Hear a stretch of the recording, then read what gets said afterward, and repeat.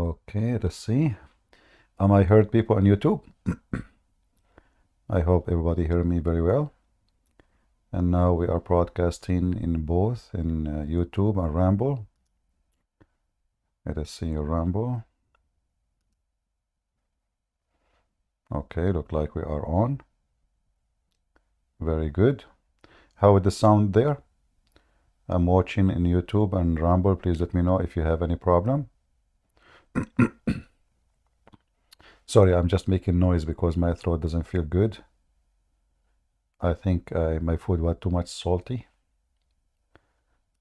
I have a very sensitive throat. Yeah. So today we are going, we have open topic actually about anything the Muslim they can bring to us. And if you notice in the previous few days, how the Muslims always they have an attack on Christianity, and their attack is very silly and very stupid. Like why God he have a private part.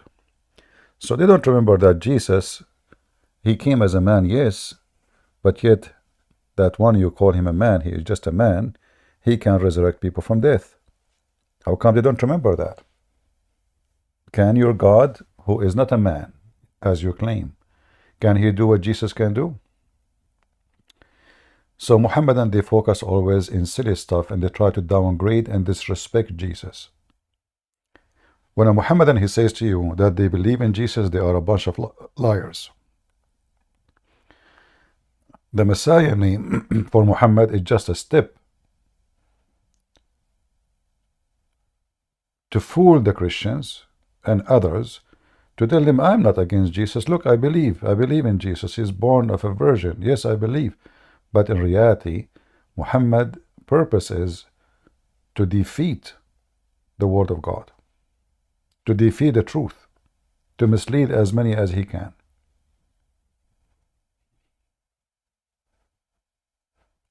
The Muhammadan, they remember only that the Messiah was a man, but they don't remember that this man until now is alive. They don't remember that this man is the only one is born, yet he have no father from a human race. They remember only that he appeared like a man, but they don't remember that he have a command. Even their prophet, he said that the Messiah, he command the dust, the sand,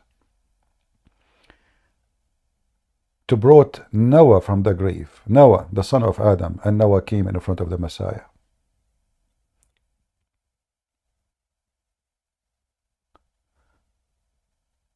So the Muhammadan, when they speak about the Messiah, all the time their purpose is to insult him, to downgrade him, to disrespect him. According to the Muslims, the Messiah was a big failure. Yes, because he could not do anything. His book was corrupted. The followers are gone. He accomplished nothing. And who is the one who accomplished everything? Muhammad, for sure. I mean, come on. He have a very huge number of wives. That alone is an accomplishment. He is the one who married children. That alone is a victory for God. Who beside Muhammad can do those things? Sleep with all his wives in one night without even washing. Without washing. According to the Muslim, Muhammad, he had sex, or he used to have sex with all his wives. They say in certain time they were, like they are 13, but in certain time, like the maximum, they were 11. So imagine the Muslims are proud about a sex maniac who go and have sex with 16 women according to them, without even washing. So this is Muhammad, the one who Muslims, they say, he is a prophet of Allah.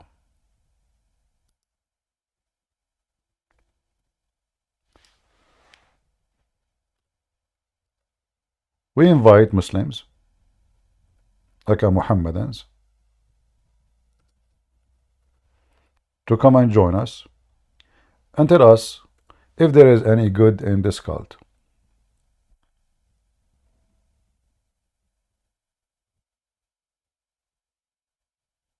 Any Muhammadan?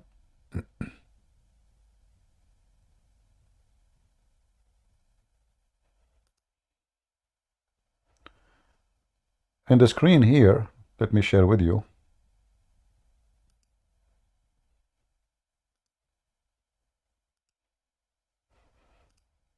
I hope it's coming to you clear. It says, it was narrated from Anas that the Messenger of Allah used to go around all his wives and he performed one wash. I mean, even pigs would not do that. This is the recipe for sexual disease transmission. This is a prophet of God.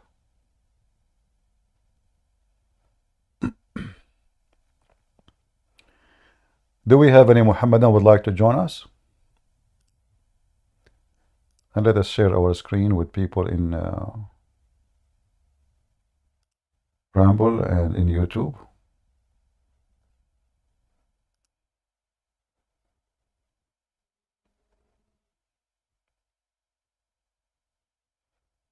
Any Muhammadan? Islam is love? That's a good one. Well, I'm going to use your name, my friend. Mr. Islam is love. Is that a joke or you mean it?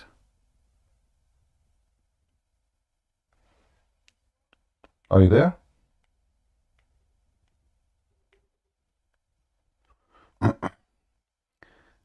Let me switch my speaker.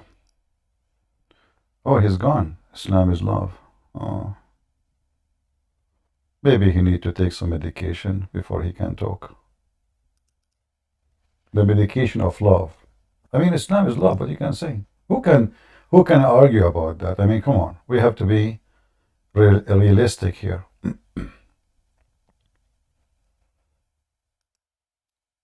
Who can say that Islam is not love? No one. Are you kidding me? Obviously, Muhammad, he loved his wives to the point he wanna do boom boom to them all in one night without even washing. He cannot resist. He loved them all.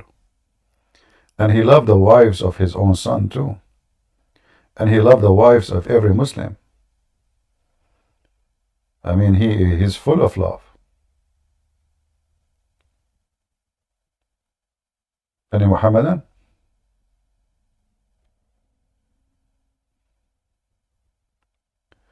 I will ask my question here. Please answer, Christian Prince. You criticize Allah for deceiving, yet your Bible read. So now the Lord has put deceiving spirit in the mouth of all these prophets of yours. The Lord has decreed disaster for you. Yeah, well, if you read the verse, you will see that you're an idiot. Those are evil people, and they want to harm the nation. So this is a deception, deceiving them in the way they will be failing. It's like you plan to kill me, you plan to destroy me. So God, he fooled them, and he says, okay, you wanna hurt my nation, you wanna hurt my people, go. I will make you think that you are right in your plan, and you will be deceived. So first of all, they deceive themselves. Secondly, God is fighting their deception. What, do you want God to give them a GPS to find the person they want to kill as an example? So you're an idiot. The deception of Islam in the Quran is about deceiving people not to know the truth. Those are false people. And they are not looking for truth. They are looking to hurt others. They are looking to damage others. In your religion, Allah, he says, the one who he deceive. To deceive from what? So he will not know that Allah is God. Well, do my Bible says that God don't want you to know him? Is that the deception you are talking about? So in the Quran, it's about Allah deceiving you, so you will not be saved. Not you will not be killing. A prophet like Moses from the brethren. Are you playing a recording? Is that the best you can do? Playing a recording? Talk to us. Go ahead, talk to us. Potato.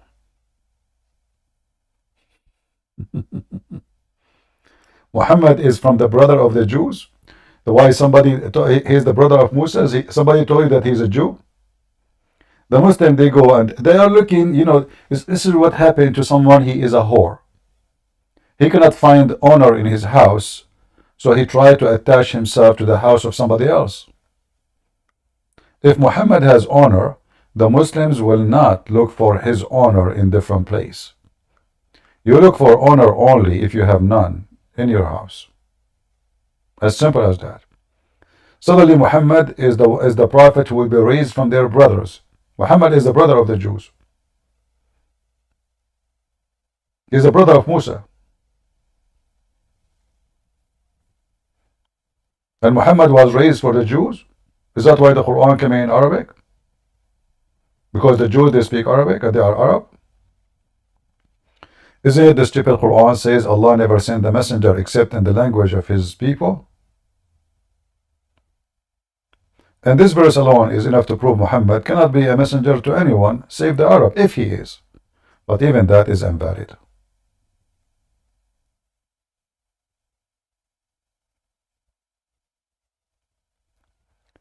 Any Muhammadan? Look what the Quran says. And this is the book made by Muhammad is against him.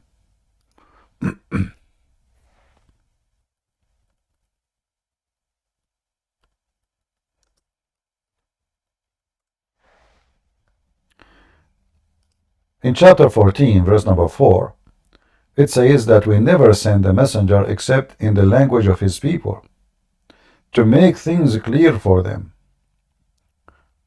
Do you see it? So if that verse given to Moses, well, that means the one who will come to them, he have to be one of them and he speak the language of them. As your Quran saying. Was Muhammad a person who speak Urdu? So how he is the messenger for those who speak Urdu? How Muhammad is the messenger for those poor Muslims in Pakistan and India? The Quran is so clear. Allah never sent, and he sent this message to Muhammad, which means Muhammad is included.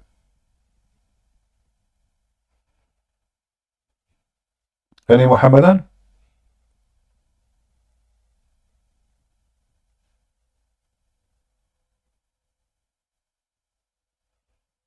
Hmm?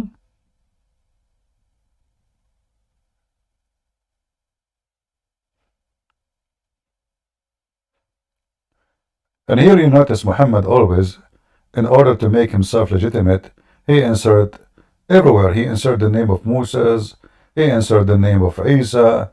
We do not even know who's Isa, but anyway, they say he's Jesus. He insert the name of Abraham, I mean all names. How come Muhammad don't believe in what they believe?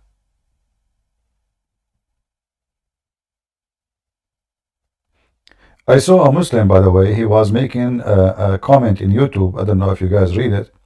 Long article. So he was defending what, if you remember the Muslim who left Islam just 2 days ago. So this Abdul, if you saw the comment, he was saying that when the sun set in a murky water, simply what Zulqarnain witnessed is a nice scenery. It is the view of the sun when it's set. This is not Allah saying the sun set. I mean the hypocrisy and the duct tape cult. It's in the front of you. What scenery? Allah reporting a find. He found it sitting. And it is not murky only. It is boiling spring. The Muslims, the Muhammadans, the worshippers of Muhammad,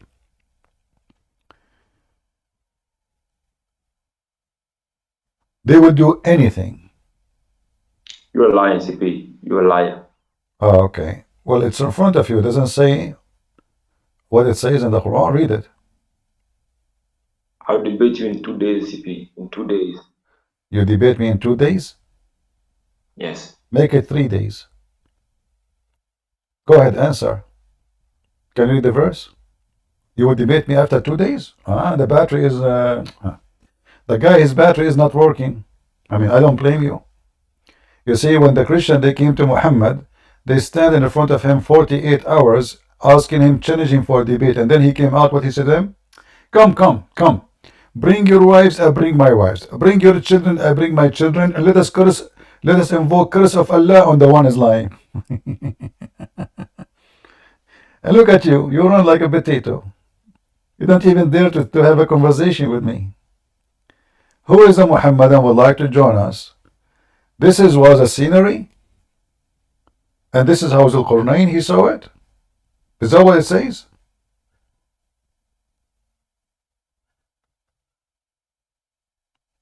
Any Muhammadan? Mayday, Mayday. And when you read the translation, by the way, every translation of every Muhammadan bring you a new Quran. It's like you are going to a different religion. It's not like it's the same book. No. Every translation is different translation. Look here. Look at this one. This is the same verse. Enter when he reached the sitting place of the sun, he found it sitting in a spring of a black, muddy, between the bracket or hot water.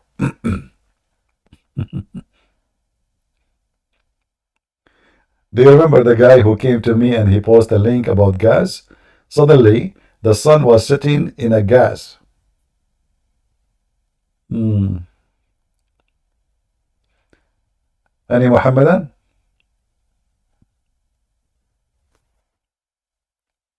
Mayday, Mayday. So their God is funny. His look is funny. His attribute is weird and stupid. He don't have a spirit. He forget. He sit on a chair. He have a shin. He put his foot in hell. He have 2 hands in the right side. He have 5 fingers. He have 2 eyes. And he don't eat. And he don't have penis, yet they call him he. And when they ask Allah if he have sons or not, he says, how I can have a son if I don't have a girlfriend? He did not say, how I can have a son, yet I don't have a penis. He just said, how I can have a son, but I don't have a girlfriend. But this is an answer for someone, he's just a man. This cannot be from God. That an answer can be for someone like me. You ask me, do you have kids? I say, no, I'm not married. Sorry, I have to get married. I cannot have a son by my own. How Allah he answers such an answer? Is that an answer of God? Who is a Muhammadan would like to join us? So Allah may reward him an extra virgins in the heaven, and he will be enjoying them non-stop. I forgot to drink my coffee, guys. You see, I make my coffee, I put it in my left side. This is the benefit of having left hand, Allah, see? If now my hands, both of them in the right side, and my coffee in the left side, how I'm going to grab my coffee? Allah cannot do that. I can. Allah have only 2 right hands. He don't have left hands. Now, I'll drink my coffee.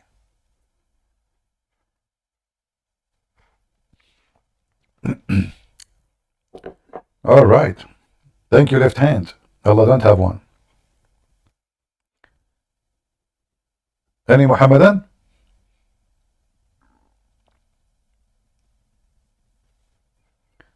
Who is a Muslim would like to join us and convert me to Islam? I like to convert.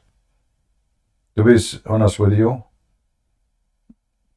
I like the versions. You know the first thing I would do if I go to the heaven of Allah? I will ask Allah for a bathtub. Allah will ask me why. And then I will say, I want shampoo. He said, but why? In heaven, you don't get dirty. You don't sweat. It doesn't matter how much you have sex. I will say to him, you don't understand. I want a bathtub, shampoo, and then I will put those virgins one by one inside the bathtub to see if they lost their virginity. If there's any bubbles coming up, I will return it for you. You said virgins, they have to be virgin. I don't take your words for granted. I don't even trust you. Isn't it the Quran says if Allah wanted to have a partner, a wife or a son, He will take it from us? So what we do now, like how we know what Allah is doing right now with those virgins? He cheat. He can even, make them virgin again. So we have to examine them. LP3, go ahead. Oh, good evening.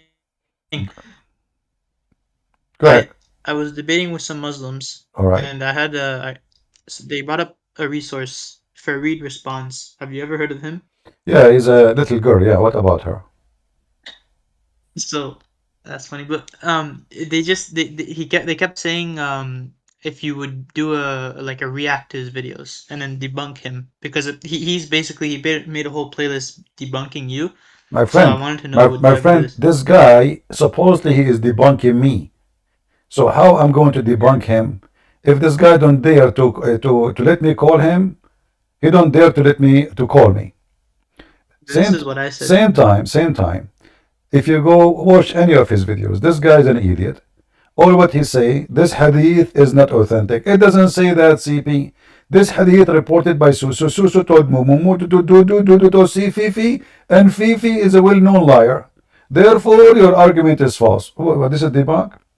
You cannot debunk that. We have the hadith. It says authentic in their website. Same time, a person who can debunk me, shouldn't he be? Why he is hesitating to debate me? He can record the debate. He can be proud about it because he will debunk me, but because he is so much intimidated, he knew he's no match. So anyone can refute anyone talking to himself. I can refute myself too. But do he dare? I offer him to call him. I called Mimi Hijab, he hung up on me 7 times, the Kawa son of Muta. And he was there. Fifi himself. So I am the one who called them. I am the one who challenged them. They don't dare to talk to me. How come those Muslims, they are willing to debate with anyone except Christian Prince? They talk to anybody. But I'm the only one. They are willing to debate me only face to face. Do you know why? Because this is an excuse. They knew I go nowhere. They knew I don't open my camera. They knew I'm not looking for publicity. So, okay, this is the excuse, and we know that he will not do it, so we make it impossible. Otherwise, they will be so happy to come and debate me if they knew they can win a debate. And not only that, I said, I will debate you on your channel. It's not him calling me. I will call him. Do he dare? He will not dare. And that is telling you who is the one afraid. Right? Yeah, I mean, this is what I told them in the server. I said, why don't you go ask Fahid to join the server and then debate him? He's live every day. But they tell them if they dare. This Fifi have a Skype. If they dare, give me his Skype and I will call him right now. Right now, Yeah. anytime. Yeah, I know. This is what I said, but they responded with they were so convinced by what Fahid said, and they My friend, I don't know. let me show you. I made a video. Hold on. I made a video. Fifi and Mimi Hijabi post a video, and the one who is speaking is Fifi, but Muhammad Hijab introduced the video. In the video, Fifi, she said, she posted this hadith. I will put it for you on the screen, so we can laugh together. And supposedly they are refuting apostate prophet. And Fifi, he said, and the video is there, the one I made and the one he made. Muhammad, he was going out of the mosque, and he said to Abu Dhar, do you know where the sun goes? He said yes. Sorry, the guy, he said no, Allah and his prophet knows best. So he told him that the sun goes every day and sit under Allah's throne and ask for permission. And Fifi, the one they are talking about, he can refute me. He said to Apostate Prophet, he was not talking to me at that time, he said, yes, this hadith is sahih, and this hadith refute you. So according to Fifi, The sun goes every day. I'm just trying to find the hadith, the exact hadith, so we can love. And this hadith alone is enough to destroy all of Islam, and he agree about it. And this is the same guy, Fifi, by the way. You can search right now. She said it's okay. It's looked like in the Quran it says it's okay to be a pimp. The video is there, you know, and he was reading it, explained. So this guy can debate me, but he will not dare. This was Fifi that said this? Yeah, actually, this is the hadith. Fifi, she said that this hadith is sahih, and the video is there, and even posted in the channel of Mimi Hijab until now. Until now, I made a video about it. You can find my response and his, and his argument against the Prophet. And he said, yes, this hadith is sahih, but this hadith alone, the stupid idiot, he was trying to fix the story of the sun set in murky water. So he ran from that one. He approved this one. By approving this one, and he's right, by the way, this is sahih, this is authentic, absolutely. I mean, this is al-Bukhari. And he said, yes, this hadith debunk you, crush you. But what the hadith is saying? The sun goes every day and prostrate under the throne of Allah. Well, how do people believe this stuff? Because in his comment section, there's like Muslims that say that they were ex-Muslim, that Farid saved them. Yeah. So he's No, doctor. this is all. And then there is a guy, his name is what? I forgot his name. For Fifi, she made a video, she said that this guy, there's a friend of that guy, and he took his name, and he is not the one, this guy, he did not leave Islam. Look like there's only one guy in Pakistan, he have the same name. So Farid, he wanna like expose a Christian prince. How this guy left Islam? So he brought a guy, and he have a name. I forgot the name. What the name, guys? Anyone remember the name? I forgot the name. It's like a Pakistani name. So, and he said, this is him. I did not leave Islam, but are you the only one who have this name? It's the first name. Like the guy did not mention his last name. He did not mention where he lived. But they are so desperate, trying to explain why people leave Islam left and right in my channel. Anyway. Okay. I'll try my best to get some of them on here. Anyone he says to you, he can debunk me, tell them, give us his Discord, we will invite him, or give us his Skype, I will call him. Yes, sir. Anytime.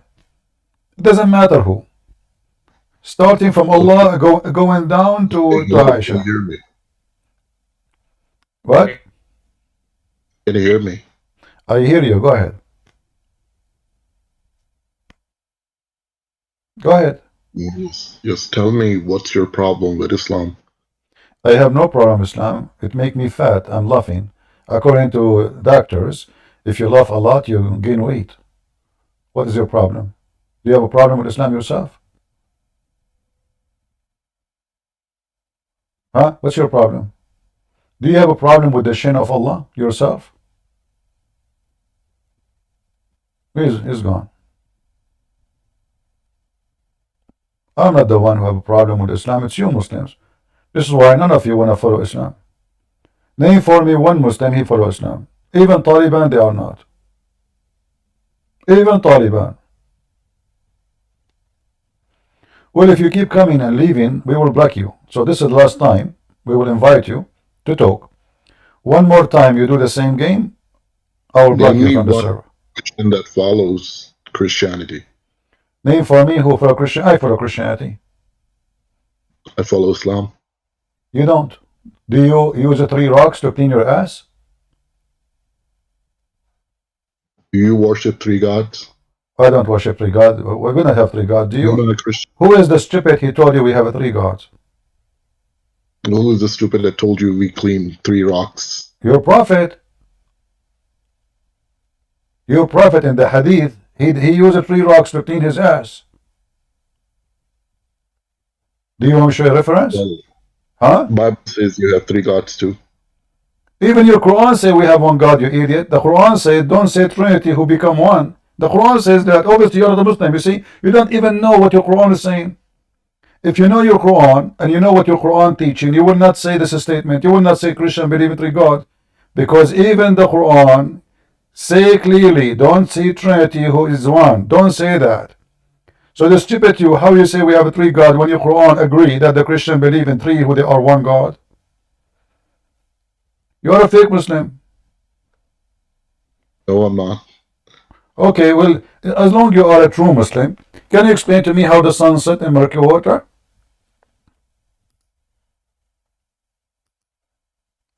Because I like to go and visit that location. I'm trying to find it. So maybe you can help us. It's What? Where we can find this what do you location? mean? What do you mean? In chapter 18, verse number 86, there is a Muslim prophet. His name is Alexander the Great. He is a pagan, and suddenly he become a Muslim. Muhammad, anyone is a famous, How do you know he's a pagan? huh? How do you know that he's a pagan? Well, the Greek, they were pagan before Christianity, my friend. Don't you know? There were a lot of prophets that were sent. Okay, name for me one Greek prophet he was sent to them. Their books got destroyed. Ah, the books of Allah get destroyed? Yes. According to your God, he sent 124,000 prophets. Is that correct? Yes. So And one of them he sent with them 124,000 books, correct? we were not told if each prophet came with a book. So what they come with what? With cell phone? What they came with? With message to follow one God. But Muhammad, he did not come with a book too. It was a message too. Muhammad did not write a book. Allah did not give him a book, did he? Was the Quran given to Muhammad as a book? No, but he made it into a book. Exactly. So how you say they were not given a book? If your prophet himself never been given a book, you see the Quran says that the Christian and the Jews are people of the book. So officially, we are the only two faiths in this earth who are called the people of the book. You Muslims are the people of Muhammad. You don't have a book. You have nothing. This is why you are not called people of the book. Now listen, as long you are here, explain to me chapter 18, verse number 86, how the sun set in a boiling hot water spring. How your God, he says, such a silly thing. Go ahead. It was from the point of view of Zulkarnain. No problem. Can you show me what it says from point of view? If you read it, it says... Where? Show me. If you can show me the point of view, I will shave my beard. You have no beard. How you know I don't have a beard? I've seen your photos. Those are false photos, my friend. If Muslim, they have my photos, do you think I will go on camera right now? Potatoes, they are potatoes. They put photos everybody. So now answer. Until we reached the sitting place of the sun, he found it sitting in a spring of a black, muddy, or hot water. How he found that from his point of view, as you said. Is that possible? Is that possible to see such a thing? From the point of view of the person watching, yeah. The spring of water is small. How the point of view will happen this way? So I am standing in front of a spring of water. Wait, I have the answer. Give me one moment. Okay.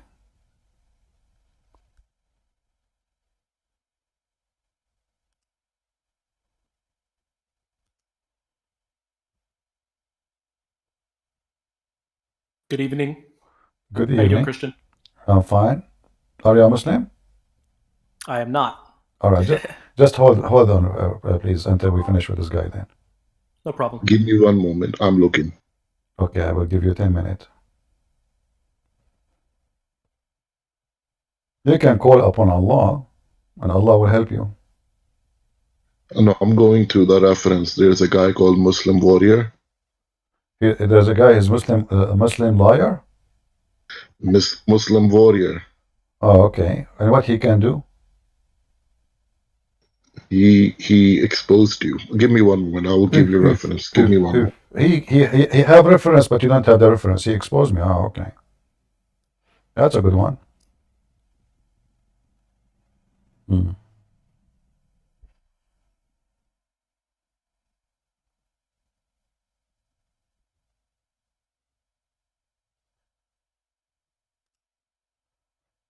You guys can talk. Hold on. Huh? Yeah, you guys can talk. I'm looking. Give me 5 minutes. Okay. Well, I will give you 10 years. No problem. Go ahead, Caleb. Okay. What do you like to share So with I us? was, Caleb? Yeah. sorry? What do you like to share with us? No, I was just discussing in the chat. I see a lot of Muslims calling us aggressive and mean and not peaceful. But you see, all we want really is for them to leave our countries and go govern their own nations. Govern their own nations and be at peace with amongst themselves, away from trying to jihad our countries. Mm. So the fact that they like to think we're these like aggressive, crazy people online, it's not even historically accurate. First and foremost. Second of all, it just goes to show how out of touch they are with their own book and what their own commands as Muslims are. So, find it ironic, and it's pretty goofy, but it's nothing new. All right. Well, I don't agree with you about your target. It's not. We are not here to make anyone leave or stay. If you don't want people to come to your country, we'll close your borders and change your government, and don't vote for someone stupid like Joe Biden. This is not. I'm not saying. Yeah. I'm Just not hold. saying that you can't let them come to the countries. All right. Okay. No. Okay. Hold on. Okay. No, you said we want them to leave and live in their country. No problem. But this is not their fault if they come here, because your country have no borders, have no doors. Anyone cross the street and he become a citizen. So this is a stupid country, have a stupid government and stupid people who vote for the government. So it's not the fault of the smart one if they take advantage of the fool. It's the fault of the fool. And on top of that, we are here to debate the Muslims about their cult, and we can make them leave Islam without leaving any country. It doesn't matter what country they are in. So our target here, we are not fighting with Muslims. However, if things go to violence, we will defend ourselves for sure. But we are talking here about debating. We are not here to be aggressive. This is a chat room. We are not here in the field with a weapon, and it's just a normal debate with the Muslims. The one who like to listen is welcome. The one who don't want to listen, bye-bye. All right. Thank you, Caleb, for your comment. Yeah, no problem. Go ahead, Muhammad. What do you want to say to us? Assalamu alaikum. Wa alaikum assalam. I just have a question. You remember when you were debated on Muhammad hijab? Yeah, I remember, yeah. Were the accusations true? What is the accusation? Remind me. The one where you were talking about all Muslim women in a bad way? Well, your sister, she said Christian Prince is still single because Christian women have AIDS. So I said Muslims are #1 sex tourists in the world. Is that false? If I go right now and search in Google, what is #1 country in the world? Search for rape. Are you there? You can search it up. Huh? Do you have the source for this? Sure. A second. Here we go.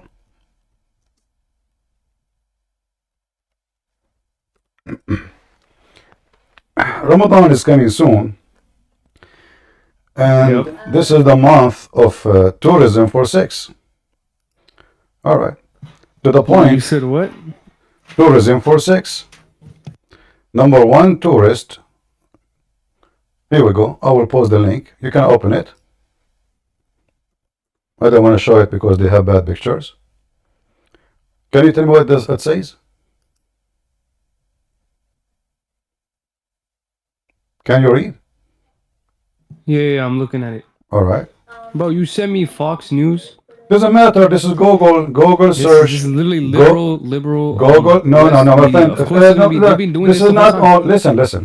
Number two. You Muslims are #1 who goes from Islamic countries, Saudi Arabia, etc., and you go for, you know, a sex tourist, number one in the world. Everybody knows. In the top of that, your sister accusing me saying that Christian women are having AIDS. So how come your sister, and not only that, your sister, she said that Jesus himself, he was having sex with his mother. The filthy Mimi Hijab, he cut that video. So you are following a coward instead of he be upset from filthy women. She is a Muslim supposedly. How you defend a Muslim woman? She is saying that Jesus, he was playing with his mother boob. Do you accept that yourself? I don't really have any comment on that, but No. How come you don't have comment? How come you have comment about what I said, but you don't have a comment about what she said? Because you're a hypocrite. You Muslim, you claim that you follow Jesus and you defend Jesus, and your sister, she said, and this is why I was upset.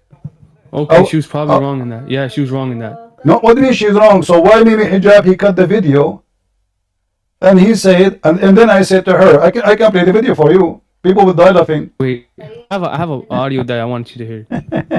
It's the same one from the video.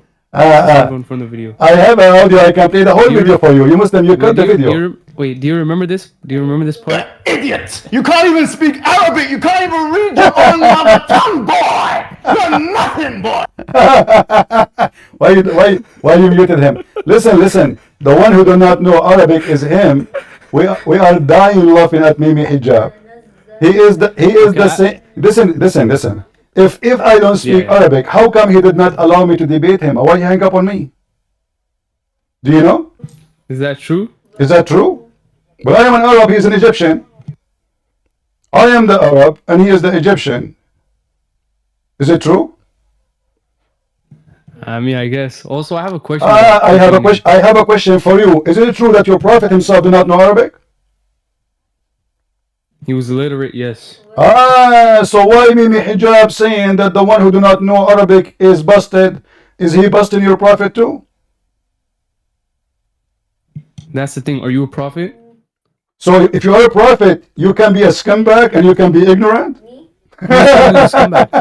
Who said he was ignorant or a scumbag? You said that. You said who's illiterate.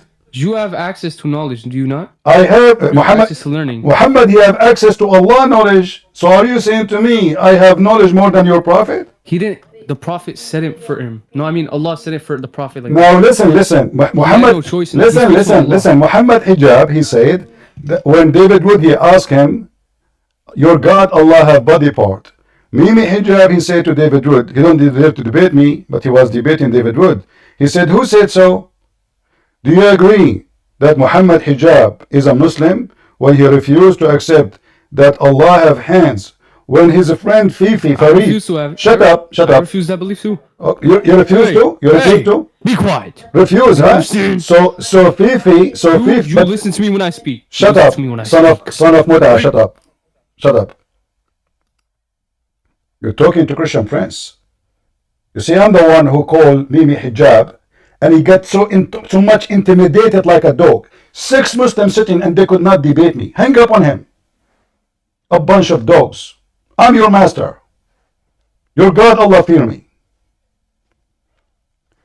Fifi, and the video is there, she said, yes, Allah have hands. He was debating a Muslim Shia. He said, why we are Qur'an's kuffar if the Quran says, yes, Allah have hands? And this is the same Fifi, Mimi Hijab, he used him to refute me. I can play the video for you. Shall I find it for you? Now he will say Bibi is an idiot. And not only that, by the way, Muhammad Hijab himself, later he said, Allah have hands. I mean, who is the Muslim here? The coward Muhammad Hijab himself, later he said in the speaker corner, Allah have hands. I can find you the videos.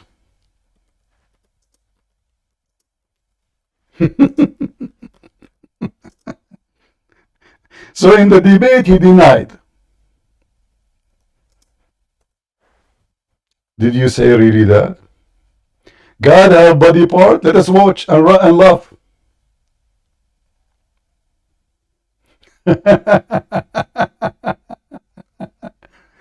Actually, there is a video. Hold on. Let me be sure that this is the one we are talking about.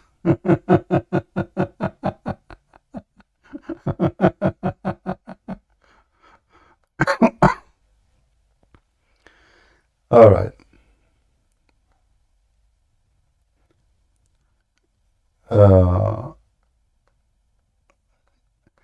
There's tons of videos of Mimi Hijab saying that, but I want to be sure which one. I don't want to play the whole videos. I want to play short, something short. Yeah. Let us see this one. Hold on.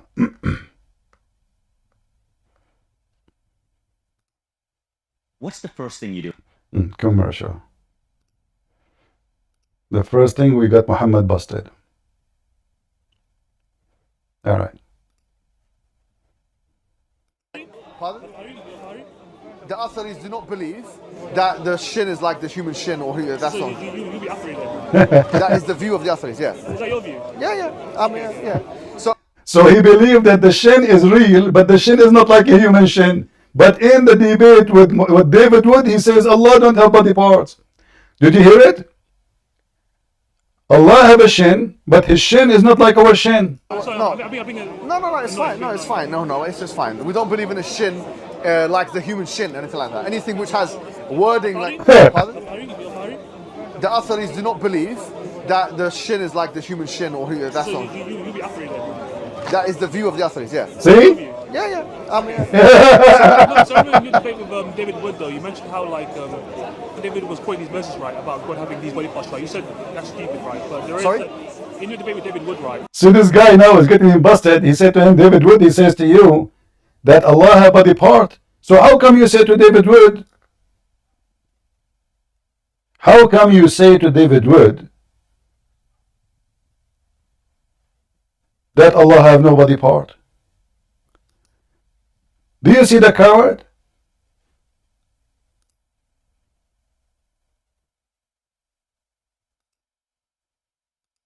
This is the video.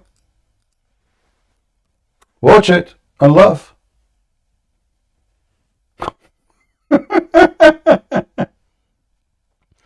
And now let me find you the video of Fifi debunking Mimi.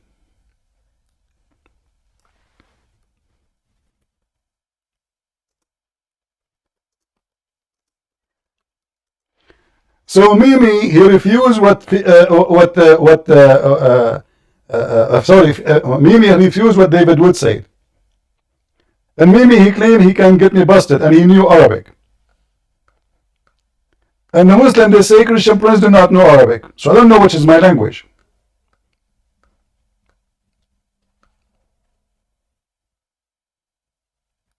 Let us see.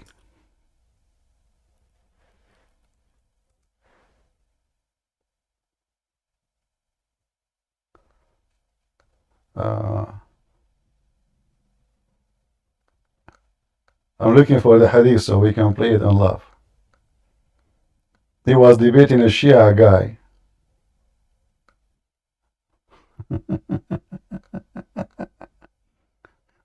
Oh boy.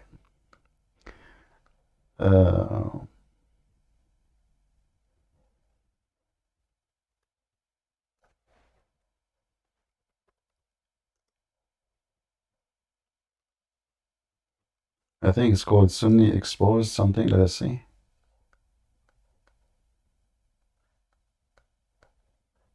I'm just trying to find. Let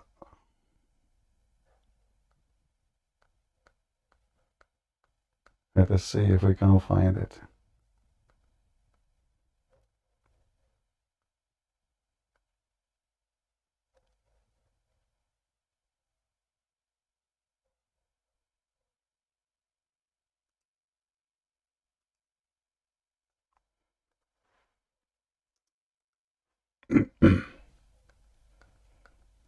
We need to find the exact name of the video. And the funny, I found it by mistake. I was looking for any video speaking about Allah have hands. And I come with this. And Fifi was trying to convince a Muslim Shia that yes, the Quran says so. So how he call us? Allah says He created Adam by my 2 hands. So Allah, He have hands. Let us see.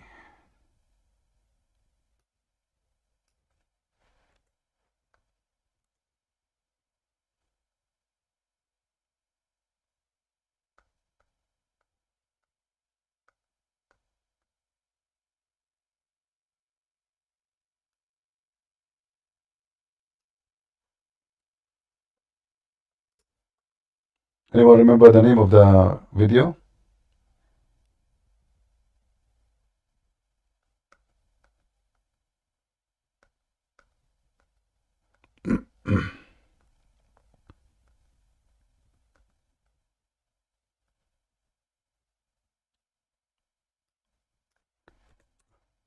Let's try again.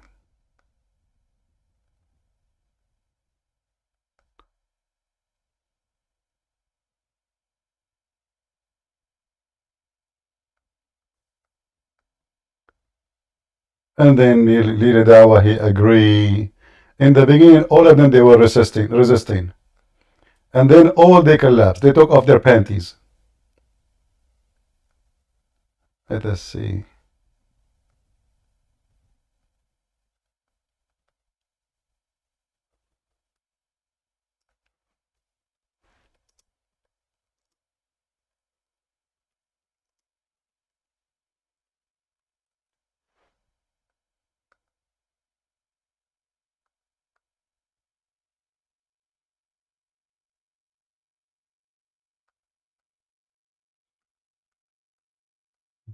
You will be lucky if I could not find it.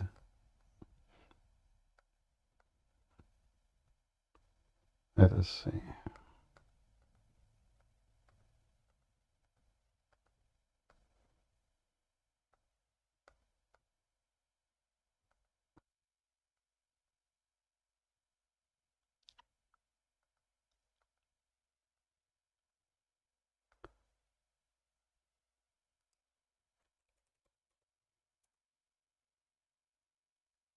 You have the video?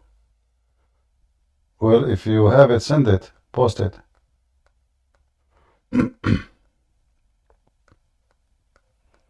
He was debating someone, he's a Shia. So both of them, they are Sun.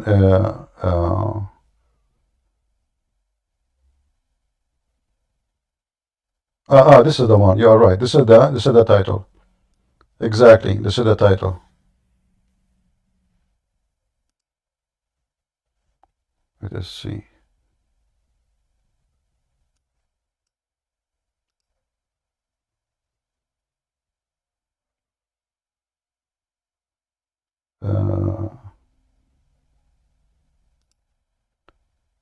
Let's see if I can copy it. Okay. Because my security is not allowing me to open. Yeah, you see here the hypocrite? Look. In the debate, the cowards, he said, who said so? But when they are debating with Muslims, debating Muslims, what they say? That yes, Allah have hands. Thank you for posting this video. Let me play it. I want to wait for the commercial.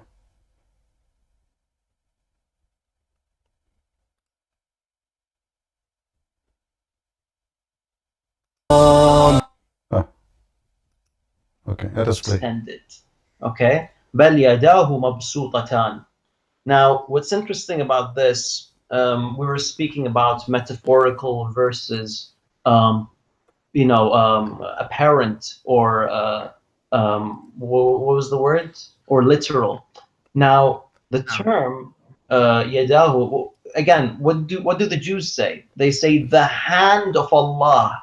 All right, the hand of Allah. Specifically, they say the hand of Allah is chained. Allah responds, no, both his hands are extended. Both. What does this mean? Now, here's the issue, Yashie. If you don't want to accept this, that's fine. If you don't want to accept this, that Allah has 2 hands, I'm not saying it's completely fine, but I'm saying you can't accuse us of shirk. You can't accuse us of shirk for following the Quran, See? for accepting what we find in the Quran. Allah subhanahu wa ta'ala will put words like these in the like this in the Quran, and then we accept them, and then we will be punished forever in hellfire for accepting what we find in the Quran. This is very, very strange. See? But this is the same guy he don't accept in the Quran. The same guy he don't accept that the sun set in murky water. So are you there, Muhammad? This is your Fifi, and this is your Mimi, and both of them, they agree that Allah have hands. So I will let you talk, behave yourself, don't scream, and don't call names, otherwise I will insult your prophet. So don't bring insult to your prophet, or insult to your God. Isn't it the Quran says to you, don't insult them so they will not insult you back, insulting your God? Why you are not following the Quran? Shame on you. So now I prayed for you, Mimi and Fifi, both of them, they believe Allah has hands. You said you don't believe in that. So what kind of religion this religion is? Every one of you have his own religion. Go ahead, Muhammad. Assalamu alaikum. You said Assalamu alaikum and then you curse us. Why you say Assalamu alaikum and then you curse us? That you're right. My bad. I apologize for that. All right, so did you hear? Salafi's belief? So what do you think about what Farid and Mimi Hijab they said? Both of them they agree Allah have hands. I haven't really heard of Farid or whatever. What do you mean? I was playing the video right now. No, I know, but I've never like seen him. You know what I mean? Okay, but I just and I played for you Muhammad Hijab too. Both of them they agree Allah have hands. Allah have. Okay. The thing is, there's like denominations in Islam where like they have different beliefs and different understandings, right? But you see, you said to me that Muhammad Hijab, he knew Arabic very well. And you claim, okay, you claim that I am the one who don't speak with Arabic. When I am the Arab, this guy is an Egyptian. He's an African, he's an Arab. Now, listen, how come those people who speak Arabic very well, according to you, not according to me, they understand the Quran that Allah have hands, but you don't? What is the problem? He knows how to pronounce it. I don't know if he understands it or not. His what? He knows how to pronounce the Arabic. I don't know if he understands. No, he did not know. Muhammad Hijab, he was pronouncing the all verses wrong. Go watch his video. He was reciting the Quran to Patterson. Even Patterson, he was laughing. He don't know what he's talking about. Even though he supposedly he practiced it, so he can recite it for him, but yet he cannot. And you know, I have a challenge for Mimi Hijab. I have a challenge. We have a debate. In the debate, he choose any verse he want for me to recite, and I choose for him any verse I want to him recite, and then it's going to be recorded anyway, and people will die laughing at the one who knows how to recite, even though I'm not a Muslim. I'm not a Muslim. I have connections to him, so like I could like probably try and setting it up. Okay, bring him now. What was the thing you said you wanted to do? He challenged me to recite a verse. I challenged him to recite a verse, and you must be the judge. Is that fair? Yeah, that seems fair. That's pretty fair. All right. And it's going to be recorded. It's going to be recorded anyway. Yeah, I have a question about Christianity. What about the sunset in murky water, the one we show on the screen? Oh, I could explain that. Go ahead. So there's a similar verse where it's all about perspective, right? No. Where is the word perspective? Where is the word perspective? The way we look at things. No. It's not up to you. I can show you right now. No, it's not up to you. It's up to, are you saying to me that explaining the Quran is up to you, not up to Allah? Is that why you is that why you Muslim you have many denominations, each one of you, like you said to me, maybe Hijab, he believe that Allah have hands and his foot, and the Farid he said the like same. Extremist belief. Okay, but isn't it the same book? Yes, there's different understandings of it. Isn't it the same words? So are you saying to me that Allah could not explain himself very well to the point he made Muslims very confused? This is a test, by the way. So what kind of test is that? I mean, if all of you are you saying to me the Salafi will go to hell? Yeah. No. So what? This is not a test then. If they believe in Allah and the Rasul, it's the Shahada. Okay. It's the Shahada. So that means anyone who believes in that, they go to heaven. That means your statement of this is a test is a failure, because a test is, either you succeed, you go to heaven, or you fail, you go to hell. So this is not a test. You are going to heaven anyway. Right? So this is a failure. So are you saying to me now that Allah could not explain to him in a clear Arabic, to the point each one of you he think about the same verse, the same word, the same sentence, the same letters differently? You did get me there, but I didn't mean it like for all of them. I meant for like some of them. It doesn't matter some or not. Either the Quran is a clear book. Isn't it the Quran keeps saying that this is a Quran فصلناه تفصيلا? We made it in the clear details. How it is in the clear details, yet you Muslims cannot understand any details about it. Either this book is in clear details or it's not. And if Allah, He is the best of writers, how come Allah, He make Muslim more confused about simple things like what the sun said? Should we even be talking about it? No, this is not. Look, it says it was made to appear by Dhul Quranain. My friend, if you can show me. You have tafsir of the tafsir of the ayah? Tafsir who? The tafsir is trying to debunk. Do you take any tafsir? Do you take any tafsir? My friend, the tafsir. Yeah. If I say I take tafsir, yeah. Do you accept tafsir? Yes. Okay, so you accept the tafsir of that book. You promise me. Which means if I show you from that book any tafsir, you will not say no. Do you promise? It depends on what tafsir it is. See? No. Either you say... I said I accept tafsir, but I didn't say that I accept all its tafsir. No. I said you name for me a tafsir. You name for me a tafsir. Oh, and tafsir have to be from someone who's a scholar, not those people today making an article, correct? Okay. All right. Who is the tafsir you want? You have Ibn Kathir. Alright, do you accept Ibn Kathir? Yes. Do you promise me that any tafsir I show you from Ibn Kathir you accept? Yes. Alright. Guys, he accept Ibn Kathir and you promise, you swear by Allah that whatever Ibn Kathir he say, you accept and you don't regret. You will not change your mind. I mean, if it's like daif, then... A second ago I said to you, you see when I insist now, you are scared. Either you accept Ibn Kathir to because when explain you the say Quran. like that, you bring up doubt. When you say like that, you bring up doubt. Listen. Either Ibn Kathir is a qualified and you take what he say for granted or he is not. So do you take what Ibn Kathir says for granted? Are they infallible? Are they infallible? So why you are quoting for me someone infallible? It depends, because I could go back and how that can be depend? Authentic. Listen, first of all, Ibn Kathir he did not quote anything. Go read Ibn Kathir. He did not quote a single hadith saying that this is wrong. This is not what the Quran is saying. In fact, I can get Ibn Kathir busted in 2 seconds. Here we go. Who knows the Quran better than Muhammad? Read with me. Can you read this hadith? Yeah, go ahead. All right. Look at it in the screen. Okay. Is that your prophet saying, or this is Ibn Kathir? Who is your prophet? I was sitting behind the messenger of Allah who was riding a donkey while the sun was setting. He asked, "Do you know where this sets?" I replied, "Allah and His Apostle knows best." He said it sets in a spring of warm water. That's what it appears. Where he says appear, the guy he don't have ocean there. He live in Mecca.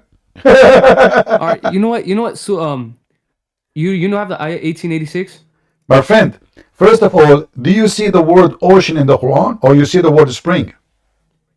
I could show you the tafsir right now. I can show you tafsir right now, and you will regret. Trust me. Don't go there.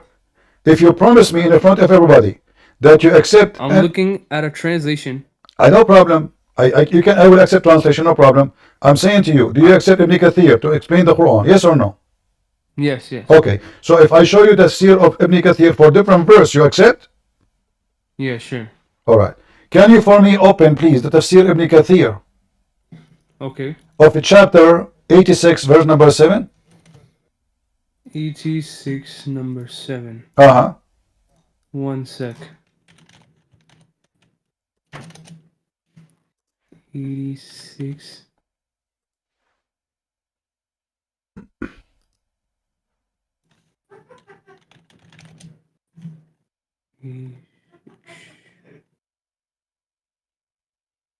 Verse 7? Mm-hmm. Okay. Stemming from between the backbone and the rib cage. Okay. All right. Yeah, what about it? Read Tafsir Ibn Kathir. Okay, hold up. Tafsir Ibn Kathir.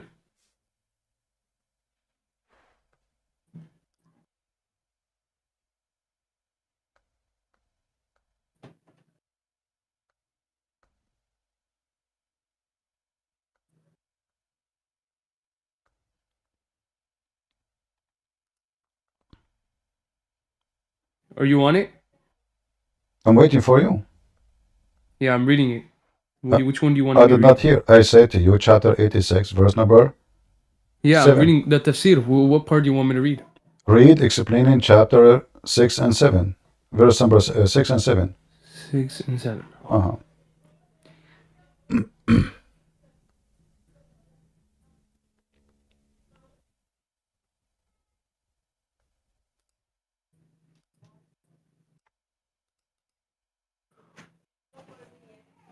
Yeah, I'm reading it. What's wrong with it? You did not read. I did not hear anything. Anyone heard anything? Proceeding from between the backbone and the rib. Uh-huh. Hold on, one second.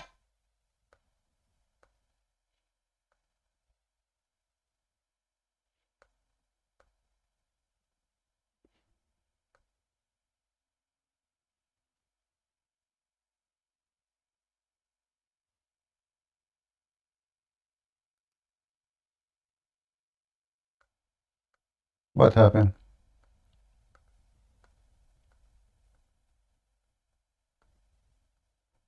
Do you want me to put it in chat or do you want me to read it? Read it, so we can read, you know. We need to read together. Okay, proceeding from between the backbone and the ribs, meaning the backbone or loins of the man and the ribs of the woman, which is referring to her chest. So do you agree with that? Sahib? Do you agree? Yes. You agree Yes. that It all comes down to perspective. what perspective? He just said. Medical. I was talking to this. Do you know who Daniel Hakikatu is? Yeah, this is the kid. He don't. I mean, you are the one who says to me, "Do you know how to read the Quran?" And you are asking me about a guy who do not know how to read his prophet name. My friend, listen. This is Ibn Kathir, the one you chose. So, do you believe that the man have a sperm coming from his backbone, and the woman she have a sperm coming from her ribs? Can I explain it? I thought Ibn Kathir explained it already. Okay, can I explain what he means so that it could simplify? So you want me to simplify or not? Because clearly you're not understanding. Why Ibn Kathir? So Ibn Kathir could not simplify?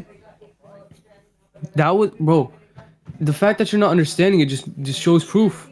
Well, here we go in front of you, showing the proof that you are not being honest with me. It says in front of me in the screen, and I'm showing everybody. It says here. Let us go down.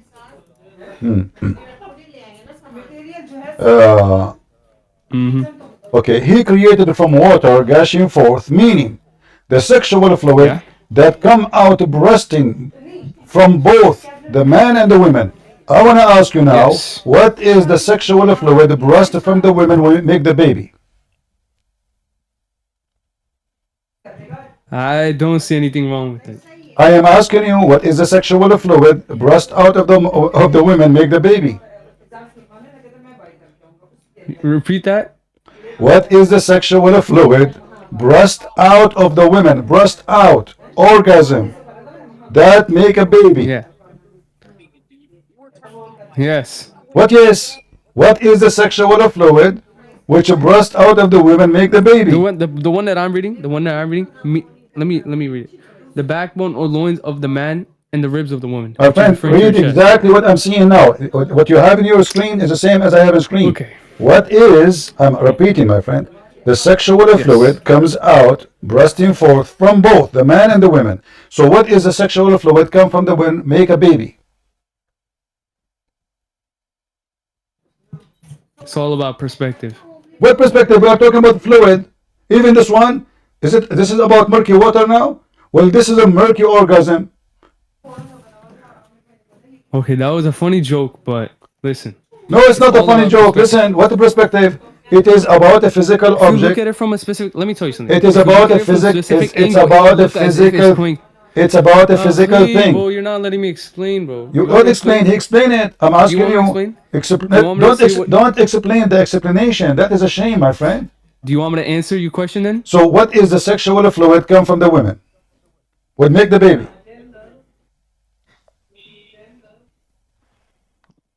What? I don't get what you're asking me. It says there that women she gave sexual fluid make the baby. I'm asking you, what is that sexual fluid? I never heard of such a thing. Women, they have sexual fluid for sure. But how did it to do with the baby?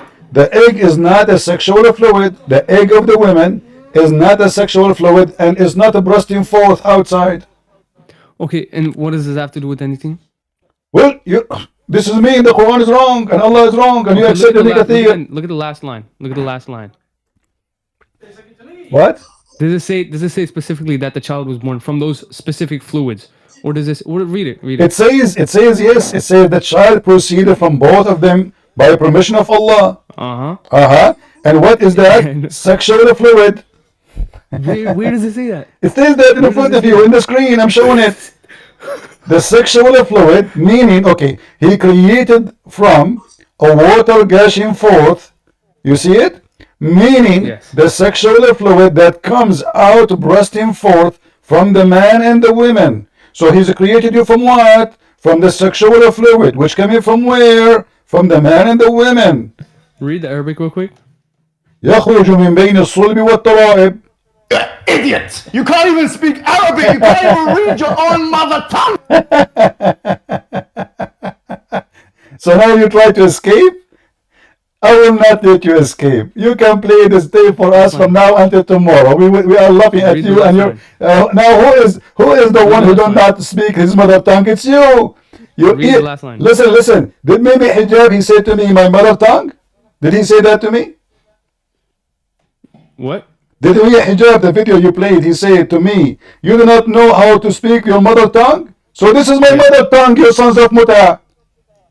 He just said that you don't know. No, I know, and I read any verse for you right now. I just did. You asked me to read it fast for me. I did. So now tell me, what kind of God he say women they have sexual fluid come from outside of them, and that make the baby? And you are the one who said I accept Ibn Kathir. Read the last line. Read the last line, no problem. Just read it. Tell me what is the sexual fluid. Read the last line and I'll explain. What last line is? Thus. What? Continue. Thus. What the thus? child. Okay. Yeah. Continue. Read. What thus? I want you. You're gonna contradict yourself. Thus the child Read it. proceeded from both of them by permission of Allah. So yeah. So now the woman she have sexual fluid, and the man have sexual fluid. The women have orgasm. It's coming out. It says burst out of the man and the women. Burst Where out. does it say that? Where does it say that? It's in the front of you. It says Last sexual line. fluid that comes out bursting forth from the man and the women. Do you see the word bursting forth? Where does it say that that specific fluid creates the baby? Where does it say that? Okay, it's in the front of you. It says meaning he created it from water gushing forth. This is the Quran. It's in the front of you. Meaning he is explaining the Quran. He is created from water gushing forth. خلق من ماء دافق يخرج من بين الصلب والترائب. Meaning the sexual fluid that comes out bursting forth from the man and the women. You said what? Tara'ib? الترائب. You came and read your own الترائب. Shut up, son of Muta. Go. You are just a kid like your prophet. Send me a man to talk to me. All of you are a bunch of kids like Aisha. Next. Who is a Muslim? Let us see. Who was here first? The guy with the white beard or the one with the green? Which one? Okay. I hope you are not going to use a bad language, otherwise you will be insulted and you probably will be insulted. Go ahead.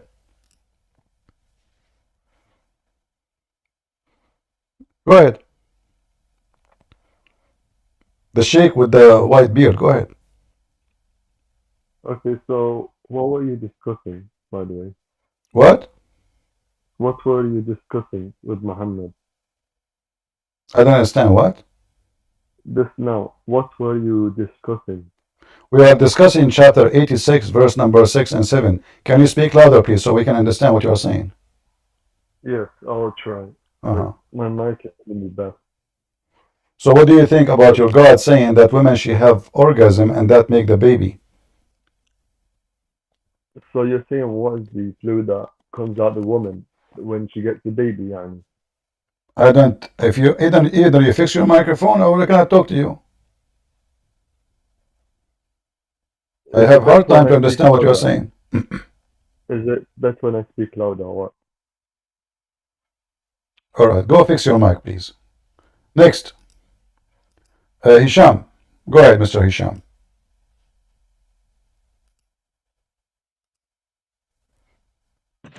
Okay, thank you. All right, so what tara'ib? What does it mean? الترائب, not طرائب. ترائب. What tara'ib? Okay, what does it mean? Taraib is the women's chest. Literally a word Okay. used for the women's chest, and it is the ribs. It's the upper side of the ribs where the necklace is. Okay, good. I just want to make sure you know what you're saying. Okay, so can you explain where it says that makes the baby exactly? Tell me where. It's in the front of. It's in the front of you. How is it in front of me? I want you to It point says. it out exactly. Thus, Point it for it me. says. Wallah, Thus, point it. it says. Thus, the child proceeded from both of them. It's about making the child. Wallahi, bro, you must not know Arabic. Where does it say it's made from the woman? It says that, and not only that, and not only You that. can't read Arabic. Wallah, you can't read Arabic. And not only that, listen. Read it. And not only that, Wallah, bro, you're a prophet. You're a clown. Even Ibn Kathir, he is quoting your prophet. Look at the clown Muhammad. He says, the backbone of the man and the ribs of the woman. And then he is quoting, it is the fluid, is yellow and fine in texture. The child will not be born except from both of them, i.e. their sexual fluid. Do you see it? Okay, now explain where it says the woman too. You idiot. It doesn't say woman. It doesn't say woman. It says that. Read carefully with me. Okay. So explain that the fluid comes from the woman. Read, tell read. me how the fluid comes from the woman. You tell me.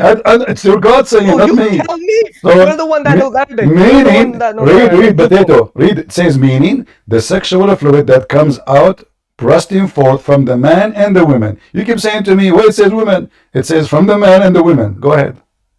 Scream more. The sexual fluid that comes out bursting forth the man and the woman, thus the child is produced from both of them by the permission of Allah. This is okay. Now the verse under. Now where does it say that it's the woman? The same. Oh my God! The top verse says it, not the bottom. Oh Allah, bro, you can't read. You're stupid. You're stupid. You're stupid. You're stupid. You're stupid. How am I stupid? Read it. Just to show you that you are a donkey. Just to show you that you're an idiot. Listen. This is why you're scared of Muhammad hijab. Go read it. Read it. Go. Wallah, I'm gonna turn Wallah. right now. Okay, my friend, it's recorded. It's recorded. Okay, can you read it yourself? Can you read it yourself? Do you want me to read the Arabic? Yeah. Okay, second verse, right? يخرج من بين الصلب والترائب. الصلبي? Is that what Arabic says? الصلبي?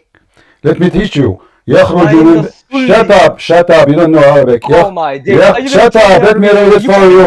Let me read it for potato. Let me read for you. Read it, Your Majesty. Listen. Read it, Your Majesty. خلق من ماء دافق يخرج من بين الصلب والترائب إنه على رجعه لقادر يوم تبتلي السرائر فما له من قوة ولا ناصر والسماء ذات الرجع والأرض ذات الصدى إنه لقول فصل. You idiot.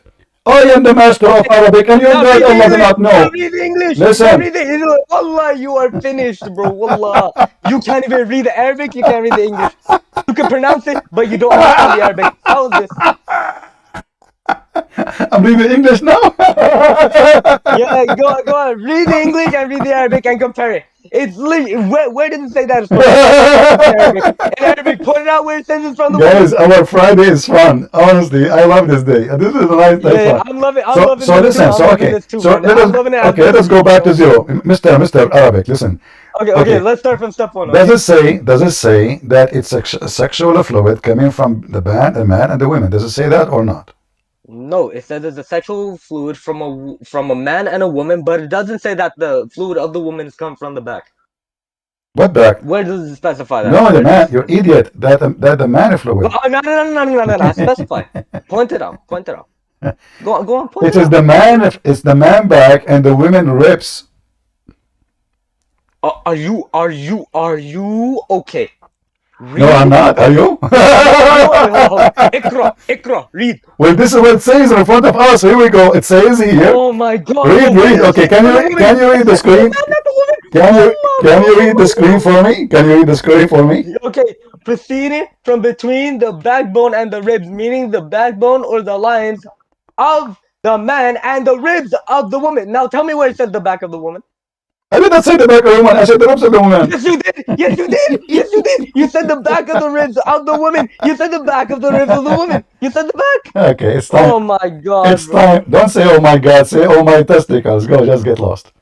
We want an adult, mature person who we can have a conversation with. As you see, the Quran is stupid.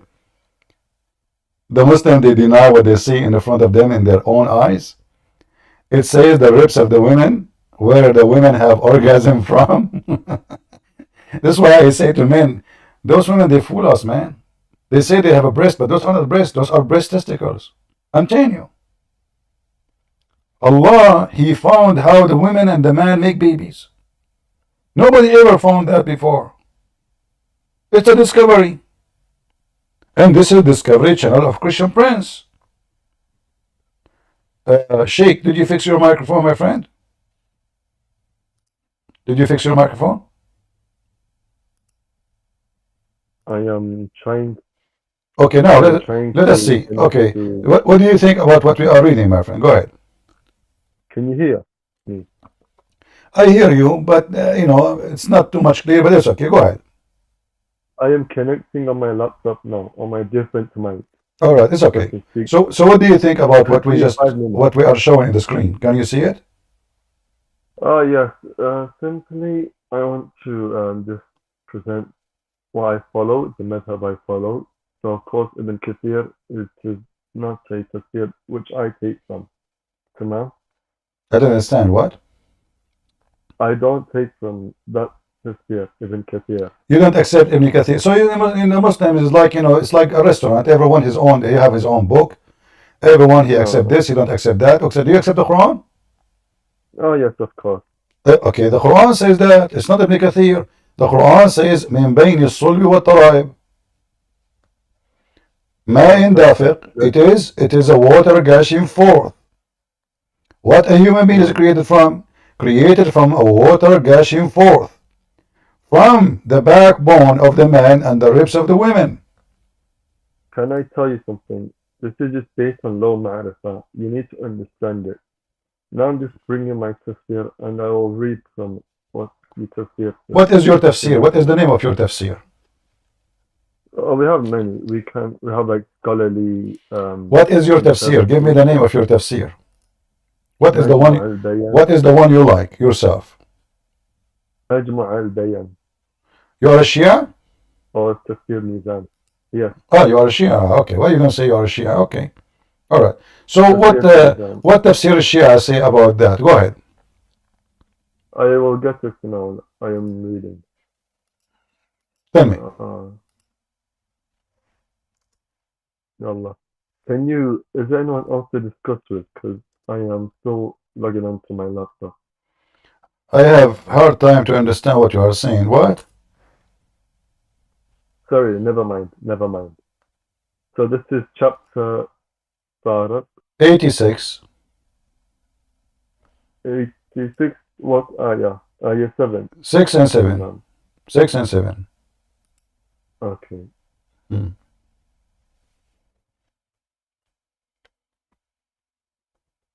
He is created from a drop emitted. Okay.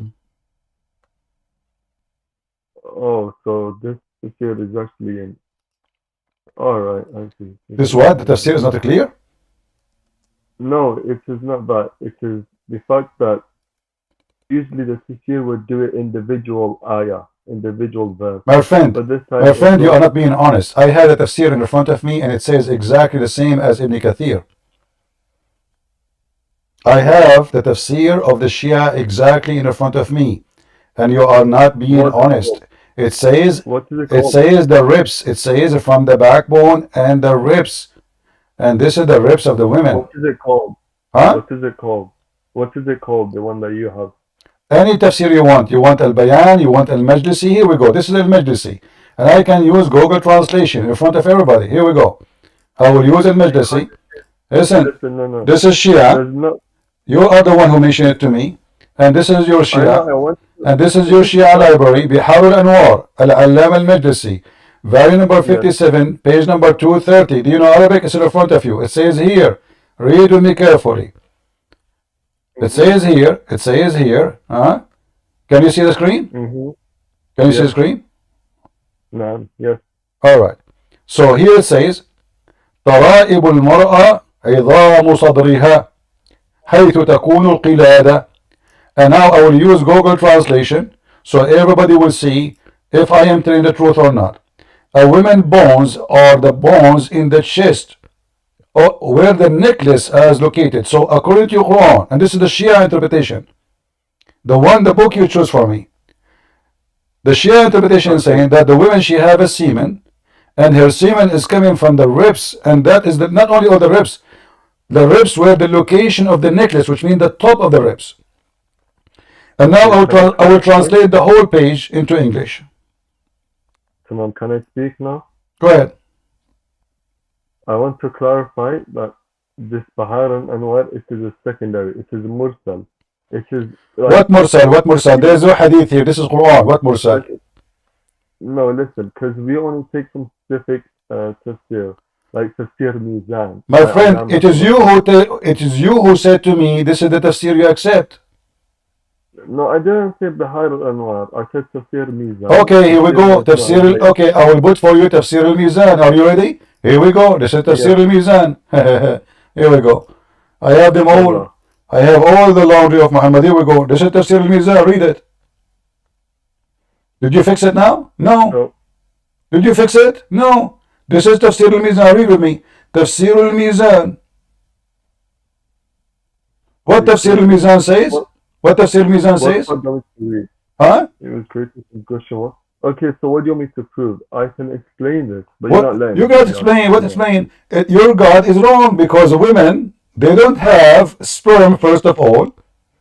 And the sexual fluid coming out of them is not what they create the baby. This is number 2 mistake. Number 3, who in the world will believe that women have sexual fluid coming from their ribs? You have, look, this, when you discuss this, you're going to come understand it in a scientific way. This is, I could give you a tafsir, but you're not letting me. You're just explaining your own way. I got tafsir Majma' al-Bayan. It explains it. Well, it's in front of you. It says this is ribs. It says on the ribs of the women, and this is where the semen coming from. So how that can be from God? Okay, read this. This is from my tafsir. Can I send it to you in text or something? It's long. I have a very hard time to understand what he's saying. I don't know. Can you go and text? Sorry, I am connected. My friend, am I showing you the screen, the website, the tafsir you asked me to show? This is your tafsir in front of you on the screen. What do you want now? I am connected on my laptop because I can't speak to you properly. I'm on my laptop now. Okay, I understand. But now, did I put in the screen the tafsir you asked me for? I did. Yes. Okay. Yes. So now, how your God makes such a mistake? Go ahead. What's the mistake?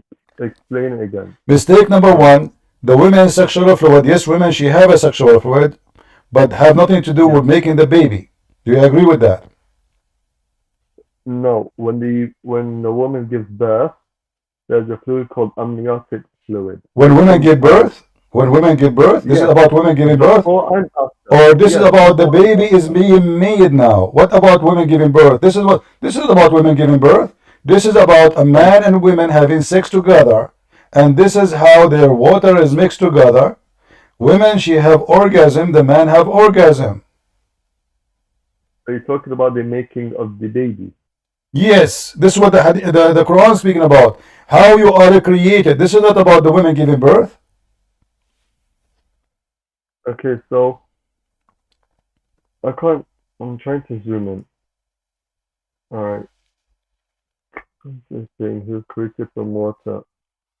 We all know this. The sperm, it goes into the egg. It's all a liquid first. It comes out as a liquid into the woman. It says ma'in dafiq. It come out of the body. This is Yes, not that's a this is possible. not a water staying inside the body. This is an orgasm. Okay, what are you trying to prove from the amniotic fluid? That's what comes out from the woman. Search it up. Women, Amniotic. your prophet explained that. He said the women sexual fluid is thin and yellow. And when a woman she see it, she should wash. So obviously this is something she see in the vagina, not something inside her stay there. This is not an egg. It's just a water. This is why it's called water. Yes, this is natural. Of course, everyone knows about this. It's called amniotic fluid. Okay, my friend, it's okay. Thank you. Thank you. I understand what you are saying. And I prove my point. Sorry, you know, you are not being rude, but first your microphone is not working. Secondly, the interpretation in front of me get Islam busted. Everybody knows that women fluid have nothing to do with the baby. What women fluid? And we're talking about the women coming out. Flood of gushing forth fluid. This is the orgasm. That's why it says gushing forth. It's not only coming out.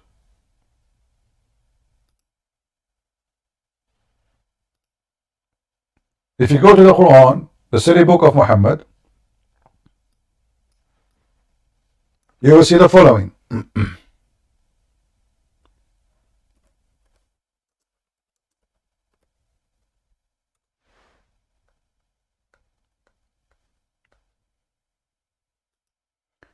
That this water is not only a water, it's gushing forth outside. And in Arabic it says يَخْرُجُ. It's coming out. But from where to where? Coming out from the backbone to outside of the body of the man, and coming out of the ribs of the women to outside the body of the women.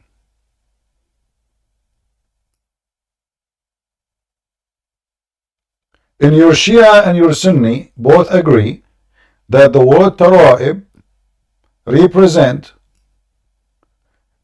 specific ribs of the women, not all the ribs. The location of the necklace. The location of what? Of the necklace. So this is the top bones of the ribs, not the whole ribs, not all the chest. It is the ribs itself. It is the location of the necklace. And I show you that from your own Islamic website. Let me put it for again in the screen. And we will use Google translation again. Because Muslims are illiterate in their own Islamic religion books. We go down here. You will see here it says, Al-Razi said, a woman's ribs are the bones of her chest, where the necklace is. Do you see it? This is what tara'ib mean. It's not just a word mean ribs. It is specifically the location of the necklace, which is the top of the ribs. How that can be from God? Islam is love. He changed his picture. A second ago he was African. Now he is a he's a Middle Eastern. Okay, Islam is love. Did you fix your microphone? Go, Islam is love. Hello? Yeah. Can you hear me? Yeah, I hear you. Go ahead. What do you want to say to us? Yeah, I got the proof. Hold on. All right. Prove what? I gave you a chance to look for the reference, right? Sun, okay. He found it, or it appeared to him that the sun was setting in murky water, although known also as dark water, dark murky water. And this location, Ibn Kathir has said this location is in the Black Sea, because the Black Sea is actually, why is it called Black Sea? Because the water there is kind of like black, or like murky, not black, but like, it appears dark. The water appears dark. So فلما بلغ مغرب الشمس, it says in the Quran that when Dhul-Qarnayn reached the setting of the sun, Hello, everybody. Wait. Okay, the time was set. Hello? So, my friend, you are playing the video of who? The audio of who? Muslim warrior. Okay. So he said, I heard him saying Black Sea. Is that correct? Yes. The Black Sea is a black? It appears black. That's what he said. It appeared to who? Who is the donkey? He said to you that the Black Sea appeared to be black. Since when? It's a sea like every sea.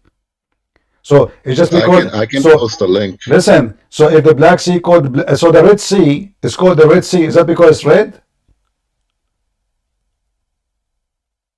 Black Sea appears black. The Red That's Sea why is called the Red Sea. Is that because it's red? No, that's different. Okay, so what the Black Sea? Black Sea, there's nothing. It's called the Black Sea, and doesn't appear like a Black Sea. In the same time, the Quran says it's a spring of water. Does the Quran say the word sea? He's talking about the tafsir of Ibn I don't Kathir. care. I'm asking you. Did the Quran say the word sea or say the spring of water?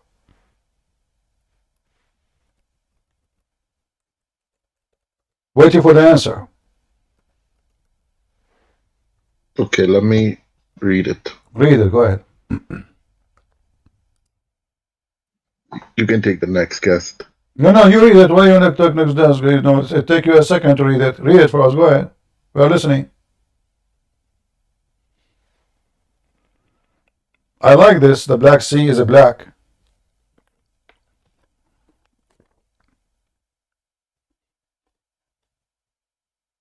The Indian Sea is Indian. What do you see inside the sea? Indian people. Like you dive in the sea, there's Indian. I dive in the Indian Ocean. What I saw? Curry. Spicy food. You know? If you search it on Google, you will see it's actually black. Oh, really? The Black Sea is a black, actually? Yes, the water looks black. Okay, my friend, take a hike. Same time, is it the Quran said it's spring? So are you saying to me, you stupid God, he want to say the word sea, but instead he said spring of water? Spring is a small, tiny jacuzzi. He said spring. Okay, let me read. Give me one moment. All right, take one moment.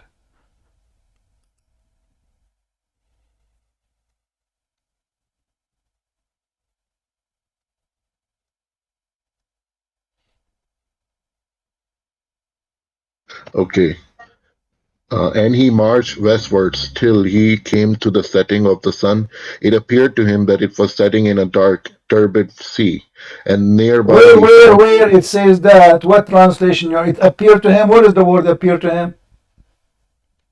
What? I'm reading the translation. That's false translation. Here we go. Show me the word appear to him in Arabic. Where it says appear to him. So you see, we prove that the Muslims, they are corrupting their book. Not only it's corrupt originally, they are corrupting it more when they translate in order to duct tape the mistakes in the Quran. So here in Arabic it says حتى إذا بلغ مغرب الشمس وجدها تغرب في عين حمية ووجد عندها قوما قلنا يا ذو القرنين إما أن تعذب وإما أن تتخذ فيهم حسنا. So where is the word he found appear to him? Where?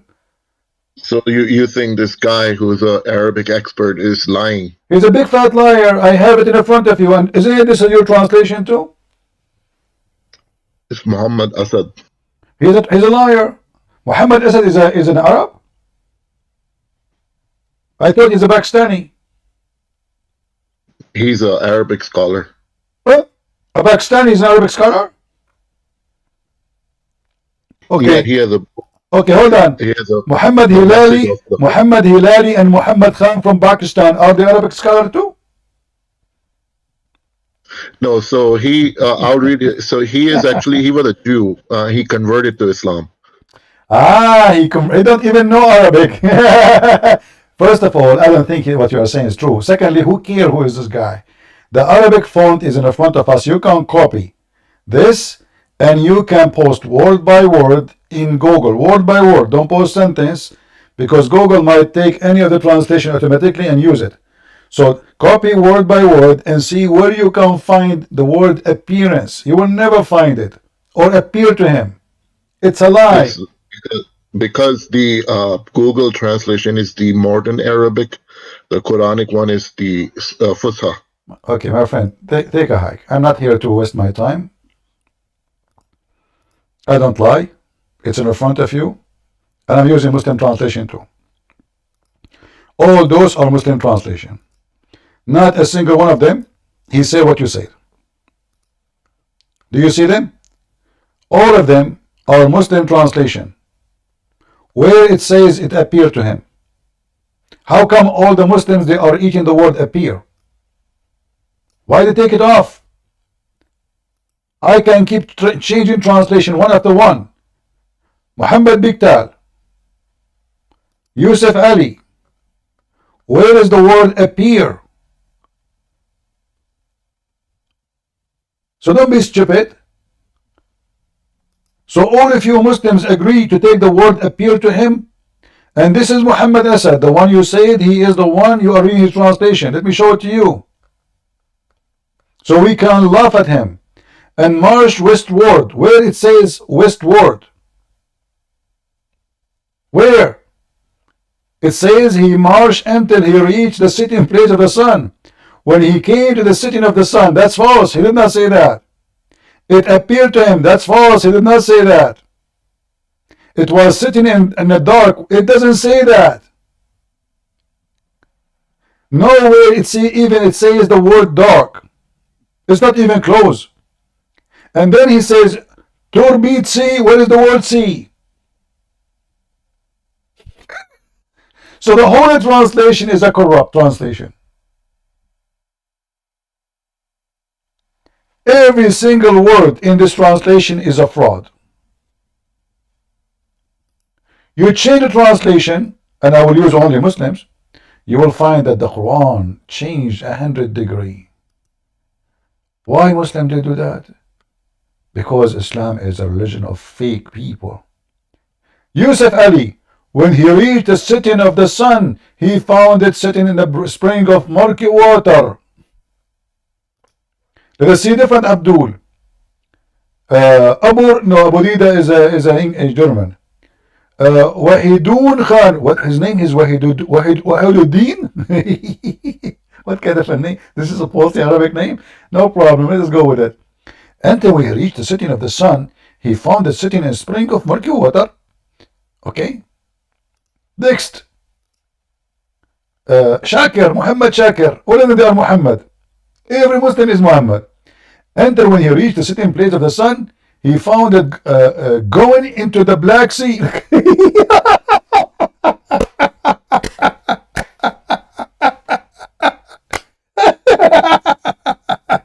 He found it going into the Black Sea. Brother, hold on. Look, the sun is going in the Black Sea. You know, as I know that the sun set in the west, the Zulqarnain must be was in Russia, in Crimea. Actually, even in Crimea.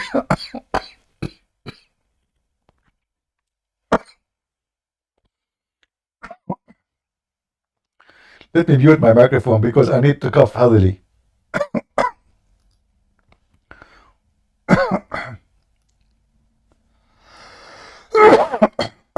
Sorry, guys. I apologize.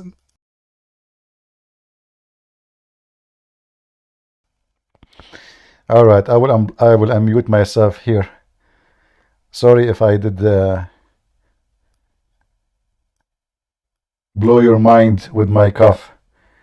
I had to laugh. I have to cough, sorry. I can't even breathe, man. What a stupid, corrupt religion. The followers of it are so much insane. Adding words is not exist in their book just to fix the stupidity of Allah. This is Sahih International. Until when he reached the sitting of the sun, he found it as if, look, he would have been into it, guys, As Allah, he forgot to put the word as if. I mean, Allah, he's busy. Do you know how many phone calls Allah receive every day? He forgot to put as if.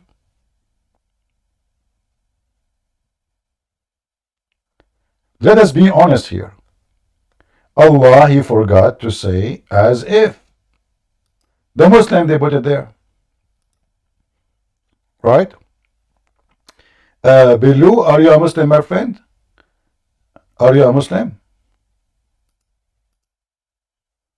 Go ahead, Bilu. Bilu. Hello? Hello, hello. Are you a Muslim? Yes. All right. What do you think about our topic? I think it's pretty interesting. And I just want to state some facts. Okay. Can you go to Surah Al-Baqarah? Surah, the cow chapter? Yeah. But we don't have any Hindus here. Why you want to go there? No, not the cow chapter, the goat chapter. Yeah, the cow, the Hindus, they like this chapter. Are you trying to No. convert the Hindus to Islam or what? No, go to Surah yeah, this one. Okay. What verse? The fourth one. Okay. What about it? Can you read it? Yeah. والذين يؤمنون بما أنزل إليك وما أنزل من قبلك وبالآخرة وهم يوقنون. And Now read it in English. I do not know English. You read it. Go ahead. But I'm asking you to read it. I don't know how to read. You read it. Go ahead. But you can speak English. Okay. Are you going to now to play games? You read it. I read it. Go ahead. Make it. You are the one who chose the verse. Read it for us. Go ahead. No, but I told you to read it. I don't take command from you, my friend. You call me to read for me a verse. Read it. Okay, I'm gonna read it. All right. Finally. Okay, wait a second.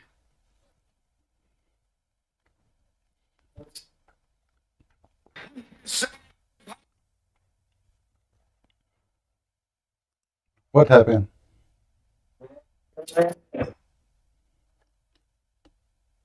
Hello? I support LGBTQ, Black Lives Matter, beyond. What? Black Lives Matter? Islam is anti-black, you idiot. Don't you know? Muhammad, he says only white people do go to heaven. The Muslim, they quote a hadith says there is no difference between red and black. Fabricated. The Quran says يَوْمَ تَسْوَدُّ وَجُوهُ وَتَبْيَضُّ وَجُوهُ. The day faces will be made white and faces will be made black. And those who their faces became black, they will go to hell. Do you see it? The racist Muhammad, the racist Allah. This is why all the virgins in the heaven are white. All the boys in the Quran who they will serve the Muslims are white. And all the inhabitants of the heaven of Islam are extremely white.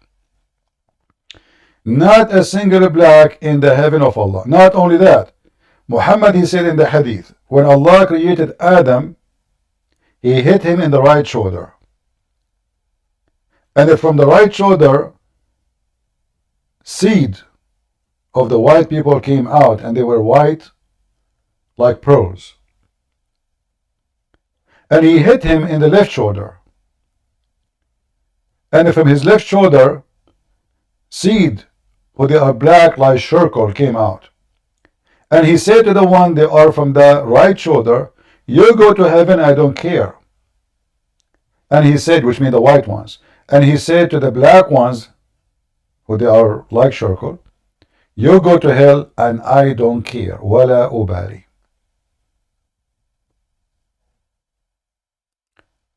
Mr. S, go ahead, my friend. Sorry, we made you wait for long. Go ahead. Oh no, it's fine. I'm just listening. That's it. I forgot I even came on stage. My bad. All right. I was just listening. If you don't mind to leave, then okay. You are back, my friend. Are you going to give me an answer, or you are give me a speech, Mr. Shia? Yes. Can you Okay. hear me better now? I hear you. Go ahead.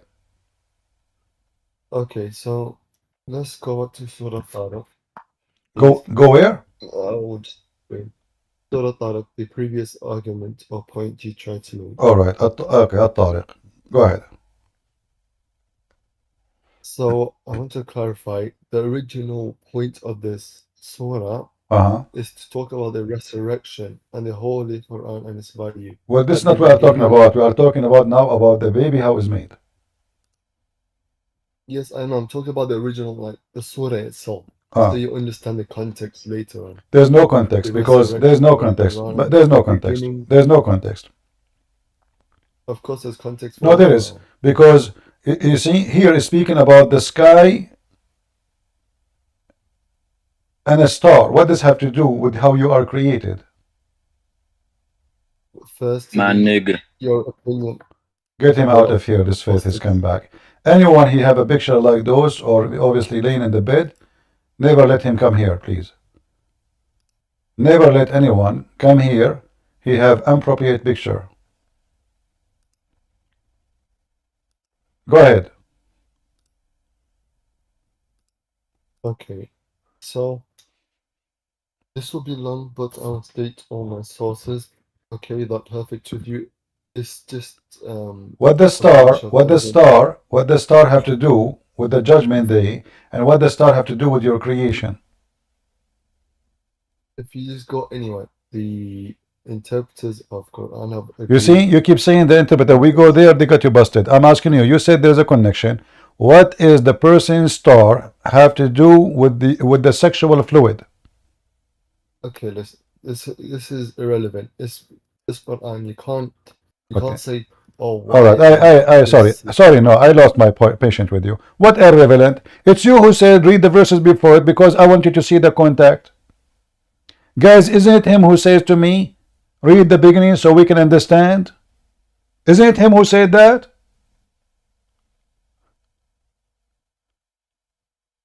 What is the connection with the star and your penis and your vagina?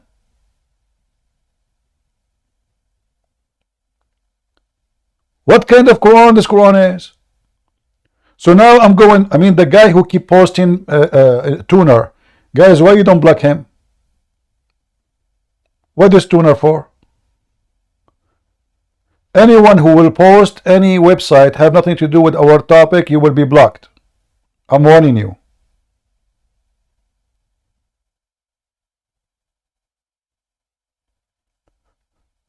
Here you see the stupidity of the Quran author. One verse we are talking about the star. This is how we started. If you read in Arabic, actually you will laugh. وَالسَّمَاءُ وَالطَّارِقُ. What is that? By the sky. Allah swear by the sky. What the heck is that?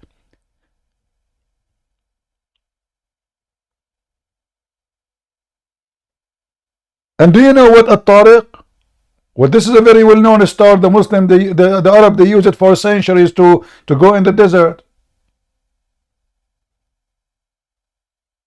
It is the Persian star. Okay, thank you for telling us. Now, what does have to do with the verse after it? Nothing.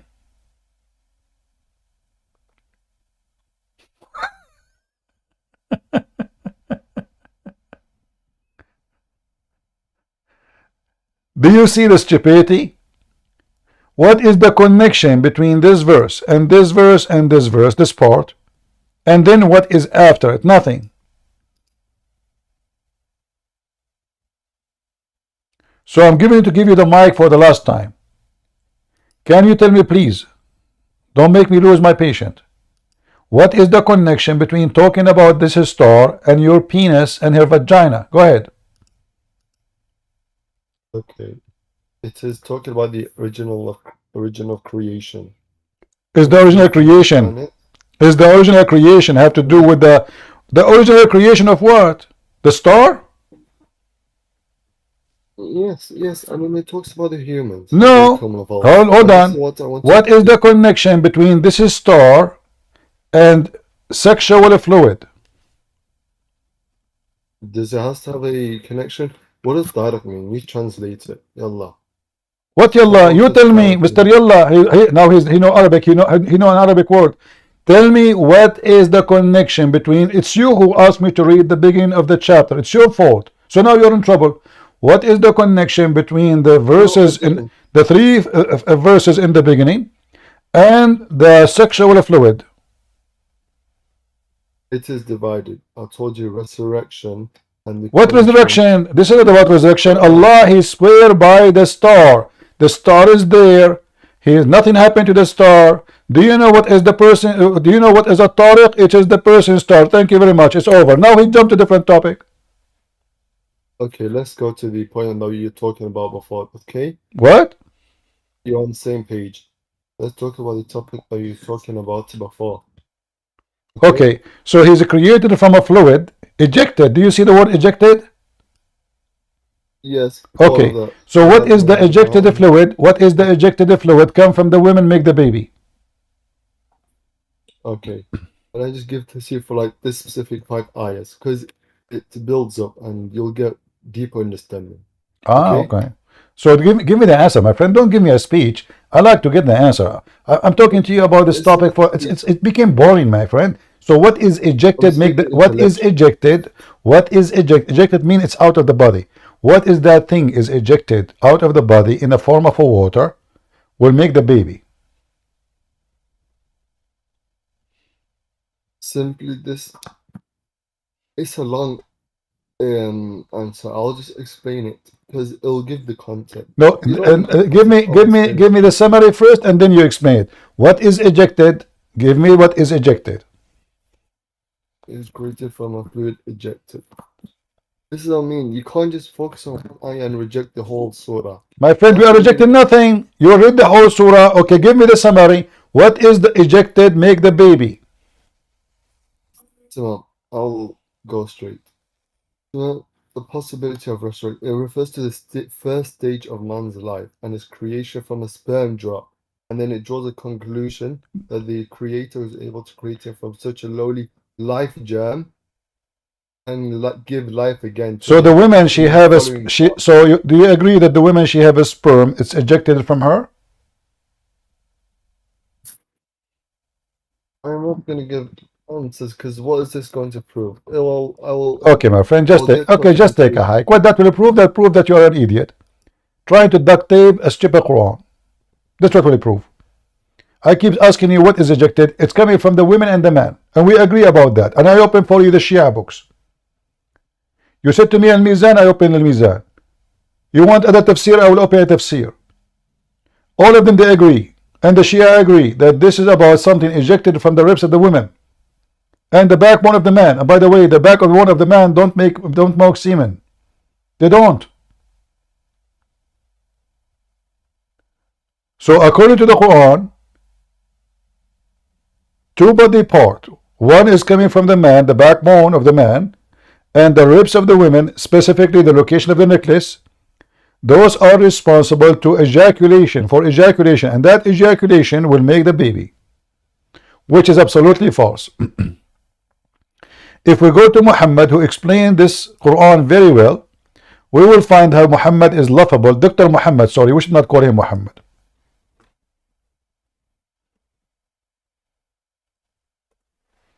So Dr. Muhammad, he said that when Allah, He created the baby, how the baby is created, Muhammad, he teaches us. According to Muhammad, the baby is collected in a form of a sperm for 40 days. How many? You see, all those hadith are authentic. All of them. Al-Bukhari, Sahih, Muslim, you name it. When a drop of semen remain in the womb, if you read in Arabic, by the way, for those who know Arabic, to see we are not making things up, the angel, he entered into the semen. Imagine the angel, he entered the semen. Who?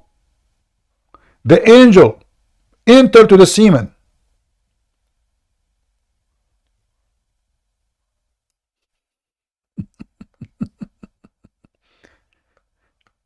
And the semen stay there as a semen, a drop of semen, not only one drop. You know, drop, it's millions, billions.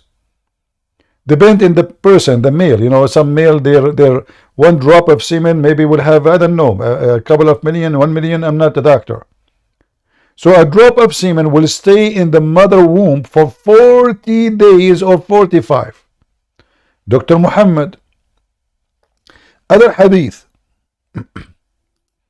Here it is in the mother belly. Where? In the belly. Literally in the belly. I don't know why it's not zooming. Where we go? The Messenger of Allah, the truth and the receiver of the truth, informed us, saying, the creation of you humans is gathered in the form of semen in the belly, not in the womb. Read the Arabic. في بطن أمه.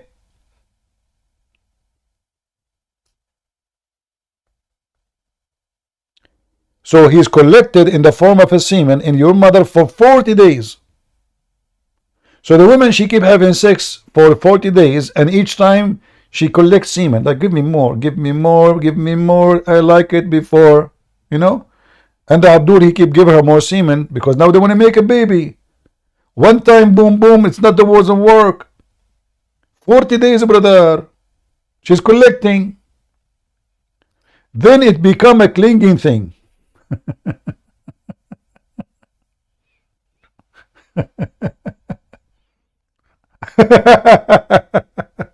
And by the way, it doesn't say a clinging thing, it says a clinging blood. Blood.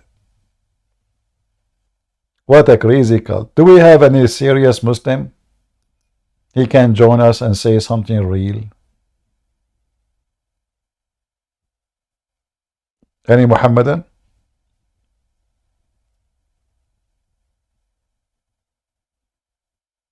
By the way, Christian women, they do not 40 days, do not need 40 days to sleep with their husband to have a baby. Once or two is enough. Only Muslim women, they need 40 days because Muslim women, obviously, they are different species.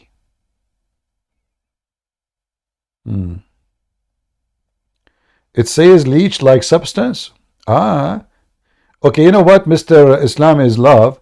If you can show me the word like substance, I will shave my beard. Can you? Can you join us and show us where it says like substance? I like substance. Oh boy, like, it's like. Guys, they keep adding like, as if, appear, he thought, you know. What the heck? In the Quran it says like, or it is a alaqa.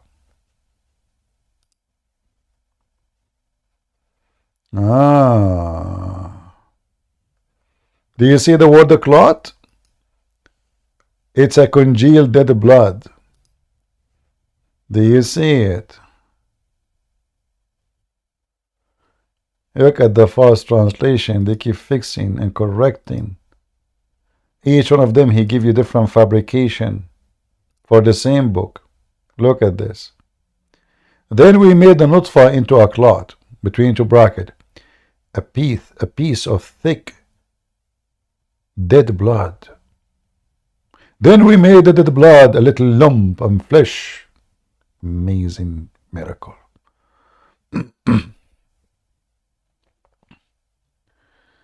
All right. Okay, go ahead, Jerry. What do you want to say to us? Look like Jerry is gone. Do we have any Muslim?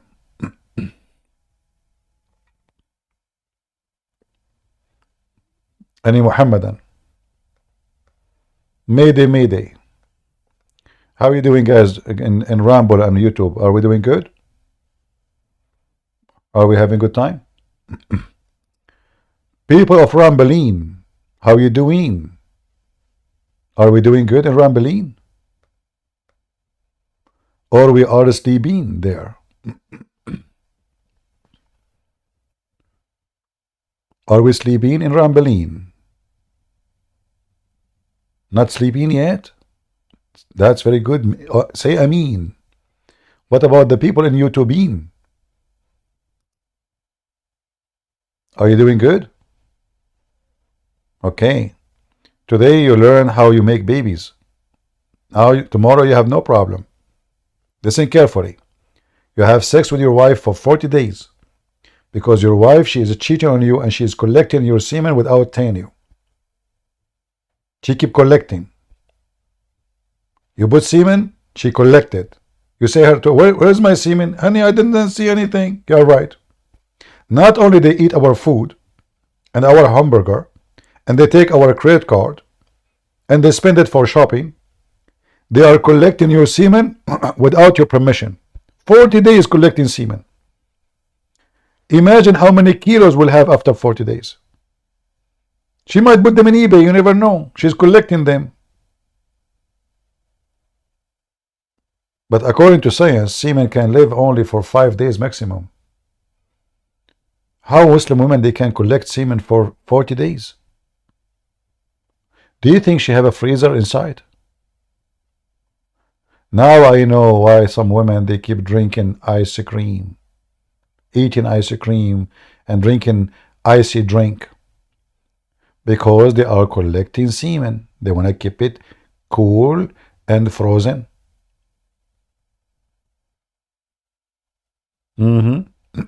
It's obvious.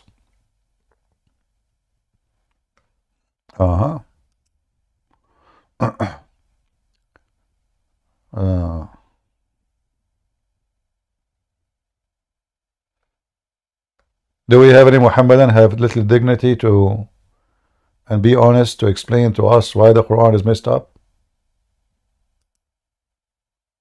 Anyone? Yeah, otherwise explain to me why women they keep asking for ice cream. Do you have explanation? No. Obviously they are collecting semen and they want to keep it alive for 40 days.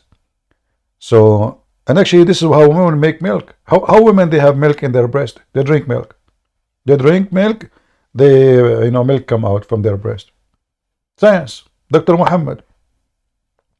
Actually Muhammad he spoke about that in the Quran.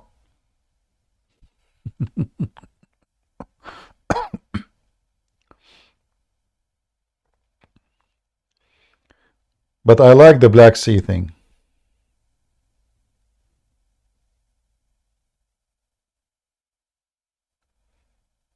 I will not let you talk because you are wasting my time, my friend.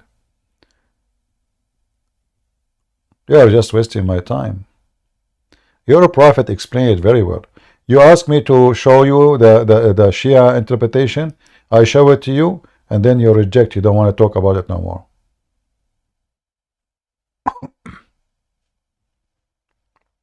Do you accept the Shia interpretation for this chapter? Do you accept it?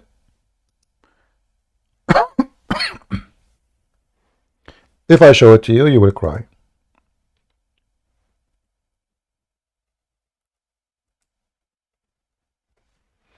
I mean, you are a Shia. You believe in all kinds of fiction stories, and you are telling me about.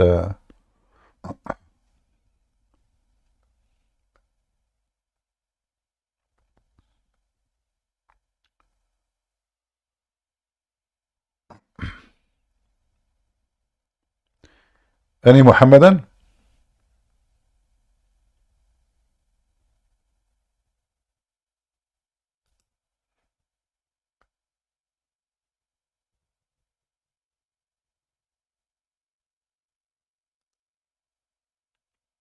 Islam is love.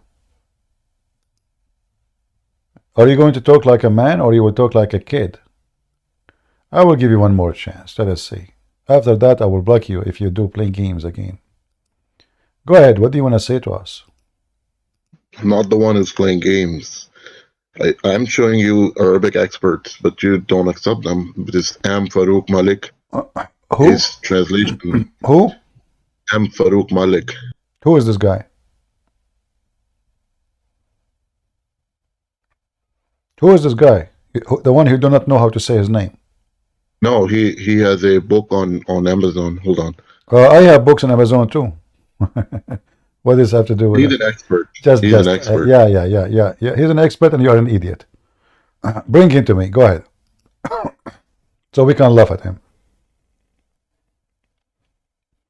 He's an expert. He have a book in Amazon.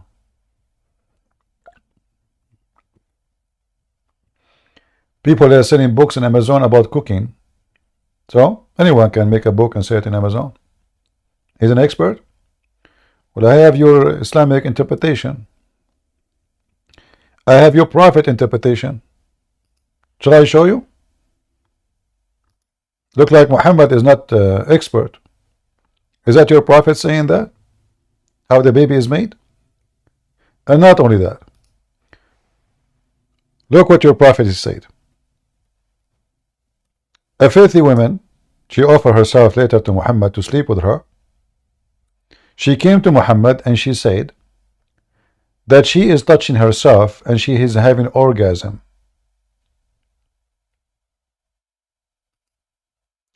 Read what your Dr. Muhammad he said. Is Dr. Muhammad an expert or is not? Salama said that Salim said, Allah Messenger, Allah does not refrain from saying the truth. What does have to do with the truth and Allah? Well, it's her vagina, it's wet. Is it obligatory for a woman to take a bath after she got nocturnal discharge? The wife of Muhammad, and he said yes. If she notice the water, i.e. discharge. Do you see it? It is a water coming out. She can see it. It is discharge out. Salama, the wife of Muhammad, who never have orgasm all her life because Muhammad don't have a penis. She said, what? Does a woman get discharge? Allah Apostle said, yes, yes. Then why does the child resemble his mother?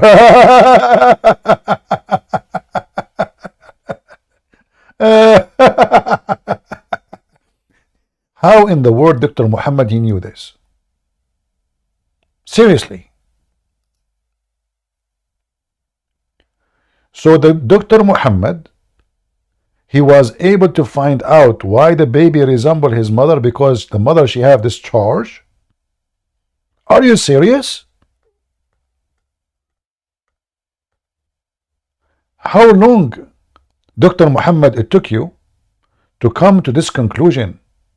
O Prophet of Allah. Oh, a lot of time. A lot of time. I showed them their Prophet's statement. They told me a guy, he's expert and he have a book in Amazon. That's a good one. Look like we are going to replace Muhammad soon by Amazon. I mean, the high-tech tycoon, they are taking over everything. Amazon, Prophet Amazon, peace be upon him. Who want to listen to Muhammad? Nobody.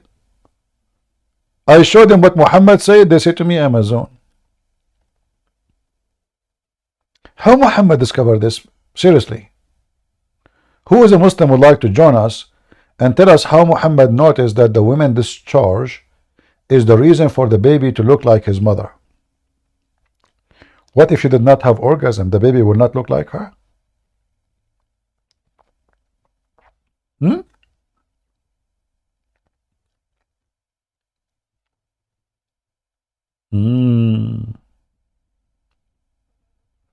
Oh boy.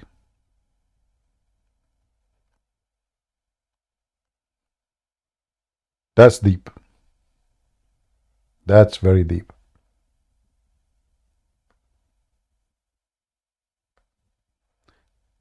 Any Muhammadan?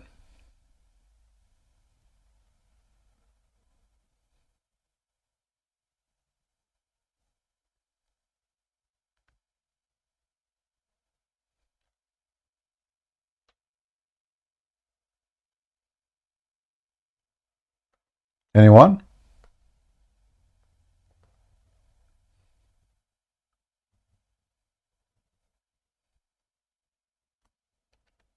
Mayday, Mayday. Do we have admin in the chat? I see people posting non-stop.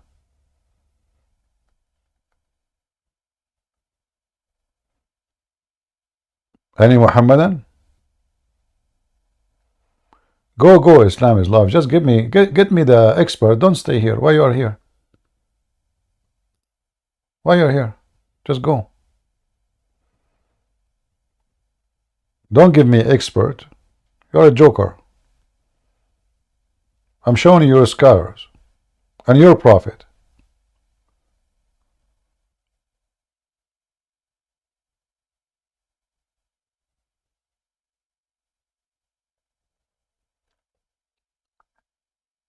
Do we have any Muhammadan he dare to come and tell us what kind of a prophet he says such a silly statement? Is it true that the women ejaculation is responsible for the baby look?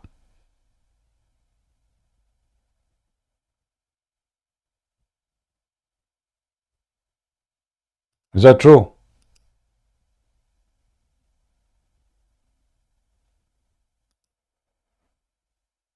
Mayday, mayday.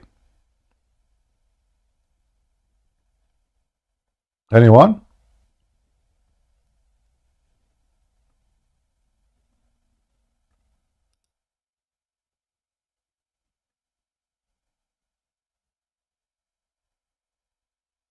Any brave Muslim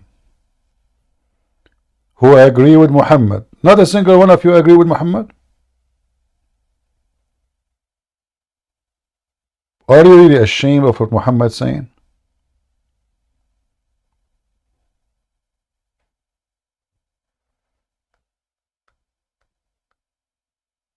I want one Muslim who agree with Muhammad's statement. If there is any agree.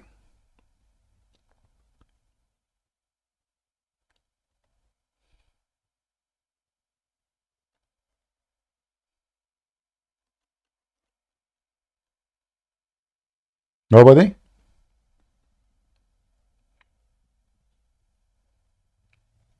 So what we notice today, one Muslim, he say Allah have hands. The other Muslim says Allah don't have hands. Other Muslim says no, Allah have hands. Other Muslim, he says, you know what, I'm not either Sunni like them, I'm Shia. So Sunni themselves don't agree with Allah body part. They deny him one day, they recognize him the other day. They are confused about how Allah look like. They are confused if Allah have an ass or not. Allah have hands, but his hands is not like us. Who care? He have hands. They are confused about the gender of Allah. They know nothing about Allah. Allah know nothing about them. He do not know how the baby is made. Allah don't remember which one he created first, the stars or the mountains.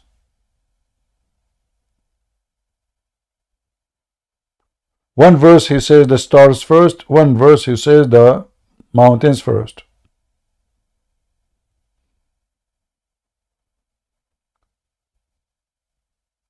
This God, he have all his information messed up. He do not know how the baby is made. And as you see, Muhammad, he claimed he received knowledge from his God.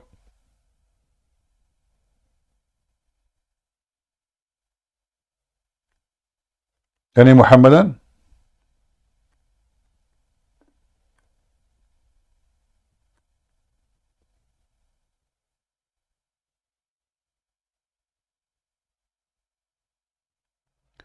I need to slow down at the rate of apostasy. You will run out of customers. Oh, don't worry, there's a lot of customers, you know. There's many, they are listening right now, but they don't dare to come. And if one of them he come, he will tell me, like, this guy he said and that guy he said. But they don't dare to say to me, Prophet Muhammad said. Do you know this? Even when we challenge them, like the guy who said to me, I asked him, do you promise me you accept Ibn Kathir? And when I showed him Ibn Kathir, he refused to read.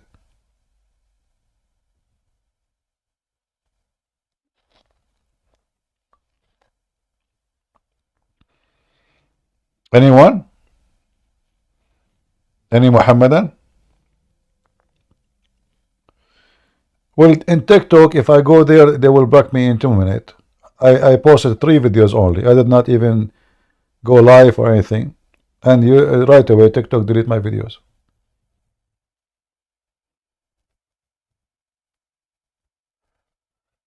However, if you want, you can. If you can broadcast, you can broadcast my life now to your TikTok if that is possible for you.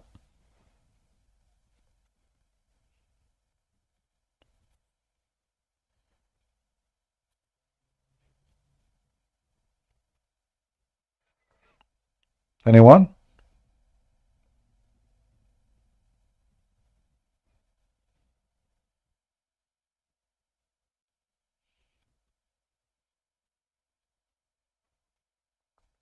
Mayday, Mayday. Who there? Islam love, you are coming back. What's wrong with you, man? Didn't you have enough? What do you want to say to us? You want to tell me there is a guy in Amazon? I show you what your scholars say, what your prophets say, and you tell me Amazon? Go ahead. Actually, I found from your own sources that if the woman ejects the fluid first, it's a baby. Okay, show me my own sources. Okay, but your mods don't allow me to post a link. I don't want a link. Show me the sources. How do I show you, man? What do you mean? What do you mean my sources? If when you say sources, you say the Bible. Is that the Bible? Talmud. Talmud is the book of Shaitan, you idiot. Your prophet is copying from them. Talmud is my book, my sources now. You're an idiot. Okay. So go to Leviticus 12. So listen. You just to prove to us that your prophet is copying from a stupid book. It's called the Talmud, the book of those Jews rabbis who hate Jesus, who say Jesus is not even a prophet. He learned how to do magic in Egypt. He came back to practice magic. You are copying. So your prophet is copying the book of Antichrist. Funny, stupid stories. Thank you. Give us the reference so we can laugh. Go ahead. Go to Leviticus 12:2. In Leviticus, it says that the women she have sperm first, and baby will be boy. Read for us. If a woman emits semen and bears a man child. What? If a woman emits semen, bears a man child. So?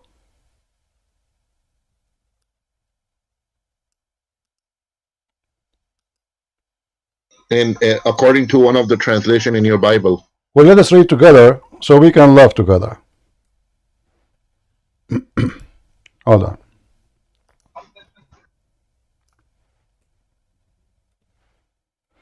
What do you understand from this verse?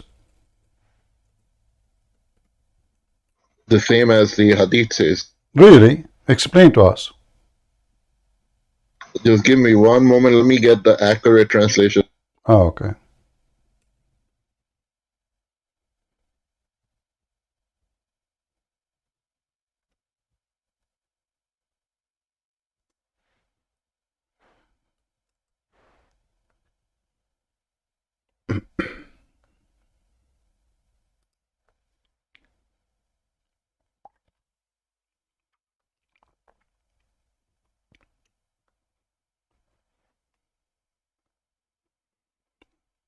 Where do you go?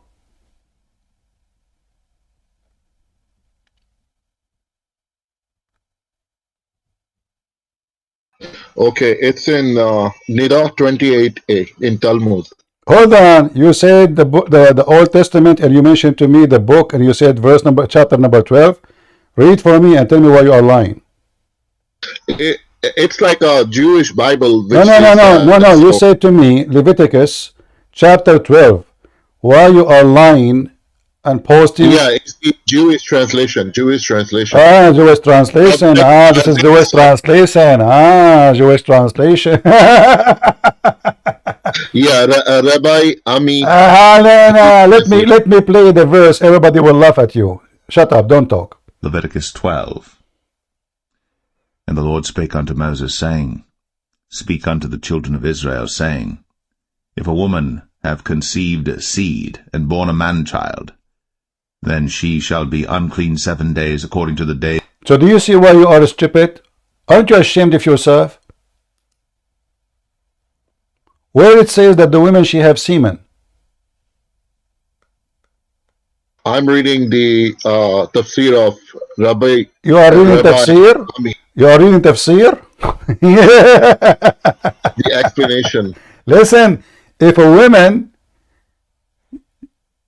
she got pregnant, that's what the verse saying. The woman, she had sexual intercourse with the man. It is not her who is making a semen. Your Quran saying that women, they have semen, they make semen. No, it's saying water. It's not semen. It's discharge. Listen, what are you talking about? Here, let me play it for you again, Potato. Let me play it for you again. Listen. Here we go. Leviticus 12. And the Lord spake unto Moses, saying, Speak unto the children of Israel, saying, If a woman have conceived seed and born a man-child. Did you hear it? If a woman conceived seed and born a man a child. Did you hear it? The audio is too low. You can barely hear. Okay, no, there is no way the audio. Guys, is the audio too low? Is that true? Can you hear?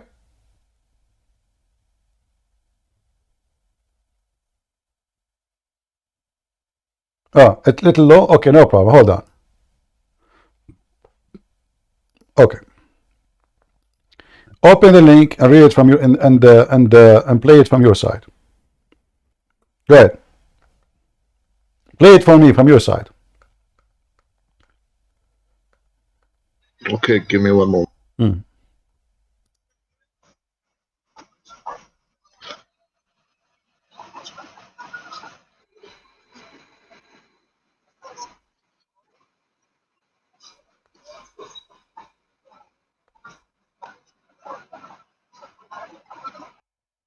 Go. So what it means? You just shut up, If a man. woman Just go, silly stupid. I don't have time for stupidity. Sorry. If a woman, she got a pregnant and she deliver a baby, she is unclean, which means she have to go through a period of time where she can be clean from the birth, giving birth. You're an idiot. Mr. A, go ahead. Can you hear me, Mr. CP? I hear you. Go ahead. I already talked to you on Skype. I am the one who left Islam last year. Can you remember me? Sorry, my brother. There's too many left Islam speaking to me, so I don't remember. Oh, no problem. I just wanted to thank you for your work, etc. I don't want to stay long. All right. Thank you very much. Can you remind me of yourself, like why you left Islam? It was the topic about Aisha and Muhammad, and Okay. I gave you some hadiths. All right. And I'm the Turkish guy. Oh, okay. Well, I have many Turkish that left Islam. So it's Yes, hard to of course, because there are a lot of hadiths which Yeah. say yes, Muslims should fight against the Turks. And I have some friends who can read and understand Arabic. The Arab text even says not fight, kill. Yeah. Actually, Muhammad, by the way, he don't know even that the Turkish will become Muslim. So look what he said in the hadith. He said, "Utrukut Turk ma tarakukum." Don't stay away from the Turkish because he believed that they are Gog and Magog. Yes, because we Turks had a different religion. It was a Tengrism. Yeah. But it's this whole religion is messed up. What should I say? The Quran alone is already enough. The hadiths are like bombs. Do you see the hadith in front of you? He said, "Let the Abyssinians alone as long they let you alone, and let the Turks alone as long they leave you alone." Muhammad never thought for a second that the Turkish will become Muslims. In fact, he described them. He described them as not even as a human. He claimed that they are weird in the look. They have flat faces, you know, and they let me see.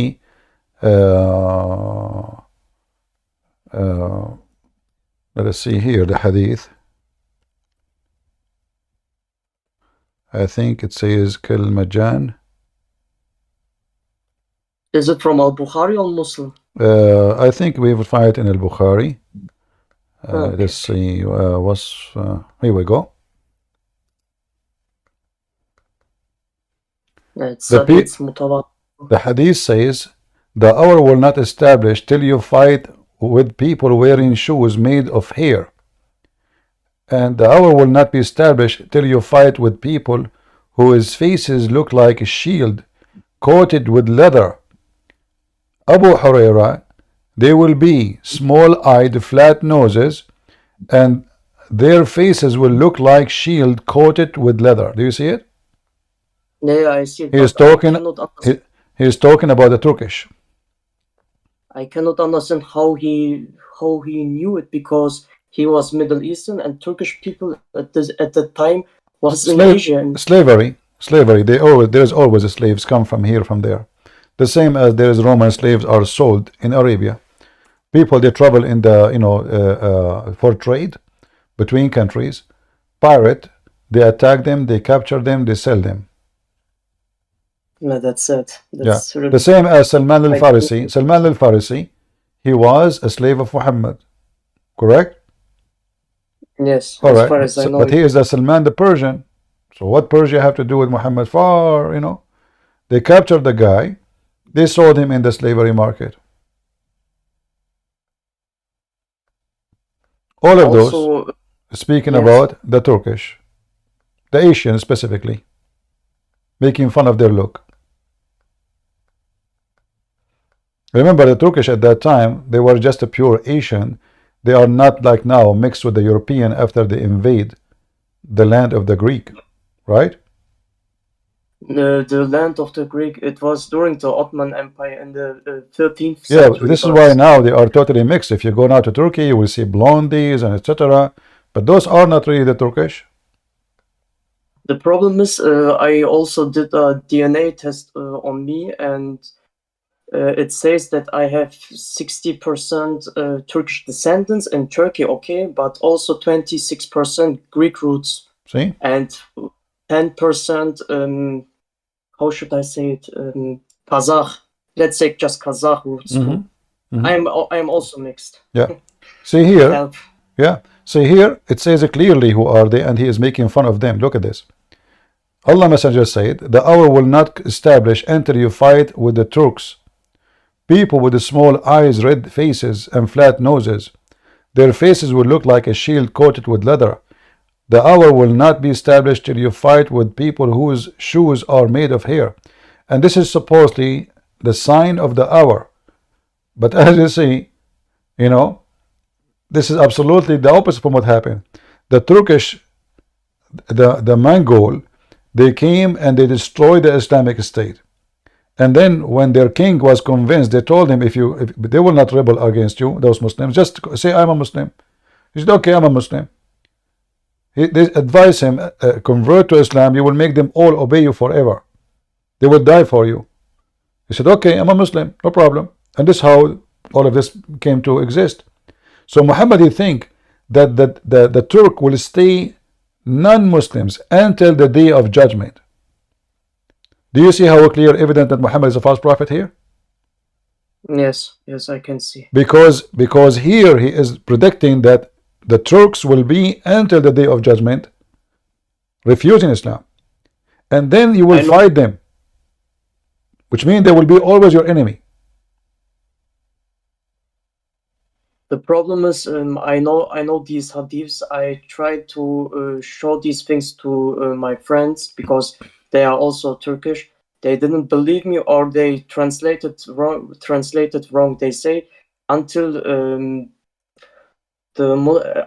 Turks do not find the Muslims, then the Muslims don't do anything. I say to them, no, you did not understand the hadiths very well.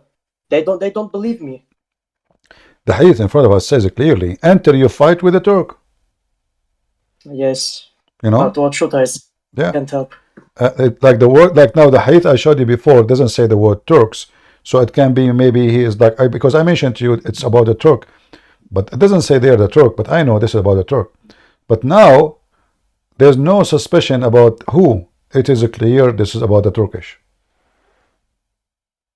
No, I don't have any doubt about it because it says with And the this is Turks. Al-Bukhari.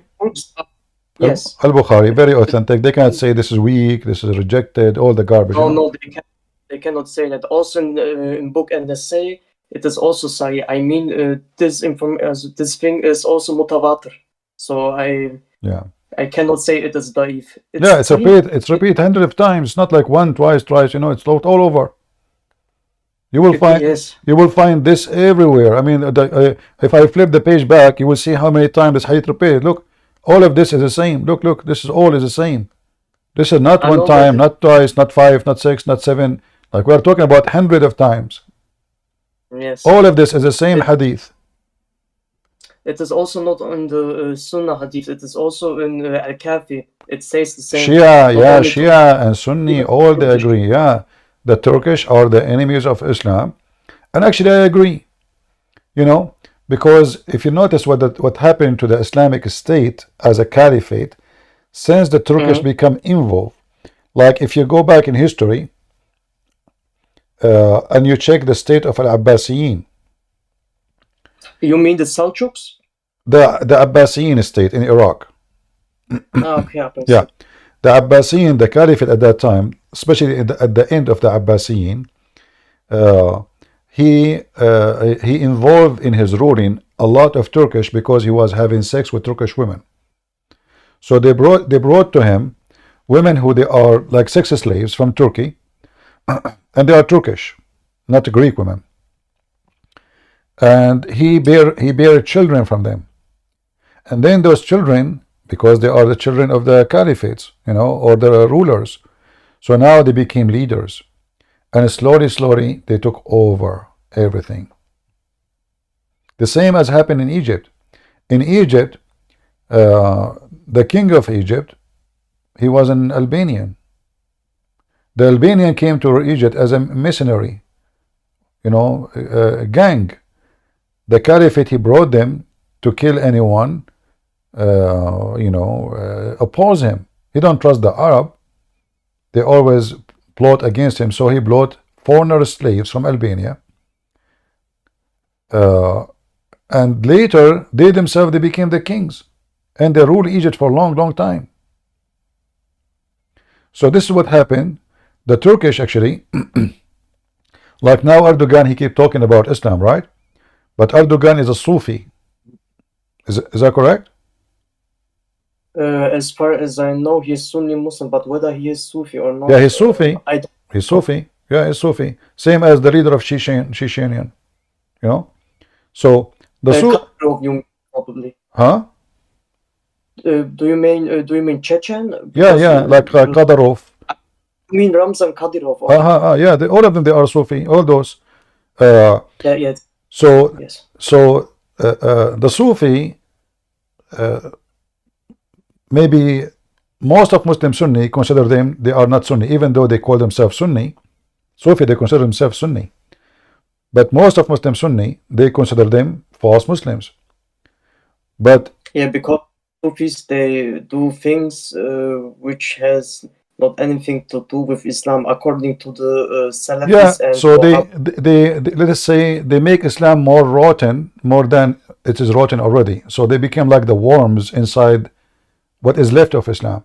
So nightclubs is okay, dancing is That's okay, music is okay. I mean, everything have a solution. Prostitution No, is music okay. forbidden. Sorry that I interrupt you. Music is, as far as I know, forbidden according to Sahih al-Bukhari 5590. I know, So but they don't the bring- Sufi, they cannot even pray without the music.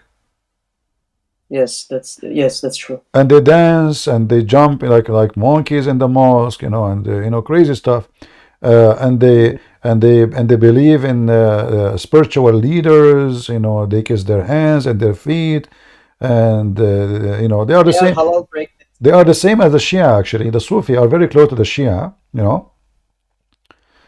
They have a form of a spiritual leader, the Imam, and this Imam who he led them, he is the guideline for them. And Erdogan is part of this, like a Golin, the enemy of Erdogan.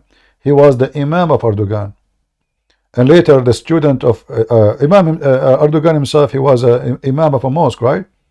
So he was a student of Golan, and then after he became a president, he wanted to get rid of his master, and he tried to kill him, and that's why Golan right now, he is in America hiding from him. The problem is that this topic is a little bit complicated, and don't get me wrong, I don't want to say anything about it because I'm a little bit scared, so that I know. Okay, sorry. You can leave right now. It's okay. I No, understand. okay. No, it's okay. No, it's okay. I don't want you to be in trouble. It's all right, my friend. It's okay. Here we go. I will mute. I will mute you. It's okay. It's okay. I understand. No, I understand. Yeah, I know. Maybe you live there. It's okay. So, but it's me who's talking about it, not you. But Sufi have nothing to do really with Islam. But Muslims, when you ask them, is Ramazan Kadyrov is a Muslim? Yeah, they say we are proud of him, but this guy is absolutely have nothing to do with Muhammad. He don't follow anything Islamic except being a drug dealer.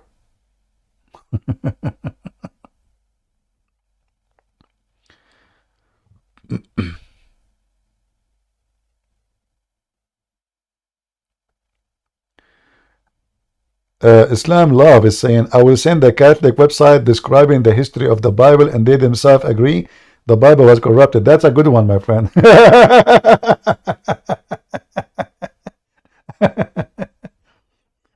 My friend, you can say as much you want, but I can get you busted in 2 seconds.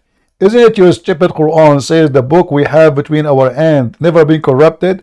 And are you saying again that your stupid God could not protect his book? Isn't it the Bible supposedly sent by Allah? So look what the Muslims they say to us. And this is why we laugh at Muhammad and his followers. So they keep talking to us, Allah sent Isa. Allah he sent Isa, brother. Isa is a Muslim prophet. Okay. That maybe help Muslims for a second. But after 5 seconds they will cry. So look. According to the Quran, all of those, the word in yellow you see in the screen and those verses is the word Injil, which is proven to us that Muhammad is a scumbag. Why? Because he is quoting the book of John specifically in a Greek. If Muhammad is a prophet of God and he sent the Isa, and the Muslim they say that Isa was sent to the children of Israel, why Allah calling the book of Isa Injil? Injil is a Greek word mean the good news.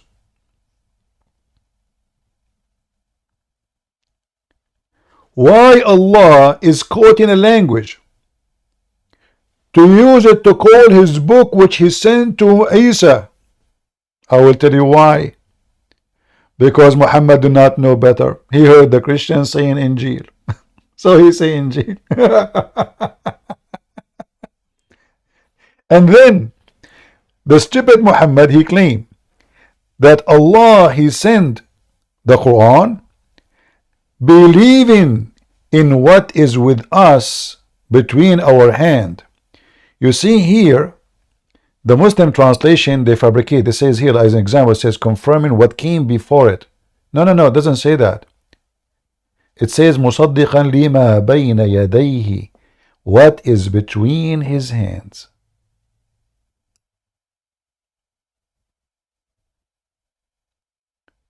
So when a stupid Muhammadan, he claimed that the Bible is corrupted, that's number one. That means Allah cannot be God, because supposedly this is the book of Allah.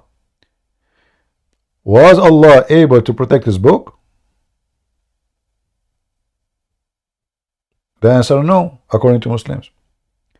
That means Allah cannot be God. If Allah is Almighty, who can change the word of Allah? The Quran says, لا مبدل لكلمات الله. Nobody can change the words of Allah. Who? Nobody can change the words of Allah. Are you serious? Yes, brother. Allah said that? Yes, brother. So, if nobody can change the word of Allah, and then the Muslim, they insist that the word of Allah is corrupted, that means the Quran cannot be a promise of God. For God, if He promised something, nobody can destroy it. Either Christians and Jews can destroy the word of Allah, or they cannot. If they can, that means Allah can be destroyed too. So when the Muhammadan, they say that our book is changed, they are accusing their God, not our God. We don't believe in their God anyway. We don't believe in a book sent by Allah. So what they are saying to you, that they as Muslim, they believe that the book sent by Allah to a guy, his name is Isa, we do not know who is Isa, is corrupted. So what's my problem?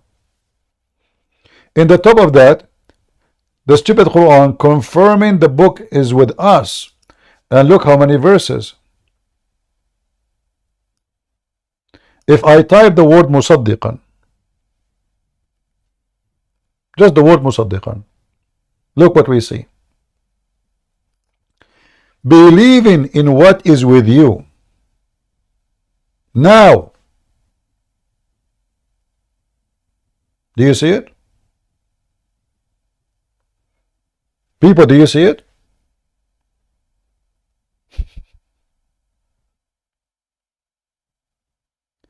And the Muslim themselves, they add what book he's talking about.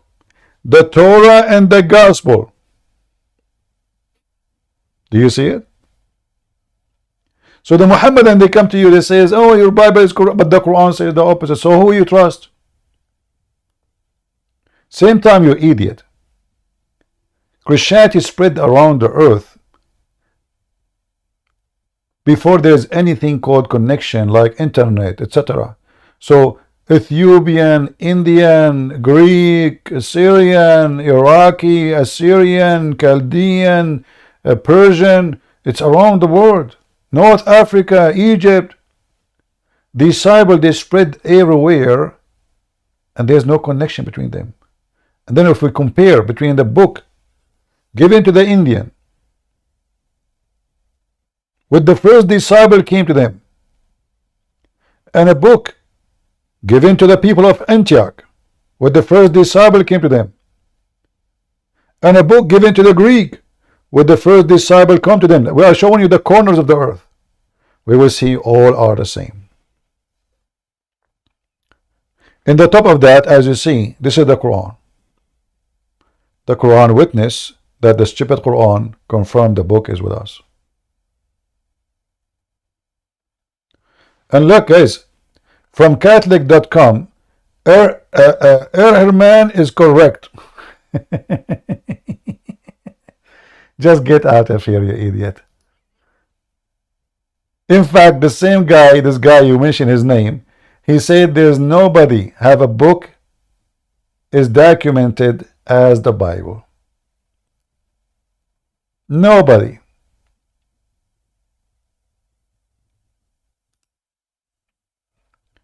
Mayday, mayday.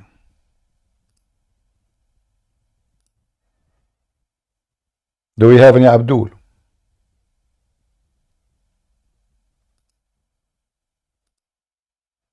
Any Muhammadan? Do you see the Quran confirming the Torah and the Injil, and those stupid Abdul, they keep saying to us, your book is corrupted? What's wrong with those people? They do not know how to. 600 years after Jesus.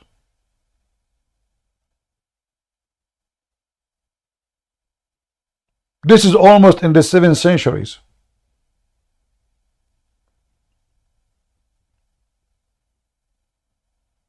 And this is the mouth of the devil itself, Muhammad, confirm that our book never changed. So what the Muslim they say to us?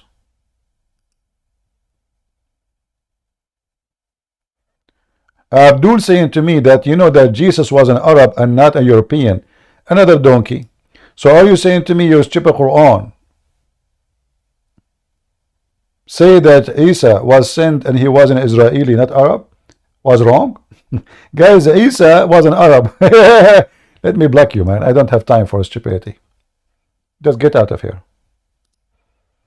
I'm losing my patience. Jesus was an Arab. I don't have time for kids. Get out of here. Potato.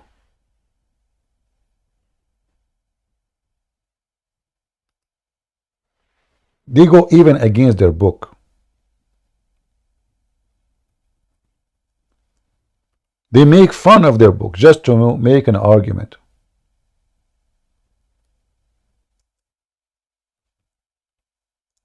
This is why I don't respect them. You know, if somebody want to defend his religion, at least he's honest, I say he is an honest person, you know. I mean, it's normal to defend your religion, no problem. But those people don't defend religion by telling the truth. The Quran says in chapter of Ali Imran, verse number 48, clearly that he was a messenger for the children of Israel.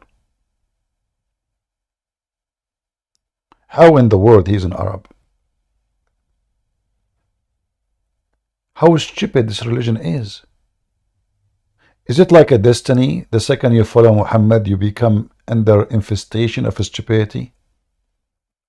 Is it?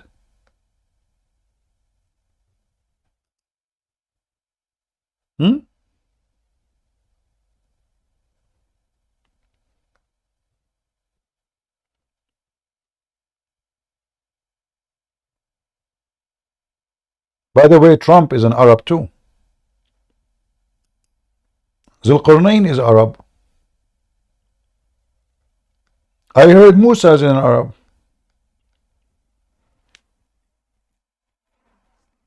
Zakir Naik is an Arab. Christian Prince.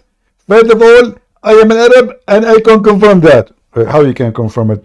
My mother, she went to Saudi Arabia to do Hajj. Okay. And then she lost the direction with her husband, which is my father. Okay. So, she was away for 5 days. And then my father reported to the police that he is missing. Okay. And then, Alhamdulillah, we found her and she was married to a new husband. Okay? But she's married to your dad. How is she married a new husband? First of all, my dad is angry from her. And he divorced her the night she was missing.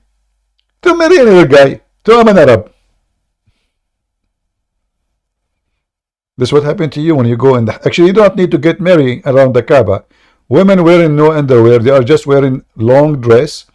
And men, they are not allowed to wear a pants, the underwear.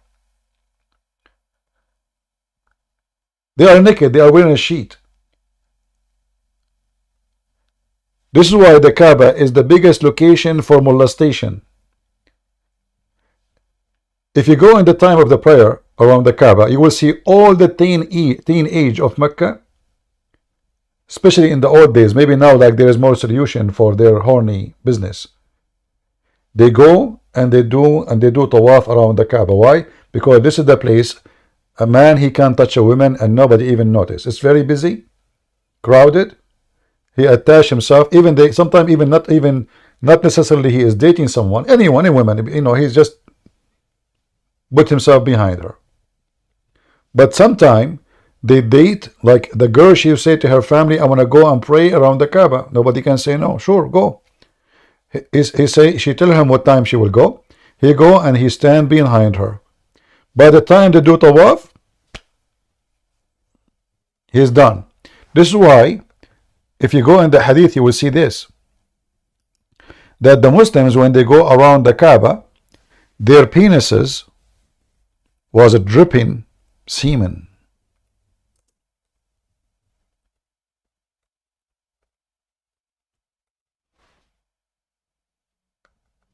Do you see it? Read with me carefully.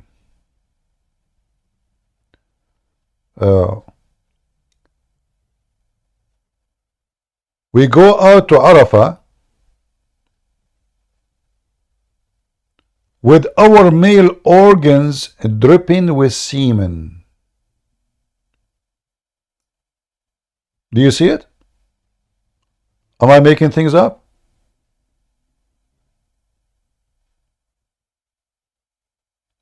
Why people who they are practicing a ritual religion act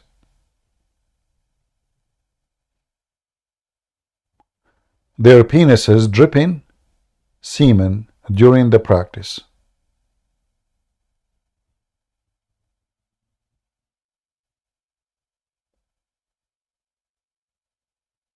Any Muslim can tell me?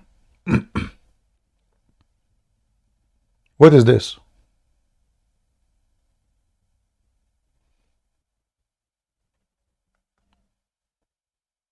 Any Muhammadan would like to join us? What is exactly the practice the Muslim they do which make a believer penis dripping semen while he is doing it?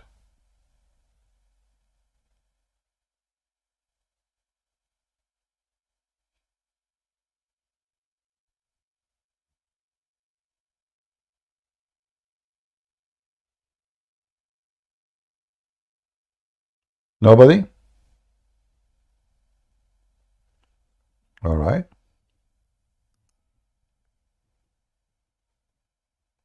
How is people in YouTube doing? Is the broadcast coming good for you? Are you enjoying Discord, guys?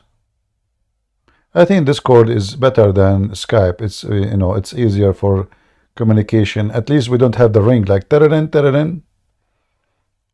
Right? First time I came to Discord, actually our sister here, Lisa, she invited me. She asked me to come here.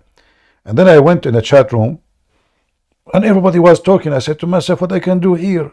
I mean, it's like a bathroom. I don't know who's talking. The voice is coming from everywhere. And I say, who's talking now? Me. Okay, who are you? Who? So I came here 2021,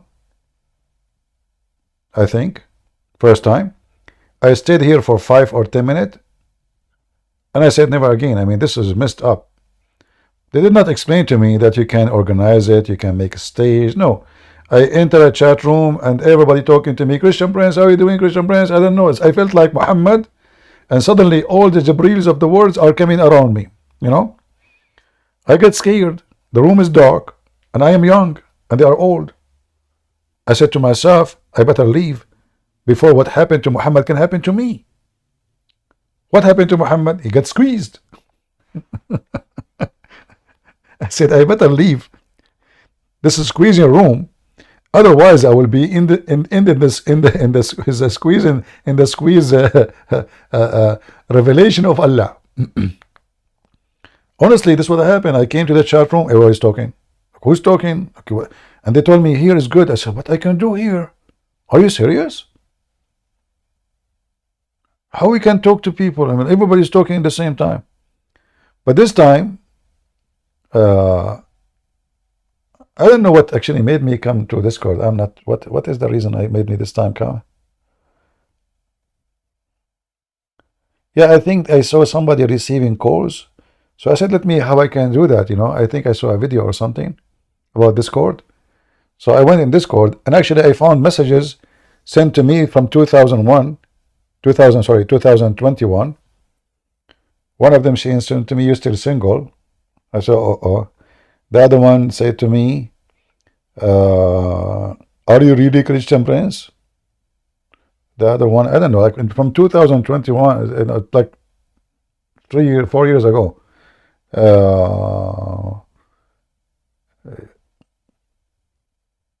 And I don't know how to read those messages. Yeah, anyway, we are here and look like it's working fine. And now we found a software we can broadcast to multi direction in the same time. Do we have any Muhammadan?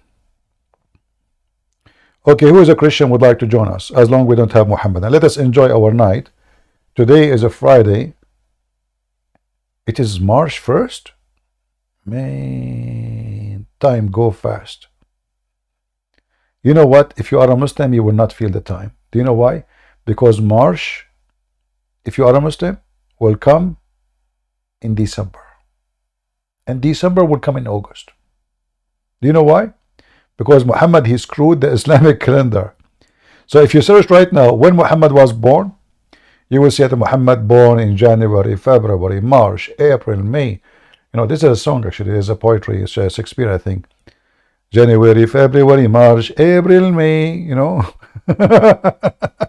So Muhammad, he changed the dictionary, the calendar, and now Muhammad is born in every month in the year. SU, go ahead. Oh, hello, CP.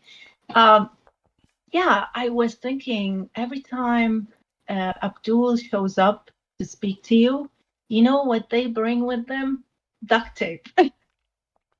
And they dance around. They dance around, and they're very slow, by the way. Like you ask them a question and they're like, Yeah, they dance around. I lose my patience. You I know. have a lot of patience. God bless you with really a lot of patience. Because I'm here sitting at my desk and I'm losing my patience. I'm like, come on, Abdul, speak. Speak. Yeah. It's like they're 5 years old. They never matured. They stayed at that stage. I agree So with thank you. you for all you do, CP. I agree with Really you. appreciate it. Muslim, they dance around. And actually, Yeah. if people are on YouTube, they can see how Muslim they dance around. I can prove it. Non-stop. Yeah. The second they call me, they start dancing. You know, they have all and the disco. You know, Islamic way.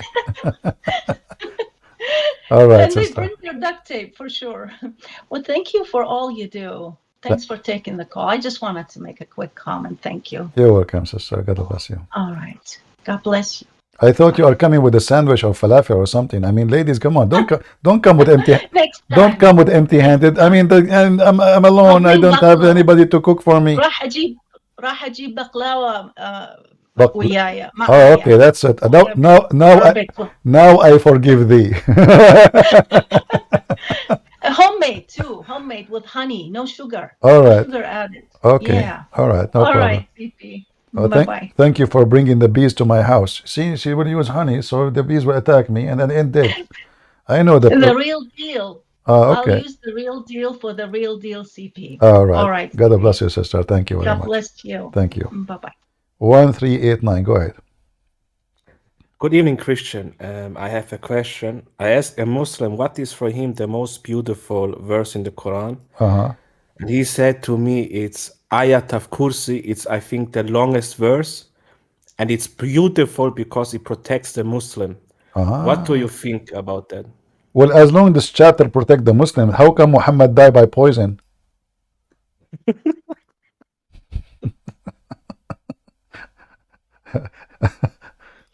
I don't know. I don't Sorry, know. my answers are so fast. You know, I don't know what to say.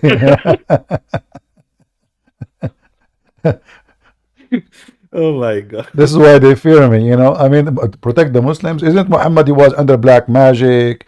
Isn't it Muhammad was under, you know, he killed by poison? Isn't it Muhammad he lost his 4 teeth? Isn't it Muhammad was beaten in a Ta'if? Isn't it Muhammad his wife attacked him and Muhammad need protection of Allah? So why he need all of this if you have the chapter of the chair? And by the way, why it's called the chair? I don't know. I don't know. No, I know. I mean, this the word kursi itself is not even an Arabic word. So what kind of God? He borrow a word have nothing to do with Arabic and he put it in his book. The word kursi mean a chair, but it's not an Arabic word. Same time, Allah have a chair or he have a throne? Any Muslim can tell us? Allah have a throne or a chair? Any Muhammadan? So look, Solomon he have a chair, Allah have a chair. Chapter 38 verse number 34, you will see that Solomon was sitting in his chair, and then you go chapter 2 verse number 225, Allah have a chair. They're both buying same IKEA, I think. That's why maybe, I don't know. Why Allah have a chair? Is that different from the throne? Yeah. So now we know that Allah have 2 furnitures. One is the throne and the other one is the chair. No table. But he have a tablet and a pen. Right, the tablet between the eyes of the angel, right? Yeah, between the eyes of Angel Israfil, and the distance between his eyebrows is even bigger than the distance between my eyebrows, myself. 500 years. So Mashallah, mashallah. yeah, so Allah he put the tablet between the two eyebrows of Israfil. Do you know why? Why? So he cannot read it. I mean, look at this smart Allah. Well, he can go on. Okay, he's an angel. He can go to other angels. Says, can you read for me what is between my eyes? I mean, there's a lot of angels there. So if he cannot read it, what about the rest? I mean, this is the most. What about making like a fingerprint password, etc. Somebody can read it. Like a screen will not open unless. So he put it between his two eyes, between his eyebrows, so he cannot read it. And the tablet is so massive, huge, like distance 500 years. Yet the frame is made from flour and decorated with rubies. Like those iPhone, you see girls, you go like travel in the airport, you see girls, they have a case for their phone. I mean, I don't know, weird. They have like a golden color or all kind of weird stuff. So Allah, he is doing the same. His tablet is decorated. Hey, by the way, there's any Muslim who would like to join us and tell us description of the tablet of Allah?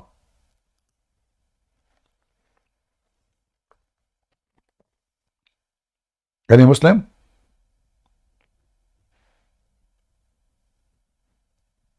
Nobody?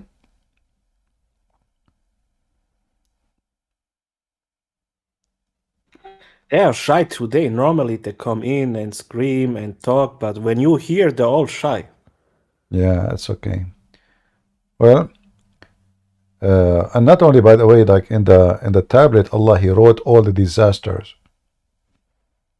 All the disaster, which means, let me explain that to you. Let us see who is the one we can you know Lisa, the admin here, her name is written there. I told you all the disasters. Lebanese Christian, his name is there too. Who else? SUJ, her name is written there. A Christian Prince name is not written there. I'm not a disaster. No. Absolutely not, especially for Allah.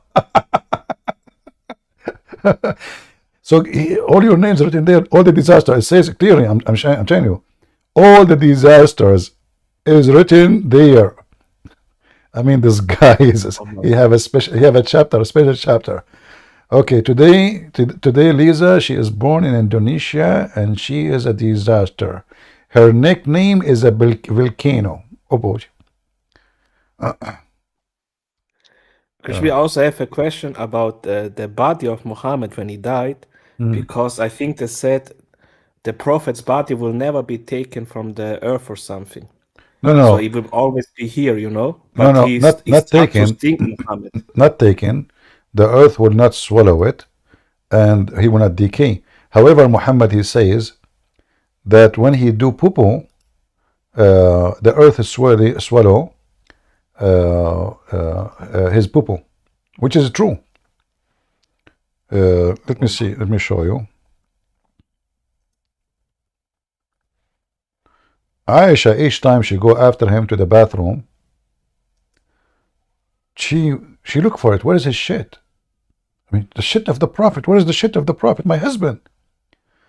So she became suspicious that Zakir Naik is stealing the shit of the Prophet and using it as a fertilizer for his tomato. So she told her husband, Aka Muhammad, hey Habibi, I go after you. I don't see your shit. I don't smell your fart. What's going on? So the Prophet, he explained to her, because she's ignorant. He said, don't you know that Allah, he made the earth swallow whatever come from our asses as a prophet? That's where come from holy shit from Muhammad. Actually, there's videos, I can play it, but maybe if we're not on YouTube, those YouTube, they will flag us for copyright. Yes. So let me see if I can find the hadith in the English website. Let me see this one. Let's try this one.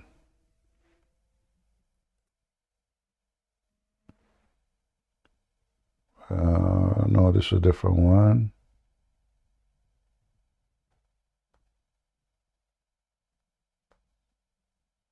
Yeah, I have the hadith in Arabic, but I'm trying to find the one. Yeah, but this is the one you are talking about, that that the earth cannot eat the body of the human, sorry, of the prophet. Let me see if there is other hadith. Here we go. I think this one we should find in English. Let's try this one. So this hadith here, let us see. And you know, you need to ask yourself as a Muslim, if you are a Muslim, the one is listening here,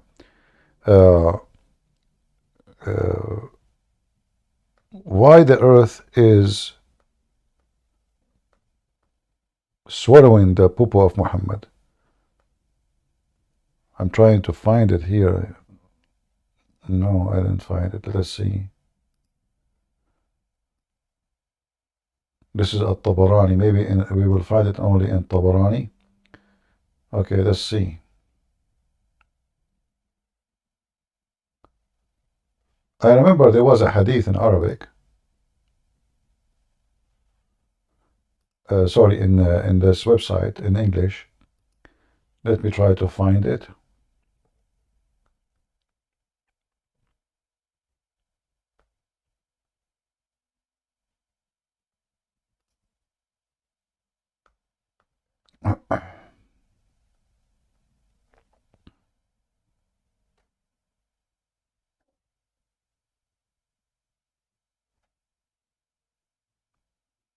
All right, this one is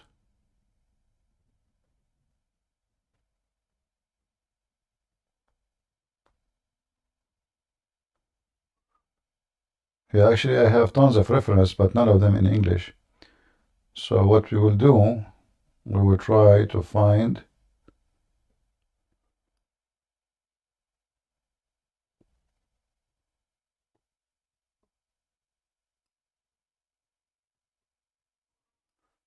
let's see this one. Yeah, this is the issue. Like, you know, actually now it's a lot easier to show proofs. When I start exposing Islam, there was zero website in English about Islam. So anything I want to do, I have to translate myself, show Arabic, just Arabic on the screen. Like we don't have at that time Google Translation. You click at the page, you saw it. No, none of that.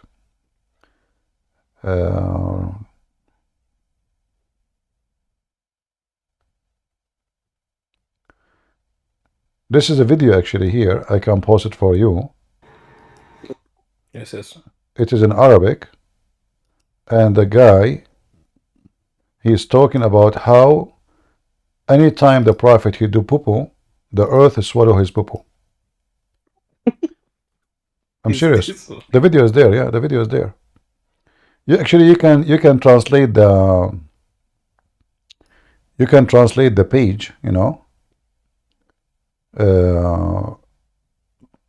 like even if you do not know Arabic, right? You can click at the page or in your phone and translate YouTube. You can translate the title, especially if you are using a Google browser. Yeah, and then it's going to say khasa'is. What khasa'is mean in English? A privilege of Prophet, like it's a thing special about him. The earth swallow his urine, and flies don't land on it. My God. People read this and they believe in it. Oh my God. Oh yeah, I mean, this is true, by the way. I mean, there is witnesses for that. Are you kidding me? This is true.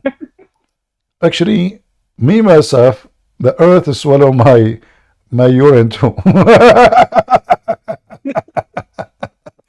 I look back, I see nothing. I must be a prophet too. Yeah, guys, did you open the link? Let us post the link for those who are in YouTube. You can click at the translation. You can translate the page, and you will see it says clearly that special things about Prophet Muhammad. Let us post it for those who they are in Rumble.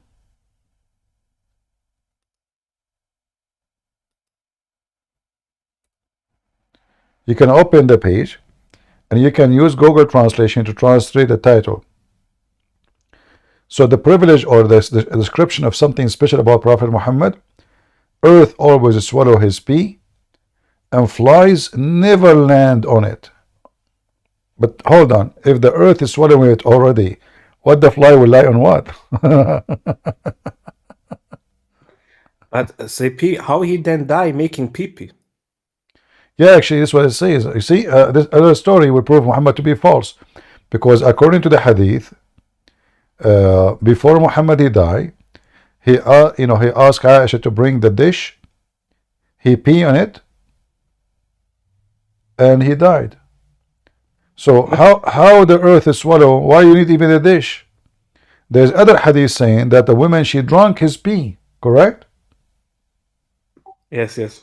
So how the earth is swallow his poo-poo, and nowhere can be found, and then we found that there's a hadith, a woman, she is a servant slave, she drank his piss.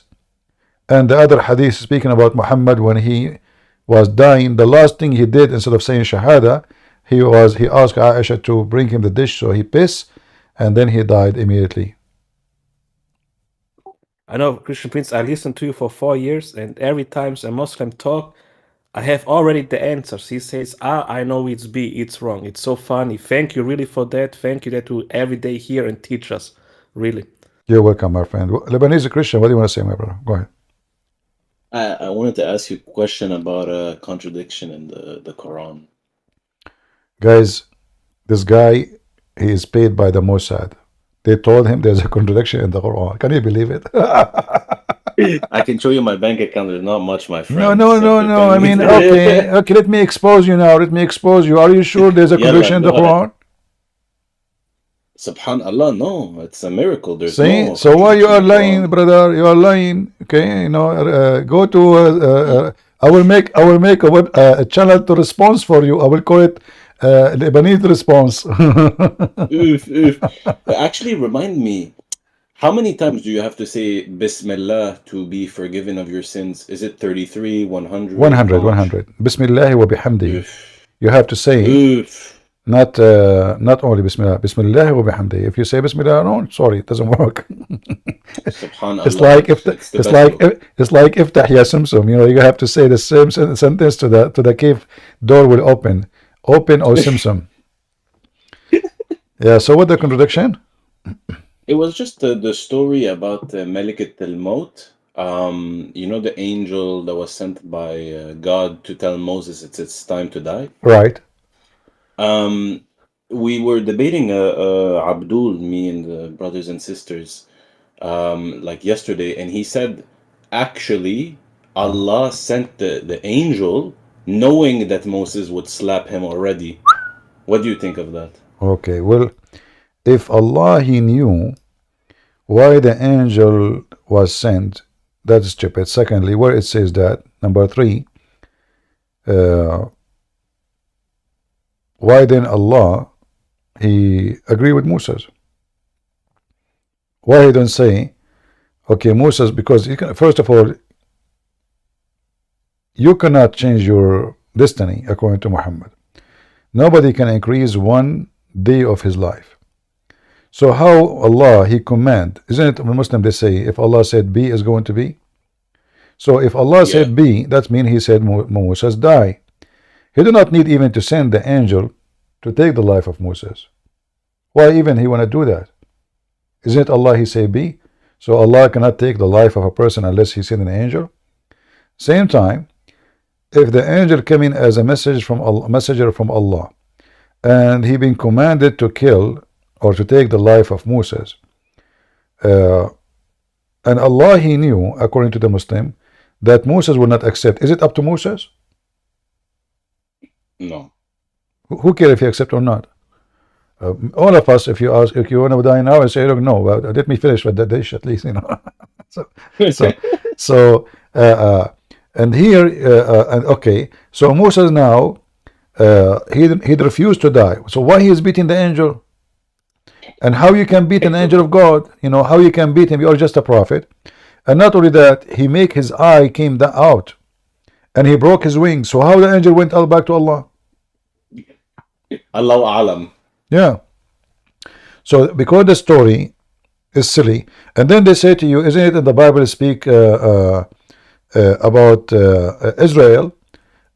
He is struggling with the angel or God. In the Bible, you know, when the Bible speak about wrestling, you can like explain that as a physical, literally, or you can say that he's struggling with God in the way of temptation, struggling with belief, struggling with resisting temptation, tested by God. All of those. Wrestling is not about physically, but even if it is, how the Muslim they make fun of that, then they have this. Here you see the hypocrisy. You will see Ahmad Didat making fun of the Christians, saying, your God, he wrestled with the with Israel. But then the second they make fun of it, so why the Quran call Jacob Israel if you don't believe in the story? Because Israel, this is exactly what the name mean.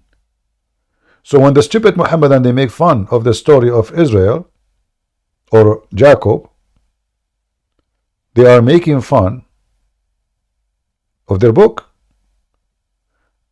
Nobody can explain to us how he got the name Israel in the Quran. It doesn't even say who is this guy Israel. So by accepting the name Muhammad, by accepting the name as a thief, he confirmed the story in the Bible. The Muslim they make fun of it.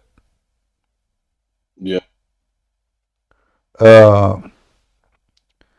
So the story about the angel. Actually, Moses have many nice stories. I like them. Oh yeah. Yeah, because you remember the story about Moses was shy, and always he don't take a shower alone. So he took a shower alone. Sorry.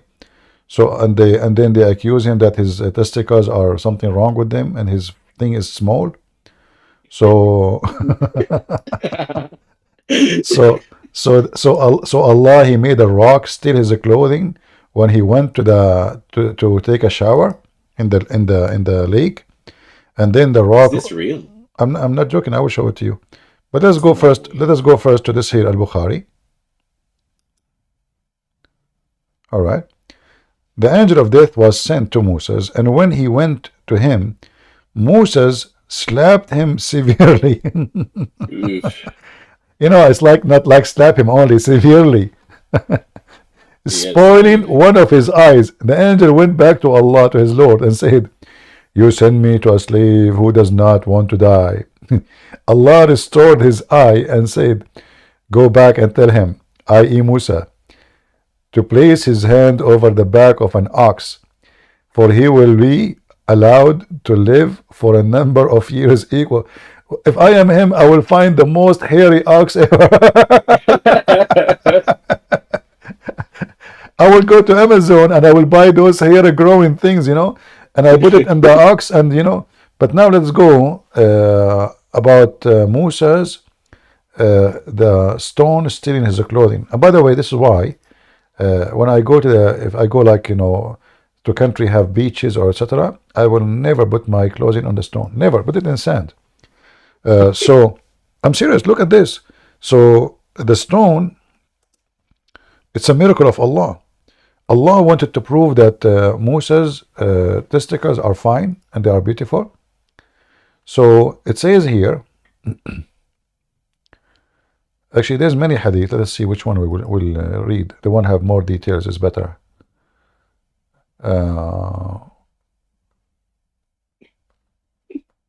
You see, all of those are authentic. They cannot say this is, you know, this is very much repeated. Okay, this one is more details. Let us take this one. This is Al-Bukhari. It says here, Allah Messenger said, the Prophet Moses was a shy person, and he used to cover his body completely because of his extensive shyness. One of the children of Israel hurt him by saying, he covered his body in this way only because he have some defect in his skin, either leprosy or scrotal hernia. I'm saying it correctly? I think I'm saying it wrong. You agree with me? It's okay. It's okay. All right. Or I'm he gonna see the has, story. or he has some other defect. Allah wished to clear Moses of what they said about him. Man, the gossip spread between the people of Israel. Prophet Moses has penis. Something wrong with it. Really? What do you have? You have a scrotal hernia. What the heck? He's a prophet of God, and his testicles have what? Actually, I heard that one of his balls is not even there. What the heck? Who told you that? I heard that one of his wives, she hit him between his legs and she broke one. Not two. To be honest, I cannot say it's two. I heard only once. However, I heard that he is a prophet. This is why he have 3 balls. So he lost one. So now he have 2. Okay. So now Allah wanted to clear the reputation of Moses. So what he did, look at this. So Allah wished to clear Moses of what they said. So one day, while Moses was in seclusion, he took off his clothes and he put them on a stone and he started taking a bath. When he had finished the bath, he moved toward his clothes as to take them, but the stone took his clothes and fled. Moses picked up his stick. He cannot move away without his stick. I mean, are you kidding me? This is Harry Potter. So now the guy is naked and he is worried about the stick. Like this is cell phone at that time. So he picked up his stick and ran after the stone, saying, "Oh stone, give me my garment." And here, Muslims, I want to ask you, shouldn't be Moses like astonished by the stone is running? Shouldn't he say like, what the heck, am I getting dizzy or what? Instead he was chasing the stone. Like imagine I see a stone moving, I will be stunned. I will like, what? But look, There's like no way this is serious. but at that time, we have to be honest, stones used to run all the time. That's why Moses was not surprised. They run, they steal clothing, they are arrested, they are illegal immigrant, they come to America from the borders.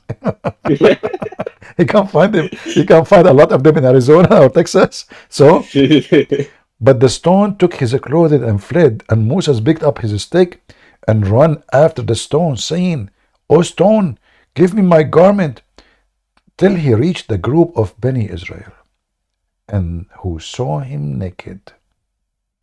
Then they found him the best of Allah has created. So everybody, the women, everybody like, wow, look what Moses have. Allahu Akbar. This is the best. This is the best penis and testicles we ever saw. And this is the book of, and this is the prophet of God. And so Allah wanted to prove that his penis and his testicles are fine, there's no defect there, by making him what? Run naked, humiliating the guy. And not only that, the story is not over. Anything over? No, Moses have to punish the stone. So look, Allah cleared him of what they had accused him. The stone stopped there, and Moses took and put his garment and started hitting the stone with a stick. And look, Muhammad's story is not even finished yet. And Muhammad now he swear by Allah, the stone still has some traces of the hitting. 3 or 4 or 5. Look, Muhammad is not sure, to be honest with you. I mean, I have to be honest. Allahu Alam. I'm not sure how many mark left, but I say to you 3, maybe 4, maybe 5, maybe 6, maybe 7, maybe. But look, this Moses, man, his stone, he is hitting the stone, and it leave marks. Look like Musa did not understand that this is the stone of Allah. Why you are punishing the stone, you idiot? Isn't it Allah who made you? But you don't know. He doesn't know what's going on. Musa is just a fool, man. Like, what the heck? Why the stone? Actually, if I am him, I should cut her hand. The stone is a thief. Is this a serious story? Like CP, is this like actually serious or it's a cartoon? Oh yeah, no, it's in front of you. This is Al-Bukhari. This is the reference. They cannot say, yeah. And then they come and they speak about logic and they claim, I mean, look who is talking about logic. Oh my God. Yeah. This is not normal. How can they follow a stupid cult like this? Seriously. They do. Human being can be so stupid, and Islam is the proof. I'm gonna leave you because I don't want to take your time, but I just want to let you know that today we had a wonderful Abdul that taught us that apparently camel urine cures cancer. So I just wanted to leave you with a little bit of knowledge. I have to be honest with you. CP. I've been infected by cancer more than 70 times. Each time I drink camel urine, and then I went to the hospital. They told me now I don't have cancer no more, and all your problem is solved. But now the camel urine caused the following problem: you have a kidney failure, heart problem, blood poison. I mean, this is urine. I mean, they will kill your liver, will kill your, will poison your blood. What are you doing? God bless you, CP. All right, take care, my brother. God bless. Actually, always I find even real medicine, real medicine, I found it astonishing how those companies, when they sell us medicine, how they fool us.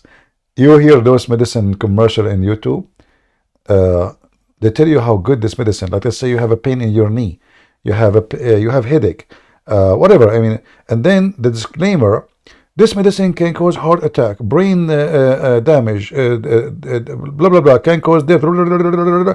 So all of this can be caused by this so-called medicine to stop my knee pain. So now I solve my knee pain, and I will lose my vision. If you lose your vision, if you feel that you're losing vision, getting dizzy, heart problem, you might have heart attack, you might have a heart brain attack. I mean, all kind of filthy, crazy problems can happen to you.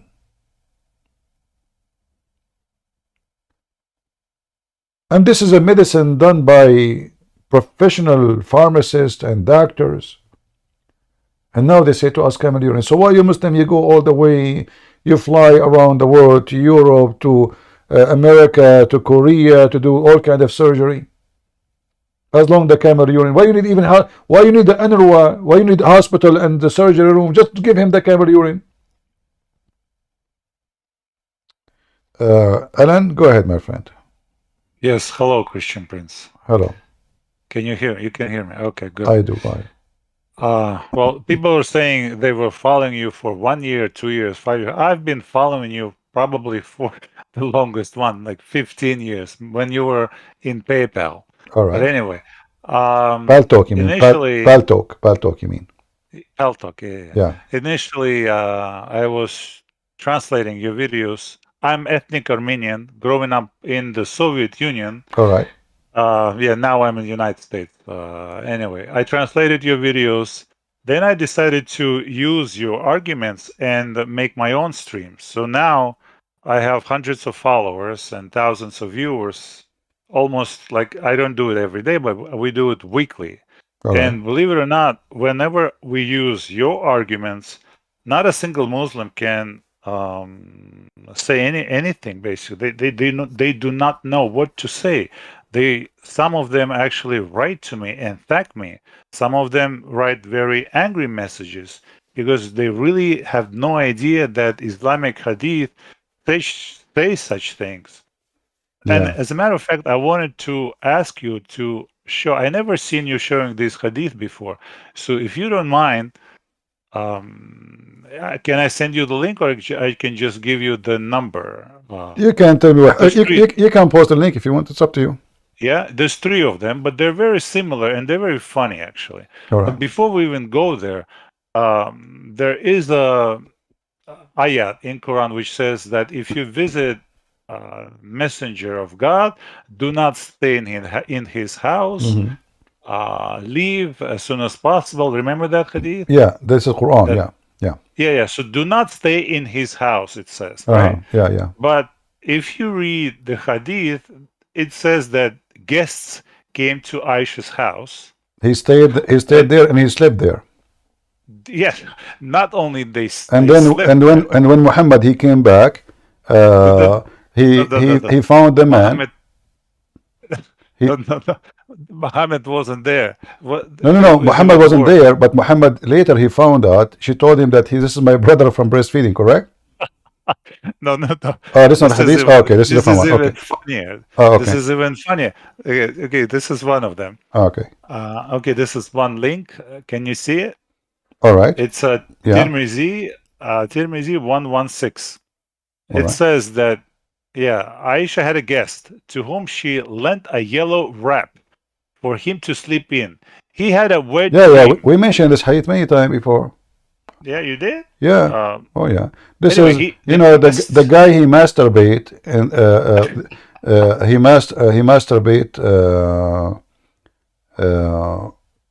in the house of Aisha. Yeah. But again, the Quran says do not stay in the house of the messenger. But this of is not God, about right? staying. This guy is even masturbating there. You see, Yeah. it doesn't say, actually, it says there, فَاحْتَلَمَ. So now, the guy is sleeping in the house of Aisha. Why in the world he is doing this? You know? Exactly. And why he is even there? And again, they have no idea what to say because Quran says one thing and you read the hadith, it says completely the opposite. I mean, who dared to Yeah. visit the wife of the prophet when the prophet is not home? Moreover, they're staying to sleep there. And the wet dream, what is a wet? And read what happens next. Yeah. They began to undress, so they're standing there naked.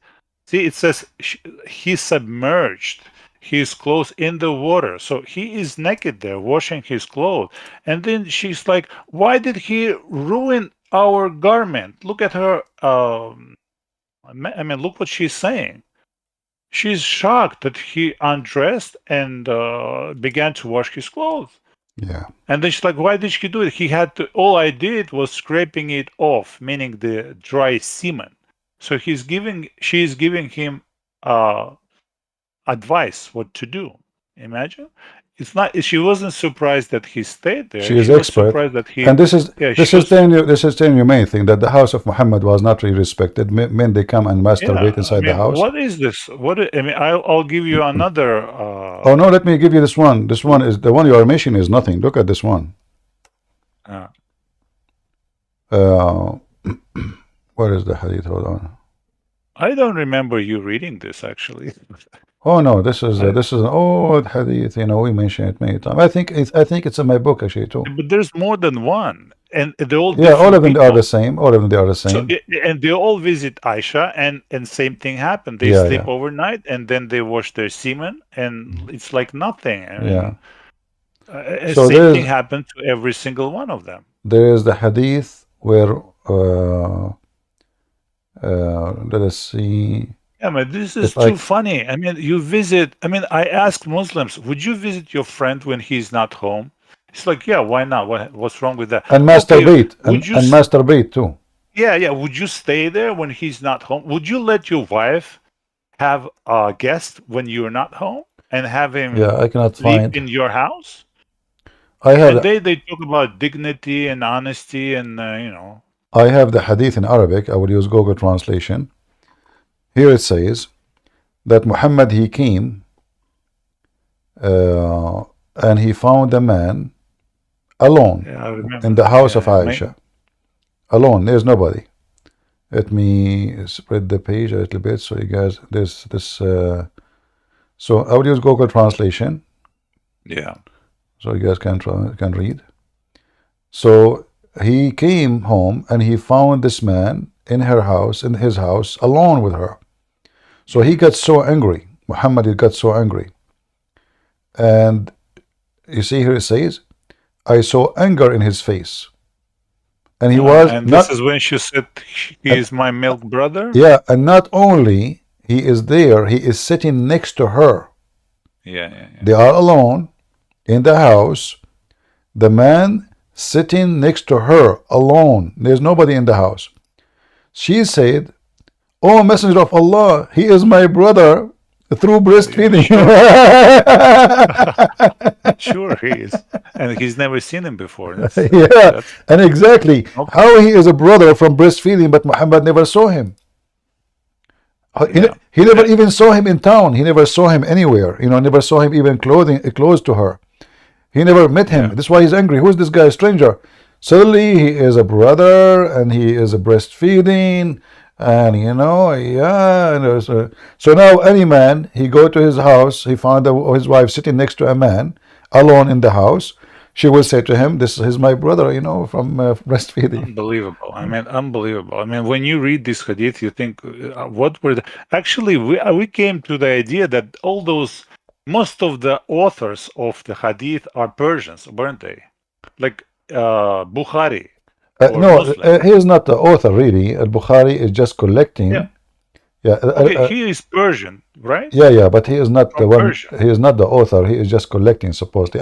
In fact, don't you think that Persians were like making jokes of the Arabs at that time? Al-Bukhari. This is too funny. Al-Bukhari book never exists, by the way. There's no book. It's called Exactly.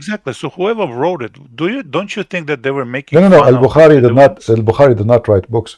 Those are written by who claim to be the student of Al-Bukhari, and they are collecting what he said. I know, but don't you think this is insulting? Like, don't you think they would? No. For them, they are not. fun? For them, it's not. For them, they don't see any insult. In fact, all of those supposedly after filtration. If you go with like the book of Ibn Ishaq, he's like they made it clear that any hadith does not be fit with the honor of the Prophet, we delete it. We took it away. So this is after the filtration. Yeah. So we do There's not know another funny one. how many they are gone, how many they delete. Maybe tens of thousands. There's so many stupid and funny hadith. I mean, do you remember this one when Muhammad wanted to prohibit men having sex with their wives while they were breastfeeding, and he didn't know what to do. So the hadith says that he went to see what Byzantines and Persians did it, and he saw it was fine, so he allowed his men to have sex with their wives while they were breastfeeding. Do you remember that? Yeah. I mean, you couldn't think of anything dumber than that, and they wrote it. Yeah, well, so Muhammad was not, as you were saying, always like he wasn't getting a message from Jibril or Allah. No, he went to see what the Persians did and what Byzantine people did, and then he said, "Okay, you can do it too." Everything Muhammad he do, he's copying somebody.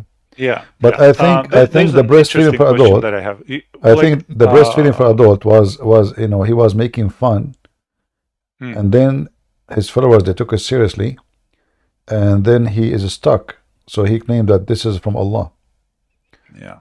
You know what I wanted to ask you? Well, we know several names that which sound in Arabic, Hebrew names. Like Jesus is Yeshua, and Yeshua is in Hebrew. Yeshua is in Arabic. But we don't. Sometimes I need to know how does other names sound. For example, Musa. Muslims say Musa. In English, it says Moses. How does Christian Arabs Musa, but other names are wrong. Also Musa. Yeah, What's like wrong? as an example, John, Muhammad, he called him Yahya. The correct name is Yohanna. Yohanna. In Arab, Christians call him Yohanna. Yes. How about Noah? Nuh.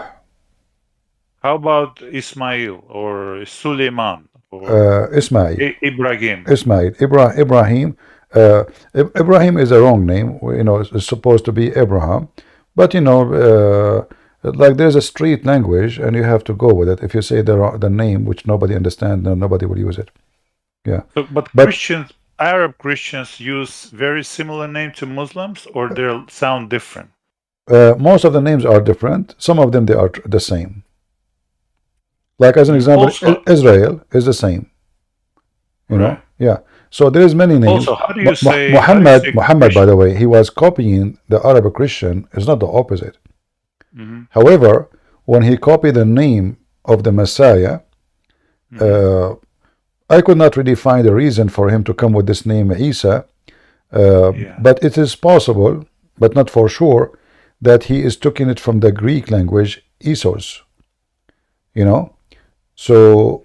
But because nobody knows Isa. We don't know who's Isa. You know, there's no Isa. No Arab Christian ever heard this name before. We do not know who is this person. So Muhammad, he learned some words. As an example, Umran. In the Bible, there is no Umran. There's Umram. There's no Umran. Umran. Yeah. So Muhammad have it wrong. Some names are correct. Some names are wrong. However, any name Muhammad he took, he is copying somebody, regardless if it's wrong or right. Okay, one more question. How do you say Christian in Arabic? Masihi. Is it Masihi. Masihi or Masihiyun? No, a Christian is individual. I say Masihi. Masihi. And Christians, plural? Al-Masihiyin or Al-Masihiyun. Masihiyin is many. Masihiyin or Masihiyun? But because when I it's best to say Al-Masihiyin. Al-Masihiyin. It's, you know, so there are many, too many. The Christians. Yes, yes. Masihi is one Christian. Masihiyin is many. Because whenever we speak about Nasara, I always have to say no, we don't use that Christian. word. No Christian use the word Nasara. It's an insult for us. Actually, we don't use it. It is insult. That's what I wanted to say. It is insult, right? And the word Masihi came from the word Masih, which means the Messiah. Okay. Yeah. And one more thing, if you let me. When you say, it's funny actually the way you say it, but I just want to know, is this the way the Arab sounds, Arab grammar? When you say Muhammad, he said, Aisha, she said, people, they said, you always use this pronoun after name, then you say Muhammad, he said, Aisha, she said. Is that the way you speak in Arabic? You translating like every word? You see, in Arabic, if you look at the screen, as an example, if you look at the screen in front of us, in Arabic, we put the word Sayyid before the name, but not after. You know, you understand my question, right? When you speak in English, you say Aisha, she said. Why are you saying she said? When we understand it's a she, you don't have to say Aisha, she said. Well, in Arabic, in Arabic, the word qala, which means said, it's a male or female. So there is different word. It's not the same as English. So you have to say Aisha. Yeah, if you want to translate accurately, because in Arabic, if you want to say she, you want to say she said, or you said said, you cannot just say said like English. You have to say to a female. She said qalat. So there is a ta at the end, qalat. That will make it for sure a female is talking. If it's a male, you say qala. There's no t. The t you added at the end it's called ta'ut ta'nith, which means the ta of female. So if you go as an example in the Quran and I type the word qalat, you will see here is speaking about the ant. Why? Because ants in the Quran, in the Arabic language, is all insect. Yeah, namla. All insect, you know. Let us go to the verse right away. All insect in Arabic usually are females as word, not necessarily as gender. You know. Yeah.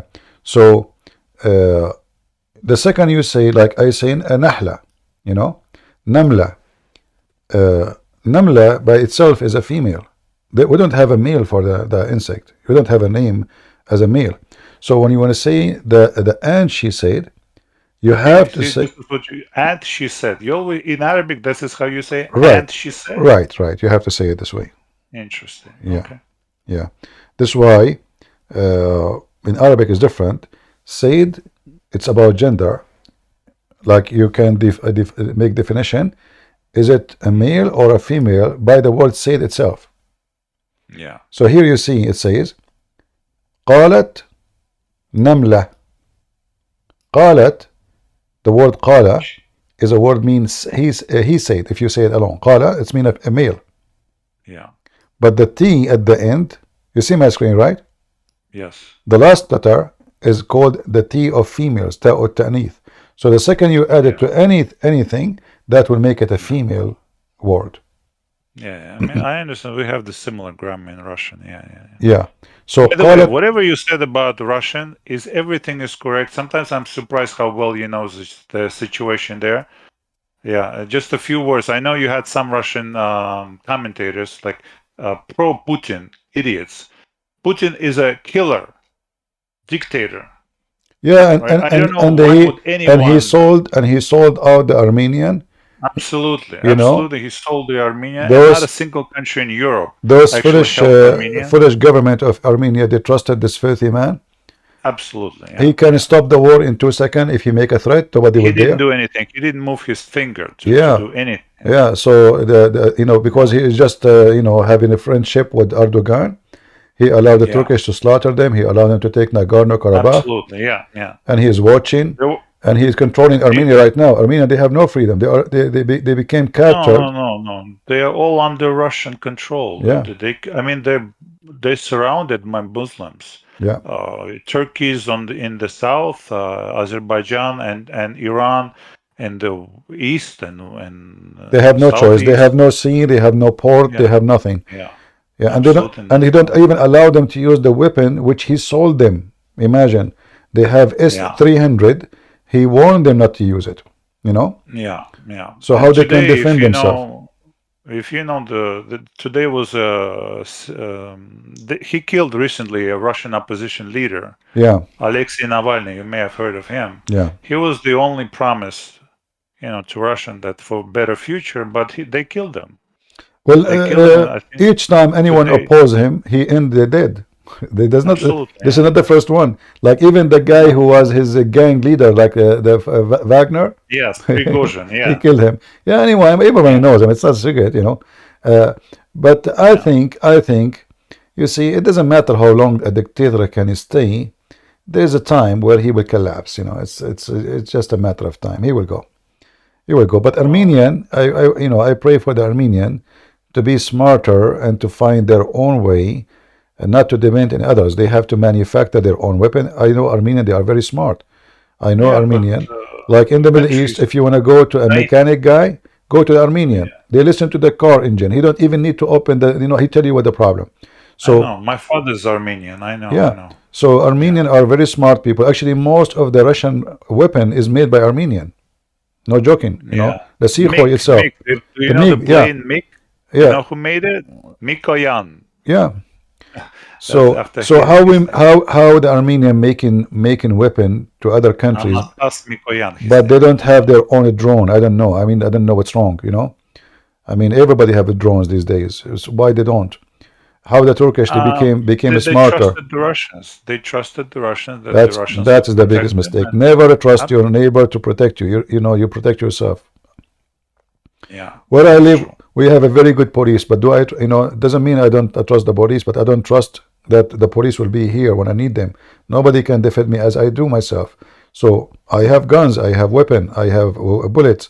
So if somebody attack me, I will make him shish kebab. When the police come, he's welcome. But I'm not going to wait until the police come. I will be dead. The police then they come, they take pictures of you. They say this guy he was shot in the head, and they put your picture in a file, and then we were looking for the one who did it. Thank you very much.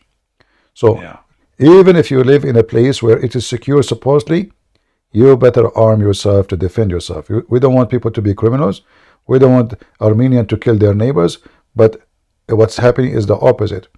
This nation is slaughtered through centuries, and the whole world is watching, and nobody care.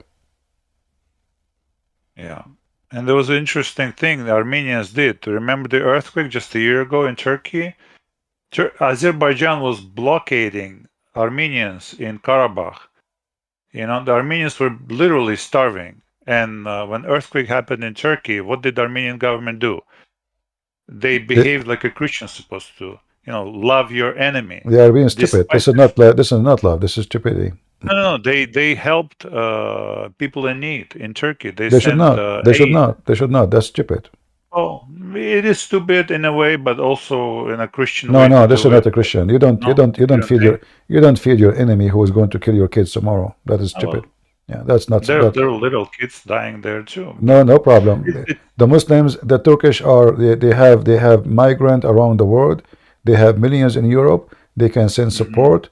You are the one who need, instead of sending your money to feed the enemy, go and buy weapon to defend yourself. The enemy is coming to you tomorrow. You know? Yeah. But obviously the president of Armenia is a donkey.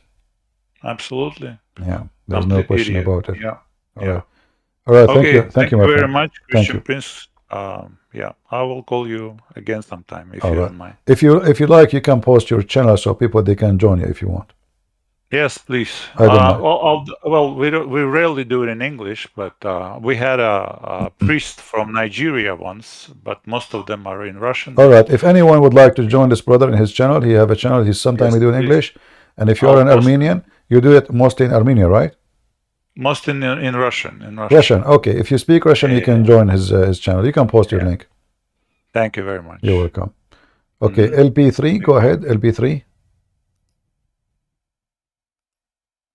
LP3. Are you there? LP3. All right. Who was here before? Salvation or Clay? Which one? Are you there, Clay? No. Can you hear me? Okay, go ahead. Sorry, I just got here. I was so still to talk. Okay, hold on, Clay. LP, he came back. Go ahead, LP. Sorry, my mic I was suppressed. All right. I was in a DM with a Muslim. Mhm. I don't know if they are still watching, but it was Wheelie. They were in the chat, and we were talking about 3350. You're familiar, right? 3350. Oh, what about it? Right. Okay, so I lost you. they use the word nikah, if I'm not mistaken. Does it use the word nikah? Uh-huh. Okay, so their translator was saying that word was translating to marriage, like he will marry her. Mm. But mine was saying that the prophet wants to repudiate it, which means associate. Mm. No, neither one So is. I don't know which translator is correct. Neither one is true, because first of all, you see in Arabic it says yes, tankihuha. It's a continue, and it's a future thing. It's not something you do one; it's you do many times for the same person. Same time, the word nikah does not mean marry. It means physically the F word. So Muhammad said, when your wives they have their period, do with them everything except nikah. Okay, yeah. So if nikah mean marriage, I know that's found in a different verse, a little earlier in that. So obviously the word nikah, and this is what dictionary says, the word nikah in Arabic dictionary mean something going inside something else. So they say tanakahat al-ashjar, that means the branches of the trees go inside each other. All right. So neither one is correct.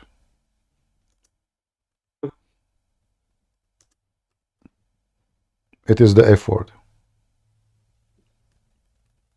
All right, thank you. And is there a way I could find resources to like the dictionary? Yeah, I will show you the Is there- hadith. Or give me a second. I'm certain this won't be the first Muslim that will respond to me that he or she is also saying that that's not the word they were talking about. They were talking about the yestinka. Yastankih, yeah, yastankih is the same as the nikah. Yeah, pronunciation. yastankih is the continue. This is why it says cannot. It's not about marriage. You see, it doesn't say the prophet marry her. You know, the word Arabic in Arabic we have the word marriage. I mean, he can say that. You know, if this is you know, He can say that word. I mean, we are not short of words in Arabic. Why he wanna use this word? So if we go here, let's see if I can find this hadith here. Do you see it in front of you? I'm gonna send it in the chat. Hold on, because apparently this is not the right word, but I don't know what other word they're talking about. Wait, what's the argument? I sent it in Arabic in the chat.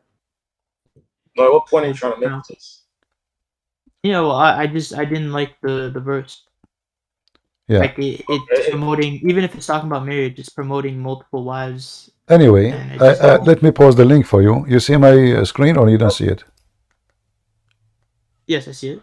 So what is the word intercourse there? It is nikah. The Muslim translation for intercourse, simply it is nikah. So he said, the Jews used not to eat with the women during her menstruation period. So the Prophet of Allah, he said, do everything else apart from nikah. Where is the marriage? Yeah. They are their wives already, you know. So already, obviously, and here we go. This is the Arabic. It says here, you can compare between this word in the Quran and the word here. Isna'u kulla shay illa nikah. And this is reported in Muslim, Sahih Muslim too. So it's very authentic. Do everything except nikah. With who? With your wives. So they are already their wives. So if nikah mean marriage, well, are you going to marry your wife? You know? Yeah. And the same appear in the Quran, where it says if a Muslim woman, she divorced her husband 3 times, she have to do nikah to the new husband. She married him, but she have to sleep with him. So it says hatta tankah, until she, if. So what's the? I don't get the argument though. What's the problem? Chapter 2, verse number 230. All right. Here, Okay. and until she, if, and you can find the hadith about a woman. She married a man, and she don't want to sleep with him. So her husband did beat her. So Muhammad, he said, if you think that you can go back to your previous husband, you cannot do that until he do nikah to you. Until you taste his juice and he tastes your juice. And this is the hadith, and this is al-Bukhari. Until, Okay. and the Muslim translate that as intercourse. But the fact, the word there, the last one, it says, taste his juice, which means orgasm, and he tastes your juice, which means orgasm. So she is married now, but she did not do nikah. So if you think you can go back to your previous husband without doing nikah with the new husband, you are mistaken. He have to taste your juice. It's unlawful for you. Anta rifa. Do nikah to you. He tastes your juice, and you taste his juice. The word nikah is a very filthy word. It's a savage. It is simply the F word. It's a physical act, physical word. So what's the argument, guys? Like, what's the actual? Wait. What about Al-Baqarah 220, like the Surah 221 verse? It talks about marriage there. Does it use any words in 3350, like the word tankeh? Speak slowly. I don't understand. What? To what? Surah 2, verse 221. It talks about marrying different people. Does it use any of the words that is found in 3350? Like Okay. she's saying that tankeh is a word that is she's talking about that talks about marrying in 3350. You know, if the word tankah mean marriage, and the word tankah mean to if in the same time, that means marriage in Islam is the effing word. So is tankah and nikah the same thing? This is what they claim, but obviously nobody uses it. The Arab will not use this word. Tankah is to if. Okay, Tankah is but in tankah is to if. It's consummation was the problem. Consummation? What's the argument? They're saying consummate. No. This has nothing to do about consummation. It's about doing nikah to, here this verse about doing nikah to non-Muslims. So there's no word marriage here, you know, the word marriage does not exist. But because Muhammad is a savage man, he is using that word, and the Muslim, they say he meant marriage. But obviously the word marriage, like you see the word marriage, we have it in the Quran, zawj. Zawj. Yeah. You do not need to use the word nikah at all. Why you want to use such a word? This is the F word. So you can say tazawwaja. That's it. Zawj. What's the argument? Huh? What's the argument? What's the problem? What's the issue? I don't understand. Are you a Muslim, Clay? Alhamdulillah. Okay. LP, can you give us a break, please, so I can talk to Clay? Okay. If you don't mind. Go ahead, Clay. The argument is, what is the word nikah mean? Consummation. So, consummation, so it's not marriage? So, and we use it like if somebody gets married, the nikah is when they get consummated. You know what I'm saying? So the marriage is not nikah, correct? So marriage is three things. It's the walima, the nikah. Marriage is what? Marriage is what? Marriage is three things. Is what? First one? Yeah. So three things to be married. You have to have the walima, the dowry, and the nikah. What is the first one? The walima. What walima? Like you announce it to people. You have. What does this have to do? Walima mean food. What does this have to do? What are you talking about? Food? So now you can't get married unless you have a food? No, you have to invite people, so it can be like a public thing. Where do you get this from? This is in the Sharia. Where are you going to show me? Okay, what do you want me to show you? I'm show you. You need, my friend. There is nothing. It's called walima. You need witnesses, not walima. Yeah. Yeah, the witnesses. Walima is mean massive food. No, it could be just dates. Like it doesn't have to be like. No, this is what walima mean. You need witnesses. Now I want to ask you, who was the witness of Muhammad when he married Zainab? So the Prophet ﷺ, one of his rights is he doesn't have to pay dowry, and the woman doesn't need a witness. See, so marriage in Islam, and you agreed that you have to have witnesses, but Muhammad, he can sleep with women without witnesses, so he's fornicating. It's not sleep with women. These are his wives. He's married. How his wife? You say the marriage will not be valid unless we have witnesses, correct? Yeah, it's one of his privileges, though. So now Muhammad have a privilege, guys. He can sleep with other women. so if a Muslim, if other Muslim, he do have the same as Muhammad, he will be stoned. Is that correct? Yeah, but Muhammad ﷺ, his marriage was like capped. So after his last wife, he wasn't able to marry anymore. So what do you mean last wife? After his last wife, the man had died. What last wife? What are you talking about? Any woman? He was capped. He was capped at 11 wives. Listen. Why Muhammad have a privilege that he did not need witnesses? Isn't it witnesses to prove that there is no fornication in the process? Isn't this is the point? Yeah, okay. So Muhammad is a fornicator. So Muhammad is not a Muslim. Muhammad is above Islam. Every Muslim, he can have only 4 wives maximum in the same time. Otherwise, if he have number 5, he will be killed. Muhammad, he can have unlimited. Every Muslim have to have witnesses. It's not limited. It's not unlimited. He have unlimited. There is no any women she offer herself to the Prophet. Any women, no number, no number. No, it was capped. So after his 11 wives, my friend, don't tell me there is no. Okay, can you show me a verse in the Quran that says there is limited numbers for you? 1 second, I got. If you want, I can help you.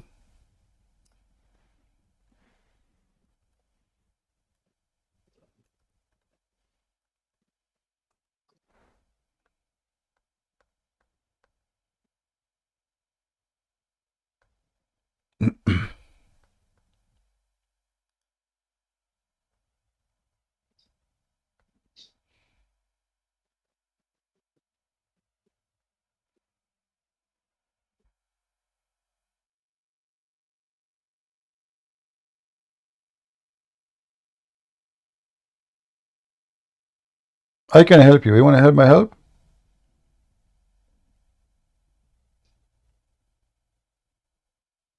Go to chapter 33, verse number 51 and 52.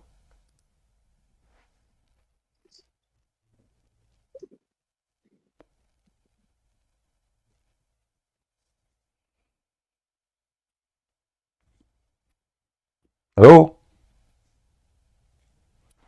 Is he still there? What happened to this guy? You will notice here, I don't know what happened to him. You will notice here, it says you can if as many as your captive women. So what do you mean no more women? Unlimited. In the same time, the translation is false. Nothing is lawful for you after. But when this verse came, when Muhammad is already in the process, he cannot even have women. Are you there, Clay? Yeah, I'm on my phone, so I can't like go back and forth. But All right. So as you see here, it says that the prophet here in verse number 52, you are looking, I can find it for you in 2 seconds. It's not lawful for you more women, but doesn't say, by the way, to marry. This is false translation. In the top of that, this does not include all the slave women you own, the one you capture from their husbands. You can rape them. so yeah, so marriage and There's no more marriage. captive- There's no marriage. Where is the word marriage? Can you show me the marriage? I just says two different things. Okay, but your prophet, do your prophet marry? When a woman she offer herself, is she is married to Muhammad, or she offer herself sexually? So offering is as she wants to get married, but like, marriage. Has Where to is the word married? Can you show me the word married in the verse? What's your argument? What point you making? My friend, why you keep saying what's your argument? What's your argument? I'm asking you a specific word. I don't know. Don't waste my time. I'm asking you, where is the word married? Can you show me where it says that this woman she offers herself, she is your wife? Where it says? What verse are you reading right now? Well, you are the Muslim. You do not know what verse I'm talking about. I don't know what verse you're reading right now. It's in the front of you on the screen. Any believing woman, she offer herself to the prophet. Offer herself. Is that a marriage or sex? It's sex. It says yastankihuha, and it's you who said it's consummate. This is your words. So what the prophet he do? He do the sex. She offer herself. The prophet he boom the women. Why? Why the prophet have a privilege? Why the prophet have a privilege that any women they can offer themselves? He have already many women. Oh, okay. So that's your claim. Now prove from the seal that ever happened. What? That's your claim, right? Your claim is that he could just have relations with any woman, Muslim woman. Show me where that happened in Sirah. This is your claim. Give me a break. Show me where this happened in the Sirah. Many women they offer themselves. And are you saying to me, just don't waste my time. Just go, guys. Show me. I'm showing you the Quran. So now the Quran is wrong.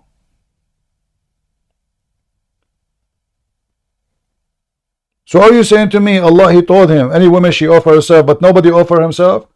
Well, read the interpretation. You will see a long line. This is why the verse after it, when women they start coming to Muhammad, long line, and many of them they don't look good. Look what that Muhammad he made. He made a new surah. Now he noticed that he's stupid. Old women, not good looking women, not pleasant women, all kind of women they offer themselves. So what Muhammad did? So he said, Allah he told me, oh you Muhammad, you can't postpone the turn of whom will of them want to do boom to her, not marry her. You see, they put the word wives between bracket. Postponed upon wives? What wives? So those women they start coming offering themselves, and Muhammad he said, I will take you all. He made a mistake. He did not notice that the one who will come is the one who don't have a house, no one to support her. They are looking for security because now if she sleep with him, she will have free food, free housing, and people will not will never dare to hurt her. So now long line of women, most of them they are widows and old, lining in top of Muhammad in front of Muhammad house. Muhammad he opened the door like, what the heck is this? So now he want to find a solution. So Allah is ready, Quran is ready. You Muhammad, you can postpone the turn of whom you will if, and you may receive who you will, and whomsoever you desire of those whom you have assigned their turn temporarily.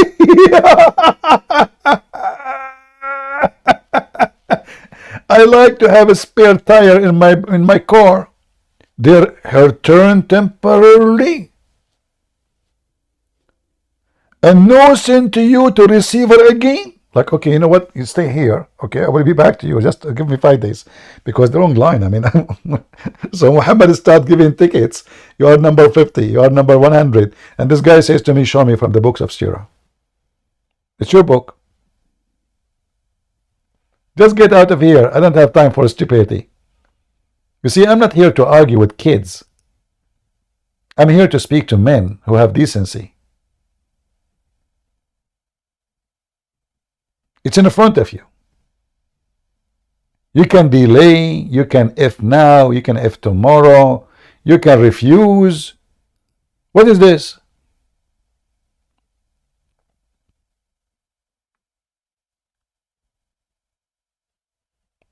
Don't come here. Who is the one who invited you? I don't have time for kids. I told you.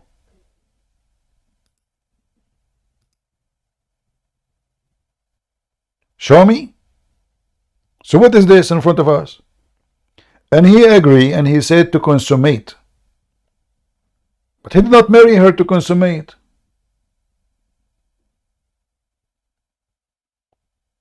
And why everybody need a witness in marriage, otherwise fornication, except Muhammad?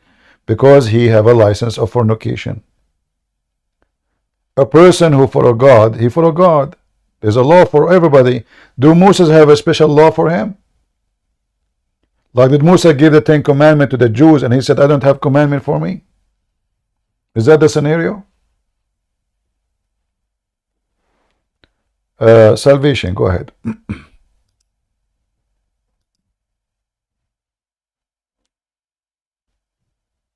Hello. Go ahead.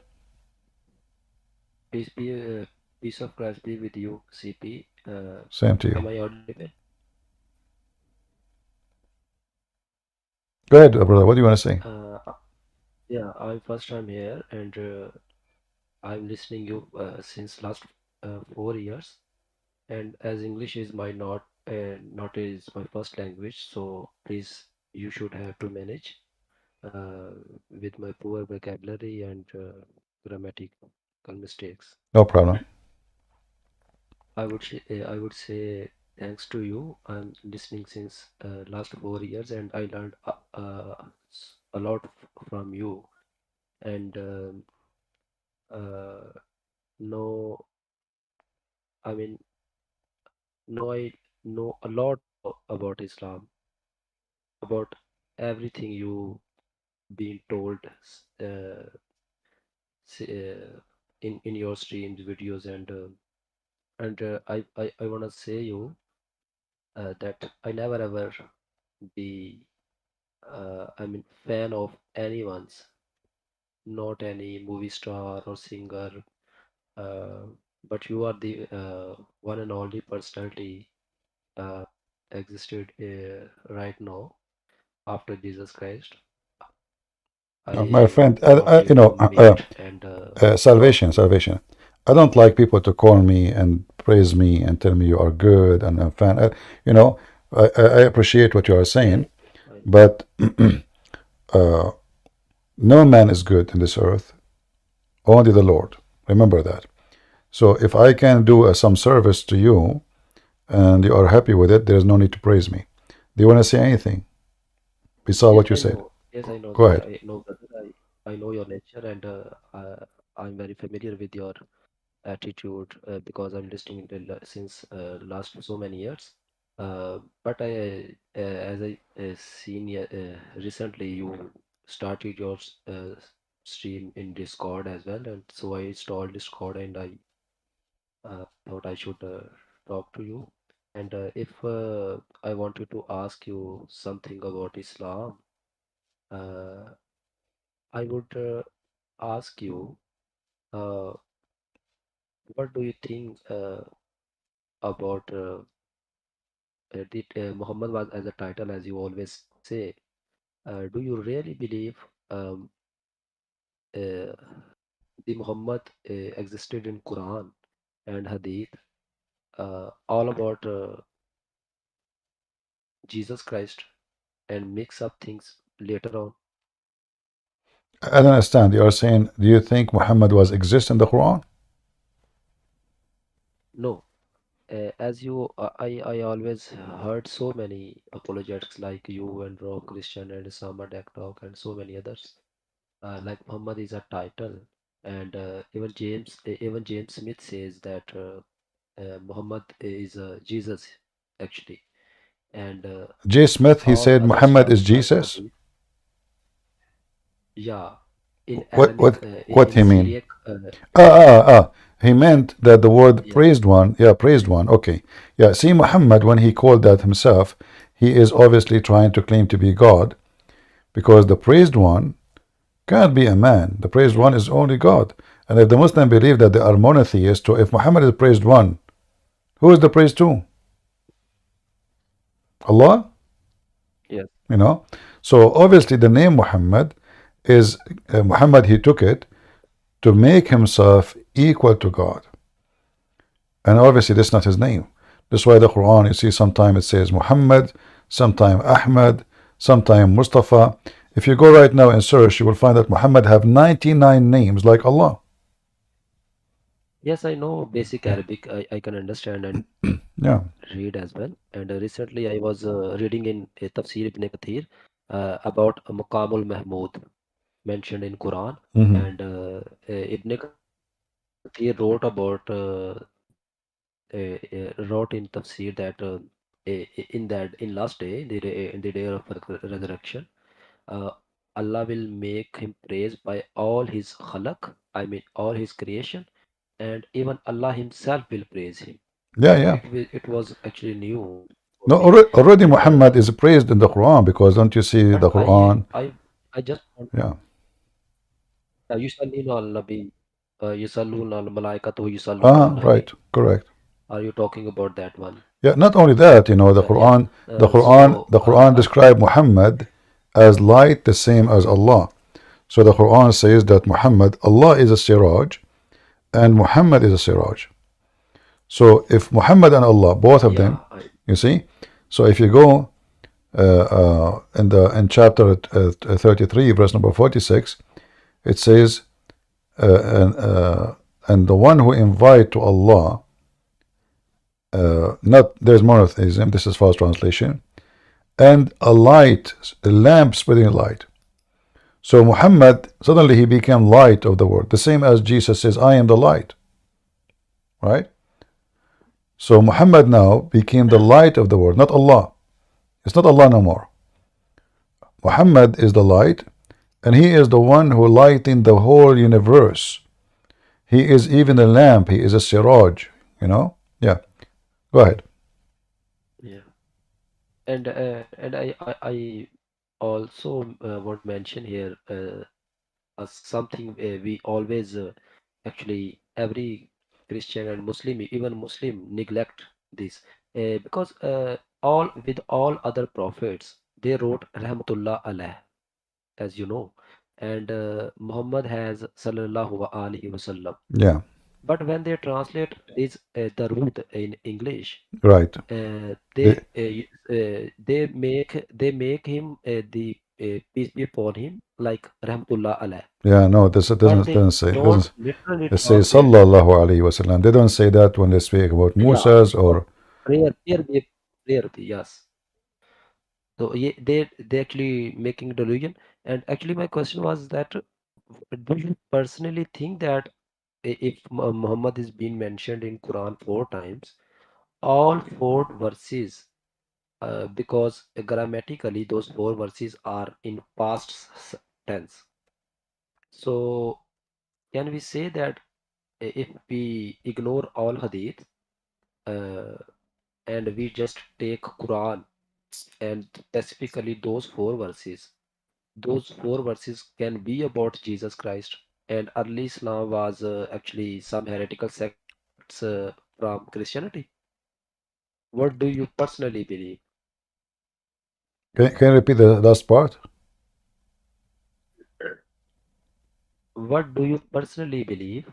As Quran mentioned Muhammad, the title or name Muhammad 4 times, and all of them are in past sentence.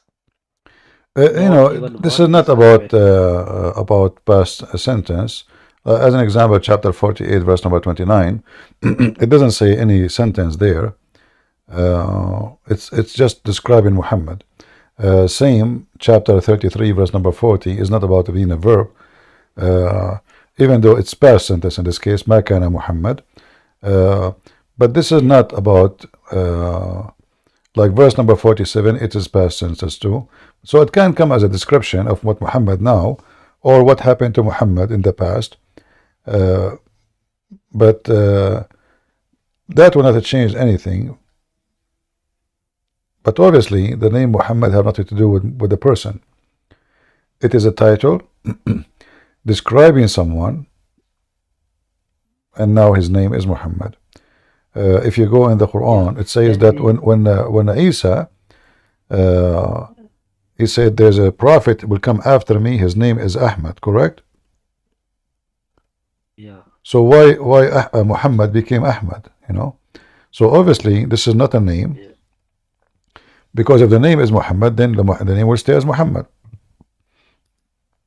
And why Isa is using the wrong name? They will say to you, they are close in the meaning. No, they are not. I mean, it's close, yes, but they are not the same. But if it's a name, you don't change it. Like we can say the Messiah is a title. Emmanuel. You know, there's many names they are giving to the Messiah, but all of them they are titles. There's only one is a name. The rest are titles. Here, where is the name of the person? Nobody knows even who's Muhammad. Who's Muhammad? Yeah, that's why I recently I was watching a stream of J. Smith Al Fadi, was maybe with him, and third person, I don't know him personally.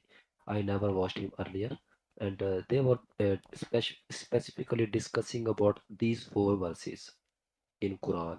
Muhammad has been mentioned in those, and they was trying to tell the audience that if you just take Quran, for Muhammad being mentioned 4 times, it's all about it. It could be all about Jesus, and early Islam could be a sect or heretical sect. No. You see, I don't agree with those things. I don't agree with those fictions. This is fictions, and I will tell you why. In as the chapter in front of us, you know, it says here as an example, like here it's used different name. Same time, why I want to say those things which doesn't make sense. So which is a Christian sect says you can have fornication? Which a Christian sect says a woman she can offer herself to Jesus? What is that? I mean, this is not even right, you know. No, but Siddhi, you have to comprehend my point. I'm not trying to argue, but just to reach and conclusion. All these commandments and I mean all these I don't know what to say, special treatment not given to Muhammad specifically. I'm just talking about those 4 verses, because you know all the or if we talk My about friend, Quran 33, don't waste your time. 33, Don't waste your time with fictions I know that I know those channels. I respect them. They are doing what they think there is right, but there's none of those have to do with Jesus. None of them. That is not true. Actually, in fact, it's an insult. that's all. It is an insult. Like here, as an example, chapter 3, was verse just wanted 144, to it get says, your point of view. Muhammad is no more than a messenger, many of where messages pass away before him. If he died or is slain, is that the story of Jesus? No, because the Christians knew very sure that Jesus was crucified. Nobody believed in such a thing. In the same time, if you go to the other verse as an example, it says here, Muhammad was not the father of any of your men, and he is the last of the prophet. Is Jesus a prophet? Yeah, in a sense, actually Christians believe that Jesus was a prophet because he prophesies. No, but God prophesied, but Jesus, my friend, people call Jesus master, call him prophet, call him rabbi, call him, but he is not. He is God is a prophet too, because the prophecies come from God. But obviously, here is speaking about a prophet, not about God. The Christians don't believe in that. Then it's if you continue,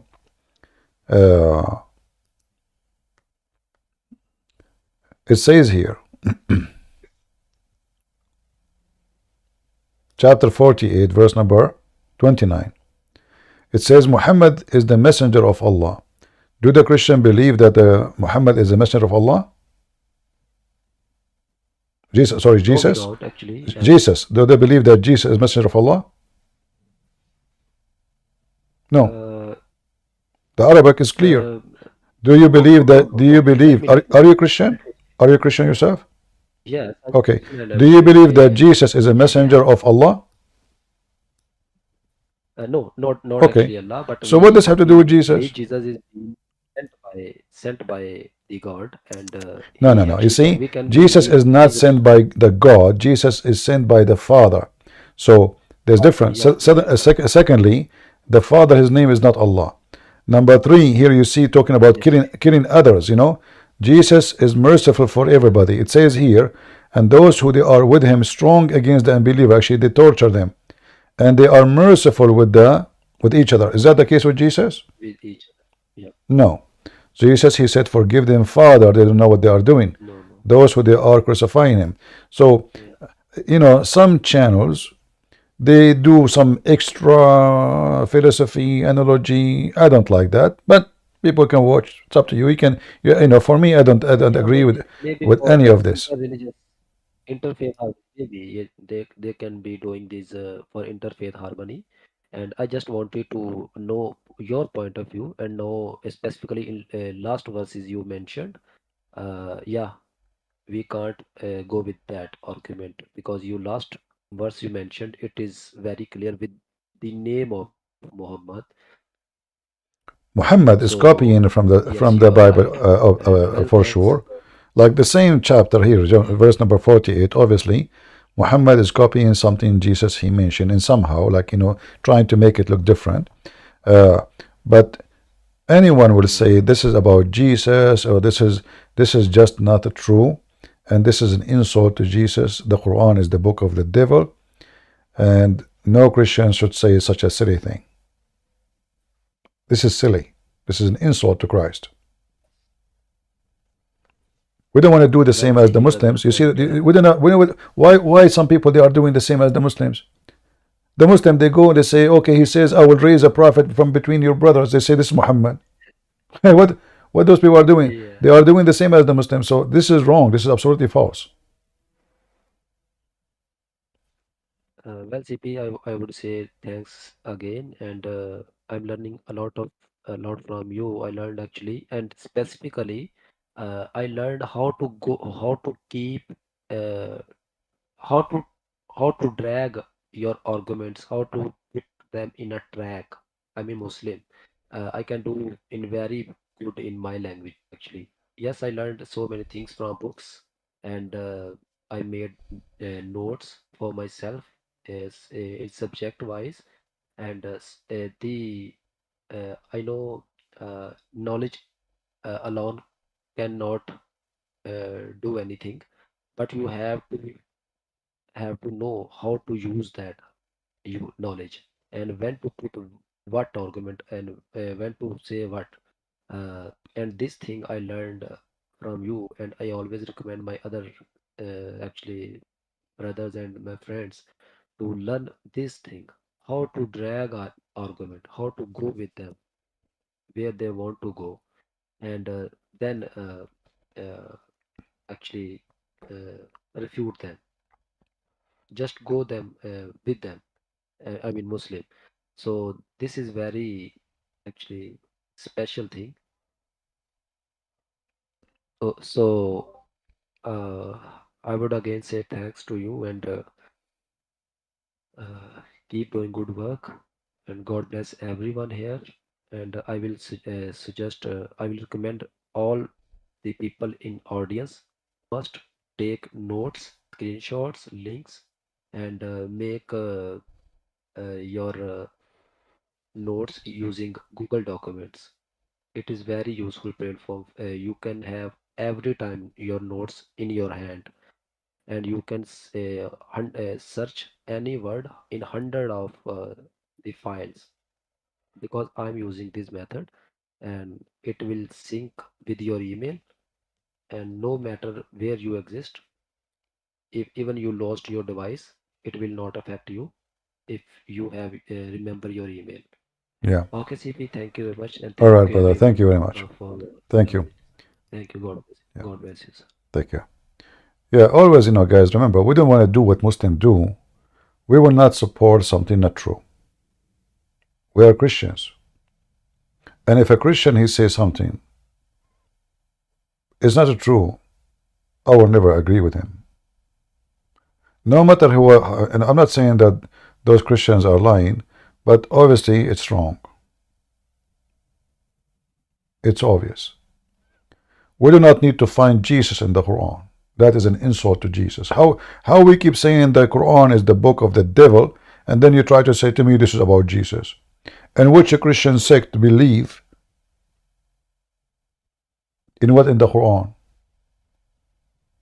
Women offer themselves to Jesus. So now Jesus is Jesus. What's wrong with people?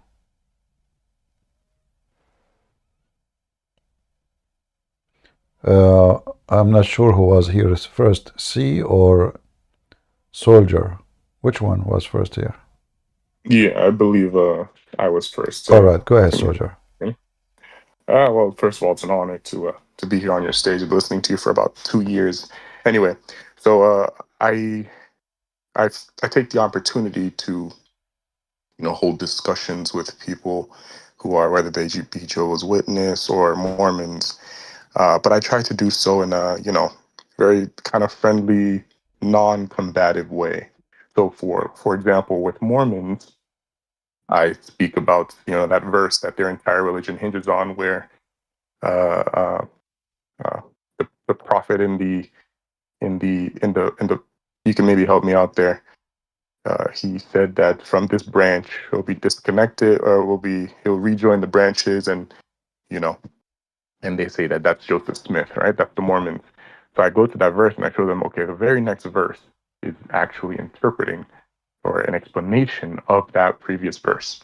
All right, so with Jehovah's Witness, I go to whether it be Revelations 1:8, where Jesus says, I'm the beginning and the end, the Alpha and the Omega, or I go to the place where it says, in the beginning was the Word, and the Word was God, and the Word became flesh. Right, so those are just really nice one-liner intros. I ask them, so what's their understanding of this verse? Now, with Muslims, it's a little bit trickier, because they do not, I guess, believe the Bible is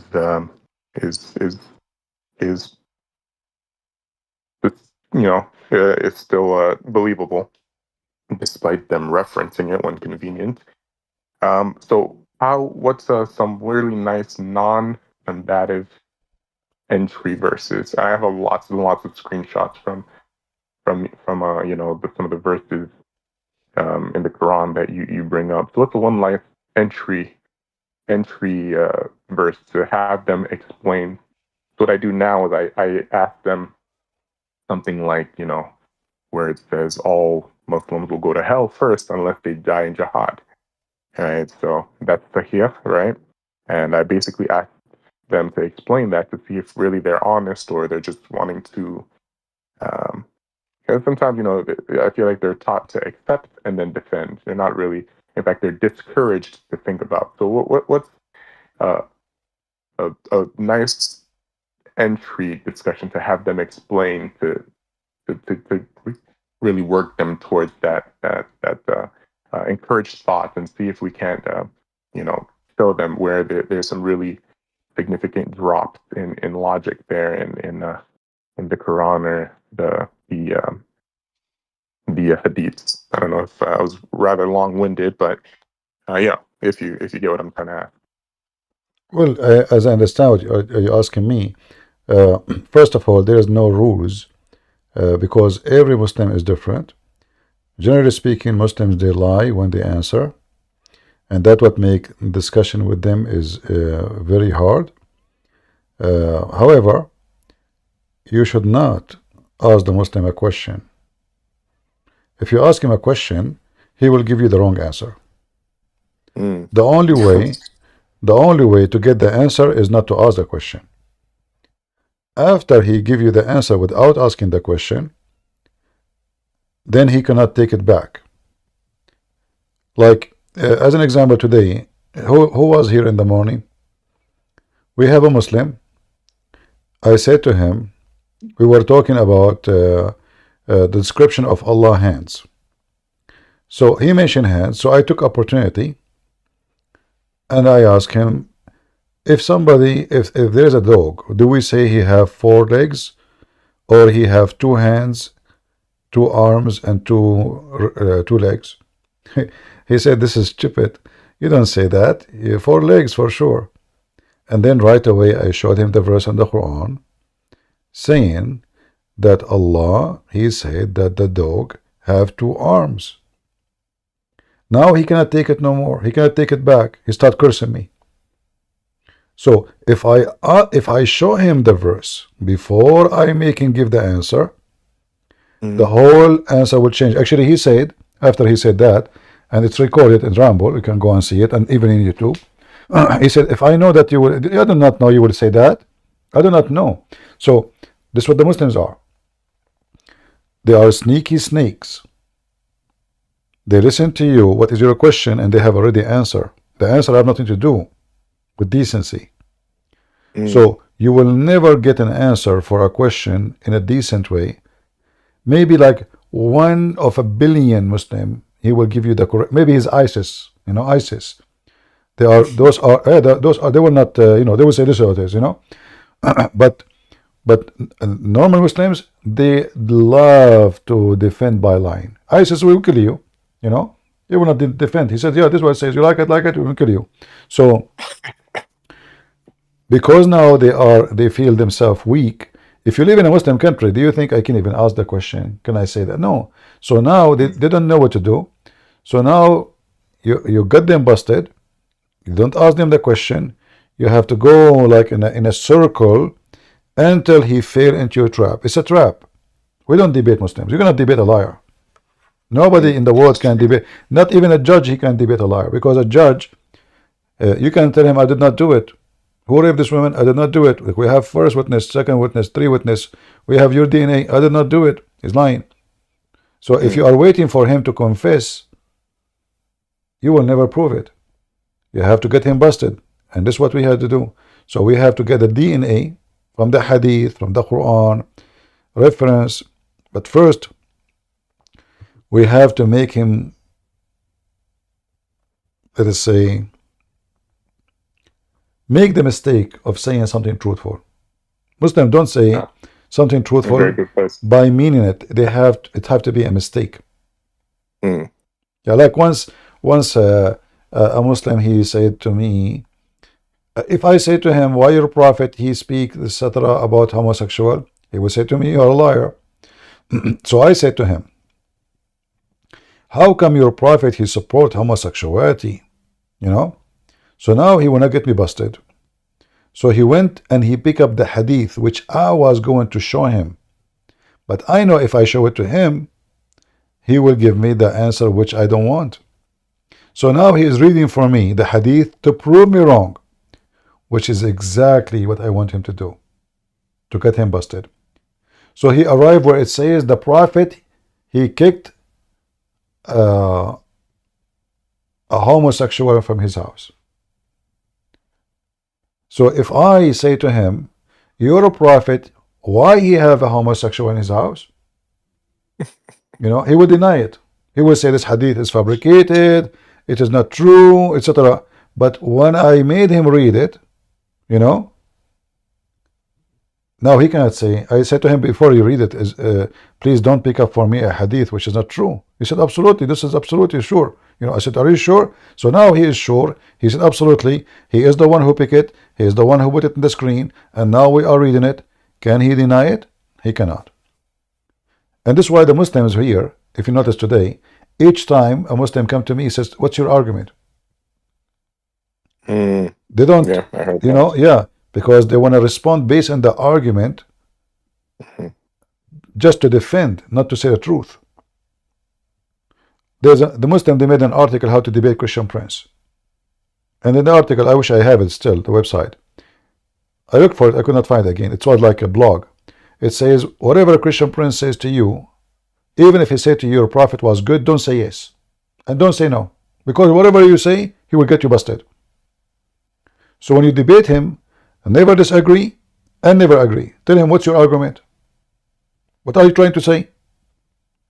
Don't say yes and don't say no. So why they are doing this? Because simply it's a defensive, not a truthful debate. Like if a Muslim says to me, the Bible says that Jesus came as a man, I'm not going to deny, yeah, he came as a man. You know? The Bible says God created the earth and the heaven in 6 days. Okay. I'm not going to say what Zakir Naik says. Those are billions of years. It says 6 days. Why I want to make it, you know, a billion of years? It doesn't say billions. So Muslims, they lie to defend. We are truthful in our faith, and we should not lie, because if you lie, you become like them. You become satanic. Jesus make it clear. Satan is the father of all lies. So if I want to defend my faith by lying, how I am different from any Muhammadan or Muhammad? And the Muslim, he should know, if he have little decency, that when he lied to defend his religion, obviously his religion is bad. You see, we lie because we are ashamed of something. Only. If it's not a shame, you don't lie about it. Only when we are, only when we do wrong, we lie about it. Only when we hide something, we lie about it.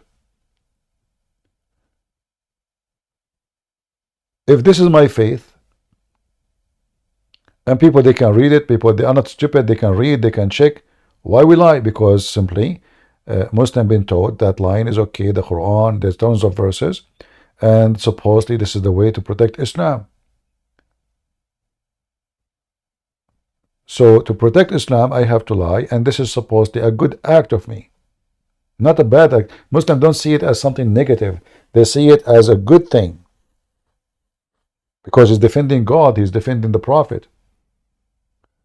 But all of us, we know that lying is nothing but devilish and satanic,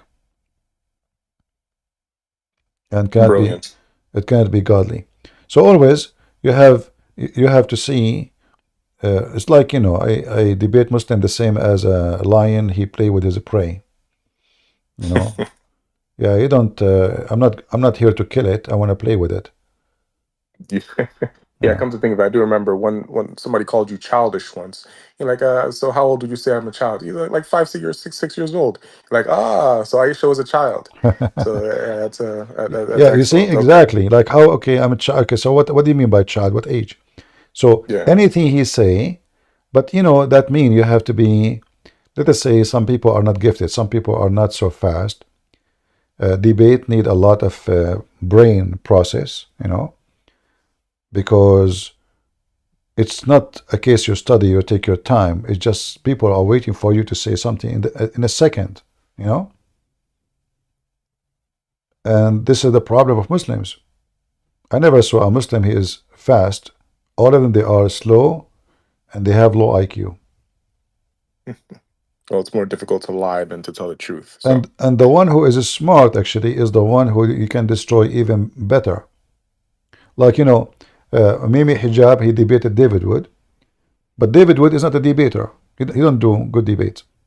So Mimi Hijab, he says, not a single Jew believe that God have a son. If I'm there right away, I would say, oh, I got him from his tail. The Quran says, Uzair is the son of Allah. You know? But David Wood, because he is not a good in debate, he's not that fast, he was there, he said, no, he didn't say anything. You go home, and then a Christian Prince, he made 20 videos exposing Mimi Hijab, and now we will refute him. You should refute him when he was on the stage. So when he said, not a single Jew, the guy was, so if you right away you say in front of all those Muslims, well, obviously this guy, he don't believe in the Quran, because open the Quran and read for me.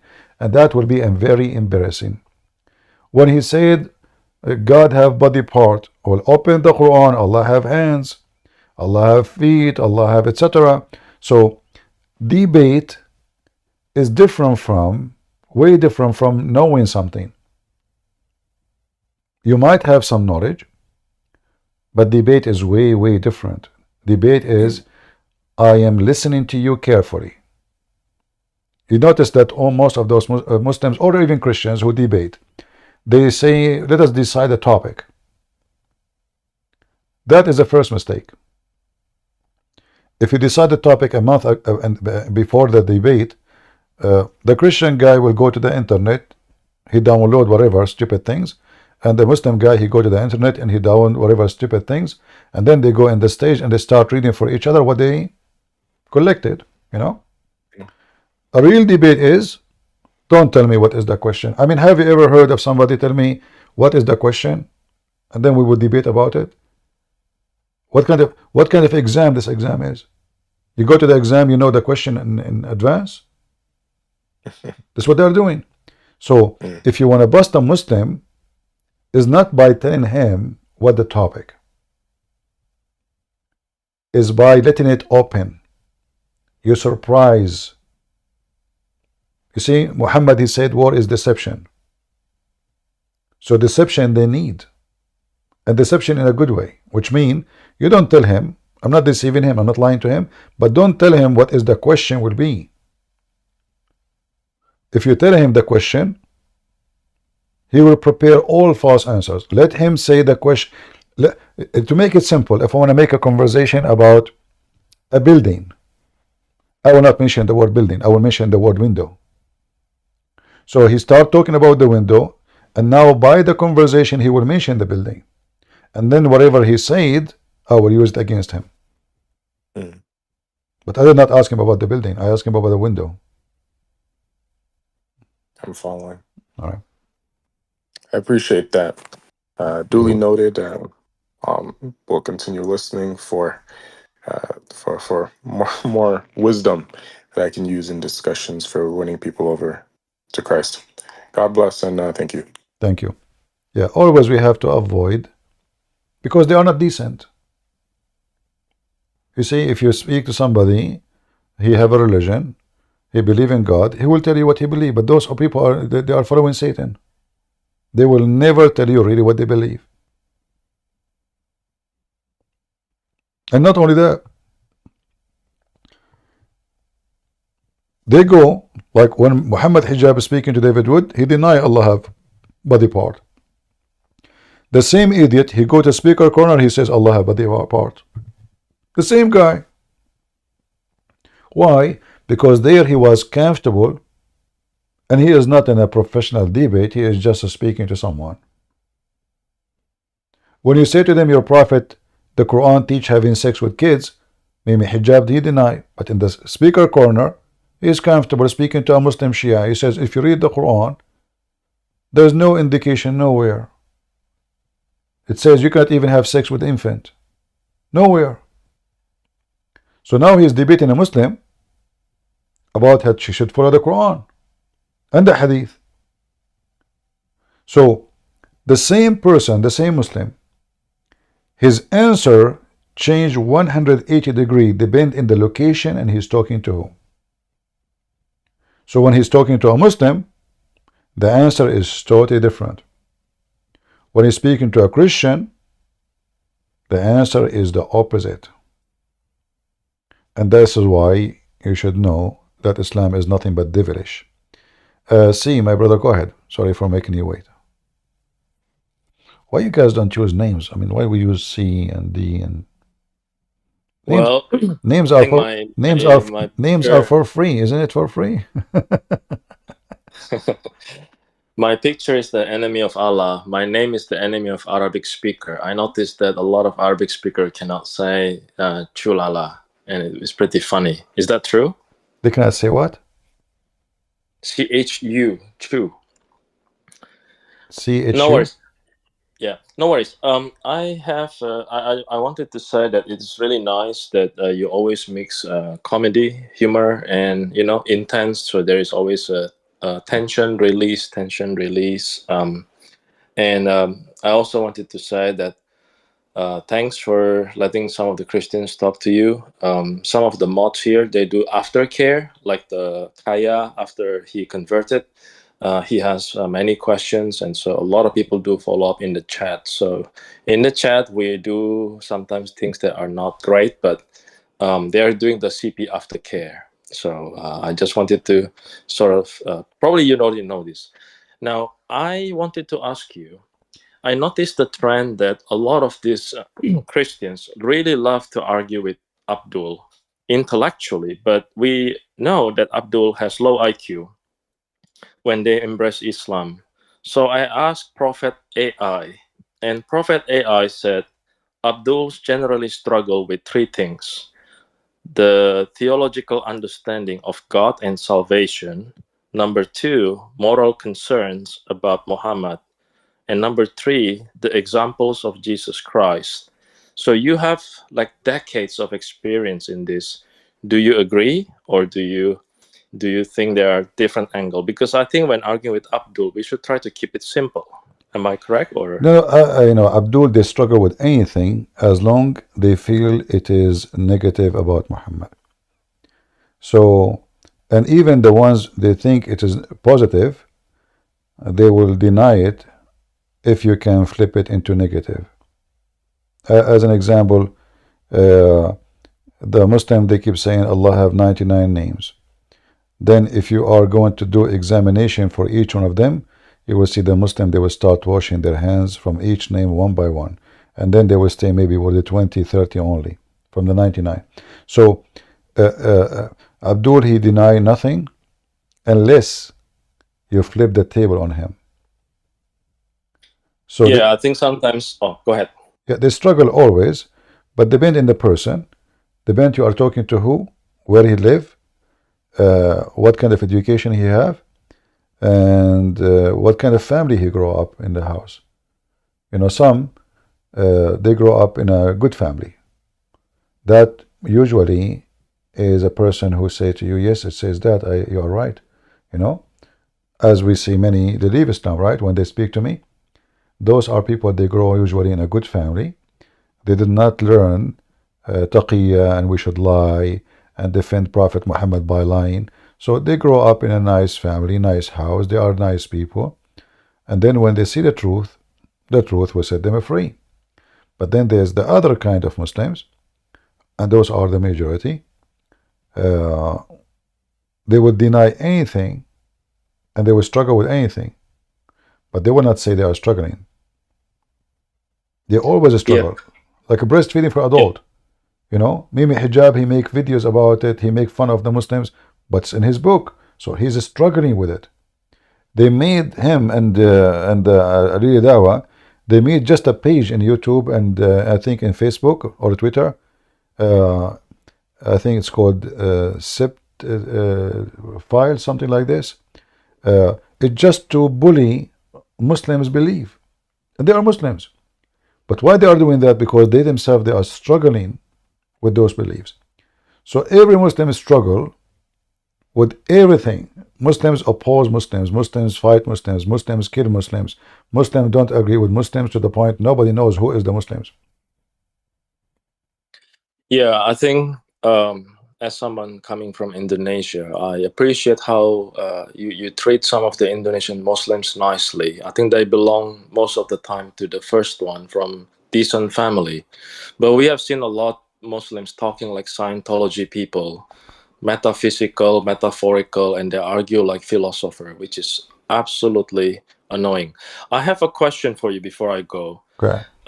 It is about Hadith 5394 and 7502. I don't know if you can easily pull this off because I can't really. Hadith what? 592? 5394 about intestines. I think it's like believers have one intestines and the non-believer have 7 intestines. Yeah. Let me see if I can find it in English.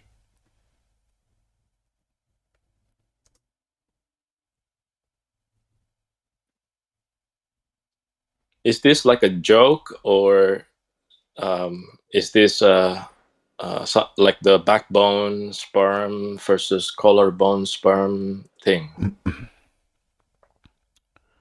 Let us see.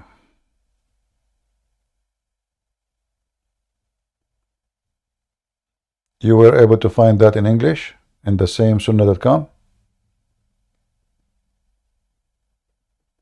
What is the number of the hadith in sunnah.com? Are you using the Arabic number or the English number?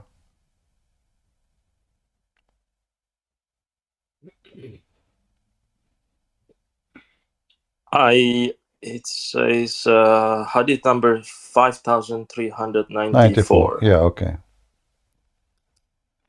All right, I see it.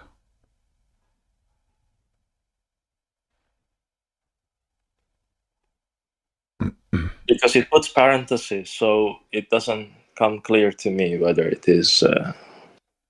Yeah.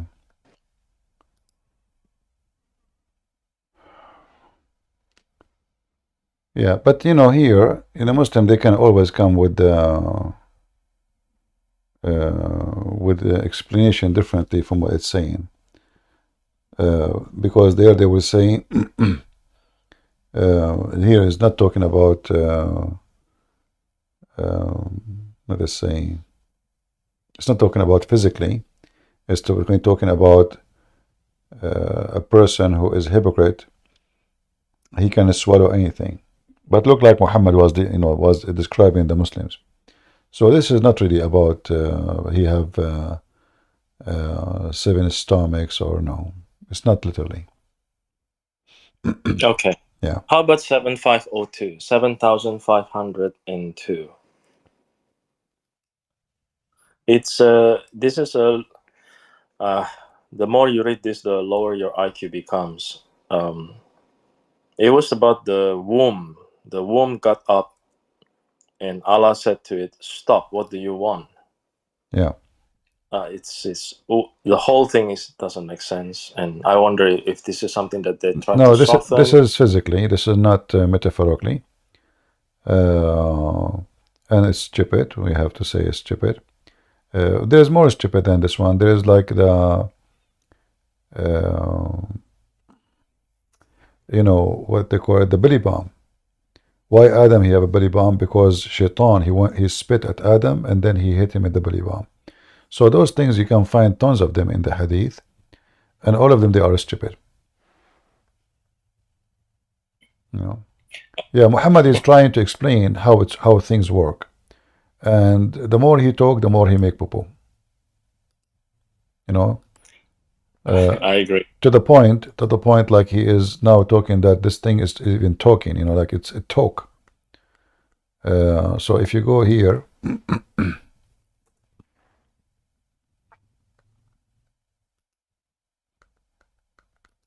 I mean, obviously, even a child will not say what it's here. Allah created the creation, and then when He finished from His creation, the Raham, the womb, got up, and Allah said to it, "Stop." I don't know. I should not continue. I mean, this stop. So the rahim get up by itself. So what the Quran is saying, the first thing Allah created, He created the womb. But how that can work? And where the rahim is going? Where are you going, rahim? Where are you going? Allah, you need to go. You know. So stop. What do you want? It said, at this place I seek refuge with you from all those who severe me. I don't know what to say. It's just a stupid thing from a stupid man. I mean, all those fiction is stupid stories, and you know, but there's a solution always for those. They will say to you, it's weak. You say to them, Al-Bukhari. They say, this is your Bukhari. Who is Bukhari? Isn't it you know, a human being? You know, like the guy who called me before. He said to me, I said, do you trust Ibn Kathir? Do you promise? He said, but yeah, he's a human being at the end of the day. You know, I said, so why you are quoting for me a human being to explain the Quran? If a human being can make mistakes, if he can he can mistake someone else, it's mean he mistake too. You know, and this is Muhammad. You know, he keep making poo-poo. So now the womb is talking to Allah. Good, at least he did not make a hadith about the penis. When he created the penis stand up, and he said to him, where are you going? What the heck is that? Yeah, I noticed you have two patterns. You said before that you read the Bible, you close your eyes and you imagine, right? So I think most Abduls don't do this, because if you close your eyes and you imagine, that means the womb must have a mouth. Have a mouth. The womb is a creature by itself. Yeah, it's a person. Right. So it doesn't really, they don't really think beyond this. And I think most Christians find this very bizarre, because we imagine this. So we say, if you know where you go, you must have eyes, you must have mouth, you must have legs, or something like that. And it's just bizarre. And then our IQ drops, and then we went to the chat room, and then we start arguing. And then, but before last thing, I noticed you also said, like when you're trying to deliver the final blow to Abduls that were starting to have doubts, you started to talk about Jesus heals, Jesus forgives sins, Jesus resurrects.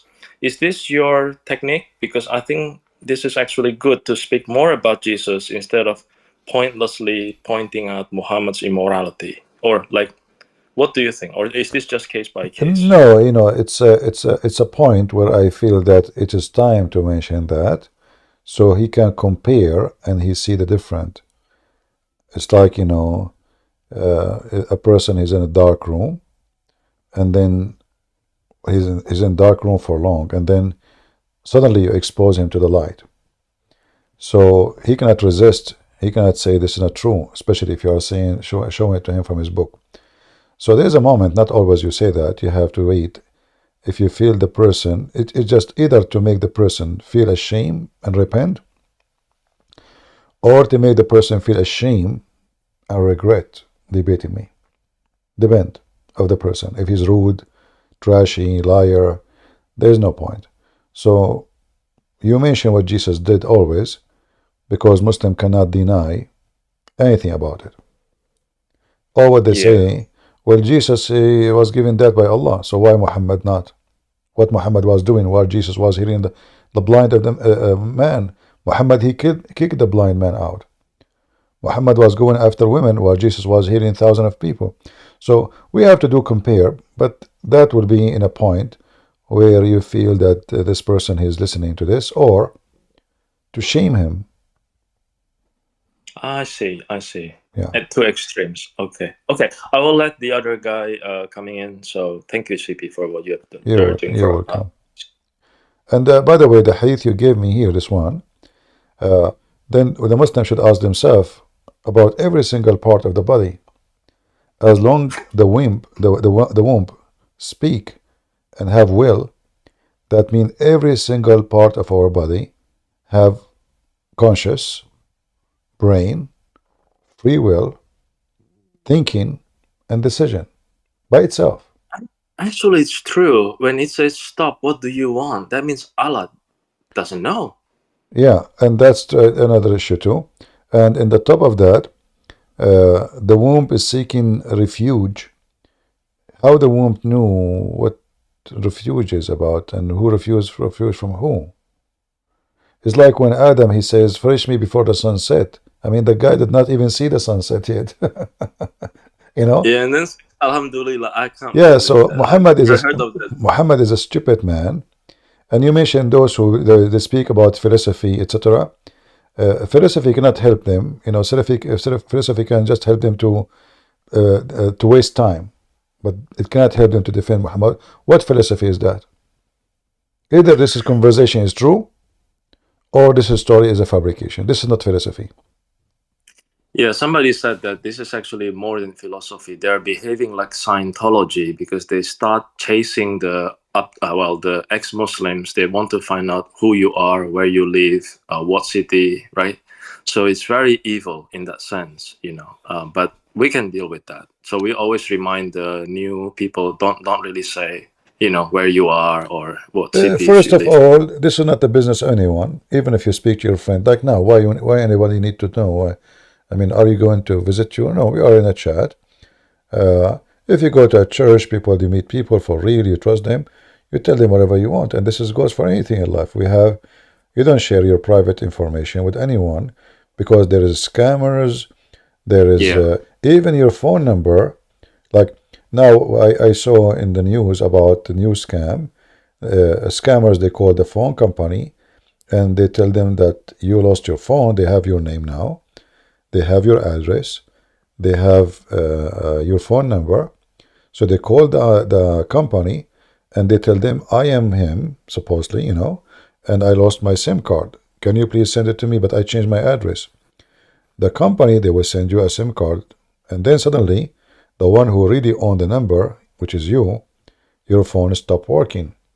And the scammer, now he got access to your SIM card. And by having that, now he can go to your YouTube channel, you can go to your bank account, because all of them, they are associated with your phone number. This is why I advise everyone who have a phone number, actually, you have to go to your company, either online or contacting them, and make I don't know what they call it, two authorization, which means it's not just a SIM card will not work unless I authorize it in a certain way. So you can do that online. There's some website they do, some companies they do that online. So no one can activate the SIM card, not even you if you don't remember exactly the activation code or something nobody knows, you know, or even through your phone itself. Like if it's installed in different phone, the company, they have their way to let us say 2-step authorization or even 3 steps. Otherwise they can hack you, and this is a new way to steal information. So the more you give people information about you, the more you are risking your bank account, your scams. People, they can call your mom, say, hey, your son have accident, his name, etc. And like now you go and chat and you tell about yourself.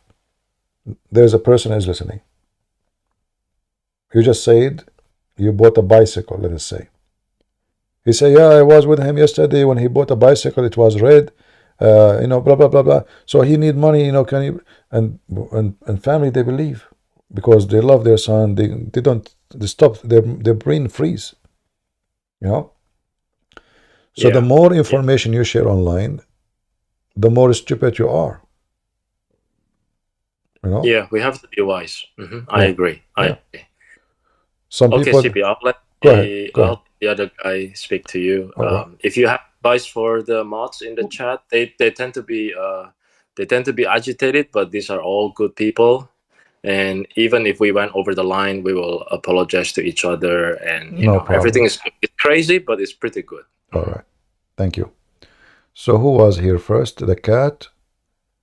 The cat. The cat. Meow, go ahead. Hello. Hello, Meow. Assalamu alaikum, brother Christian Prince. Wa alaikum assalam. You know, huge fan, actually. Very much. I know you don't like the praise very much, but I appreciate what you do. I wanted to ask, considering the argument usually is that the Christian faith is so fragmented, is there any particular churches that you feel most accurately reflect what the church should look like, or where would you? Church, when we say church, is about individual, group, individuals which make a group. So every individual group we have to judge, because it's not about a church represent, it's about people they present or they don't. So if you are a person who go and join people who they claim to be Christian but they are liberals, those are not Christians. It's not about the name of a church, it's about who is in the church. It's not about being Catholic or Protestant or Orthodox. I don't believe in this. I believe who is in the church. So if I go right now to a church, there's nobody there except Catholic, and they totally agree with me in everything, this is my church. The same for Protestant, the same for Orthodox. If one of them he says to me he supports homosexuality, well, obviously it's not a Christian. If somebody says to me that we believe in the same God of Muhammad, obviously he is a false Christian. So this should be about individual, because you will notice that there is many who they are Catholic, against Islam, against even high positions like even the Pope. They criticize them, and the same for Protestant, the same for Orthodox. So as the Lord he said, from their fruits you shall know them. So we shall not judge a church by the title. We should go inside and see. See, and I feel like similar to the way that people will find different hadith and it'll reflect in their Islam differently. I feel like people will take different fragments of the Bible or interpretations, and you'll find within the church, there's some people that they'll put the rainbow flag on the church itself, and it'll. They cannot find a single verse in the Bible that supports such a thing, and they cannot take any fragment from anywhere. Those are just a bunch of hypocrites, and they are not Christians. There's no. Does it outright condemn it? Well, yeah, the Bible condemn it very clear. It's not a choice. It's not an option. It's not like maybe not. No. So same as for the God of Muhammad. The Bible says, who is the Antichrist? The one who denied the Son and the Father. As simple as that. There's no need to argue about it. So the Bible is so clear. But people, they justify sin. They like sin. So he want to claim that he is religious, and he claimed that he believes in God, but he is open-minded. So we can fornicate, we can take drugs, we can sleep around, and God, he loves us. That's not true. The Bible speaks clearly of hell and heaven. So there is people who will go to hell, and there is people who will justify their sin because they are nothing but evil. The Lord, he says, be aware of false teachers. They will come to you in the clothes of a sheep, but they are wolves. So I think it's a testing of the forgiveness. So when you're sold a God that is all forgiving and benevolent and loving, I feel like there's our God is not all forgiving. That's not true, because the all forgiving is about what? Is about the one who repent and never do it again. Jesus said, go and sin no more. So all forgiving is not true. All forgiving is like a license for, forgiven, he's forgiven, so we can do as we wish. No. So this is not a true statement. The Messiah will come with the glory of his angels, and he will say, bring those who disobey me and slay them. That is the Messiah, which they don't want to mention his name or quote what it says.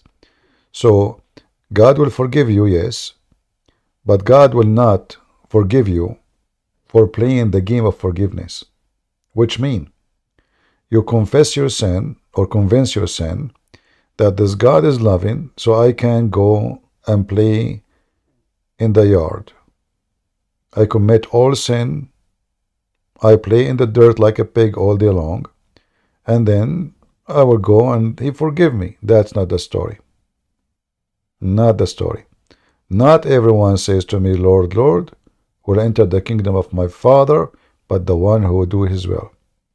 So are you doing his will by non-stop committing sin and then asking God for forgiveness? No, that's not the truth.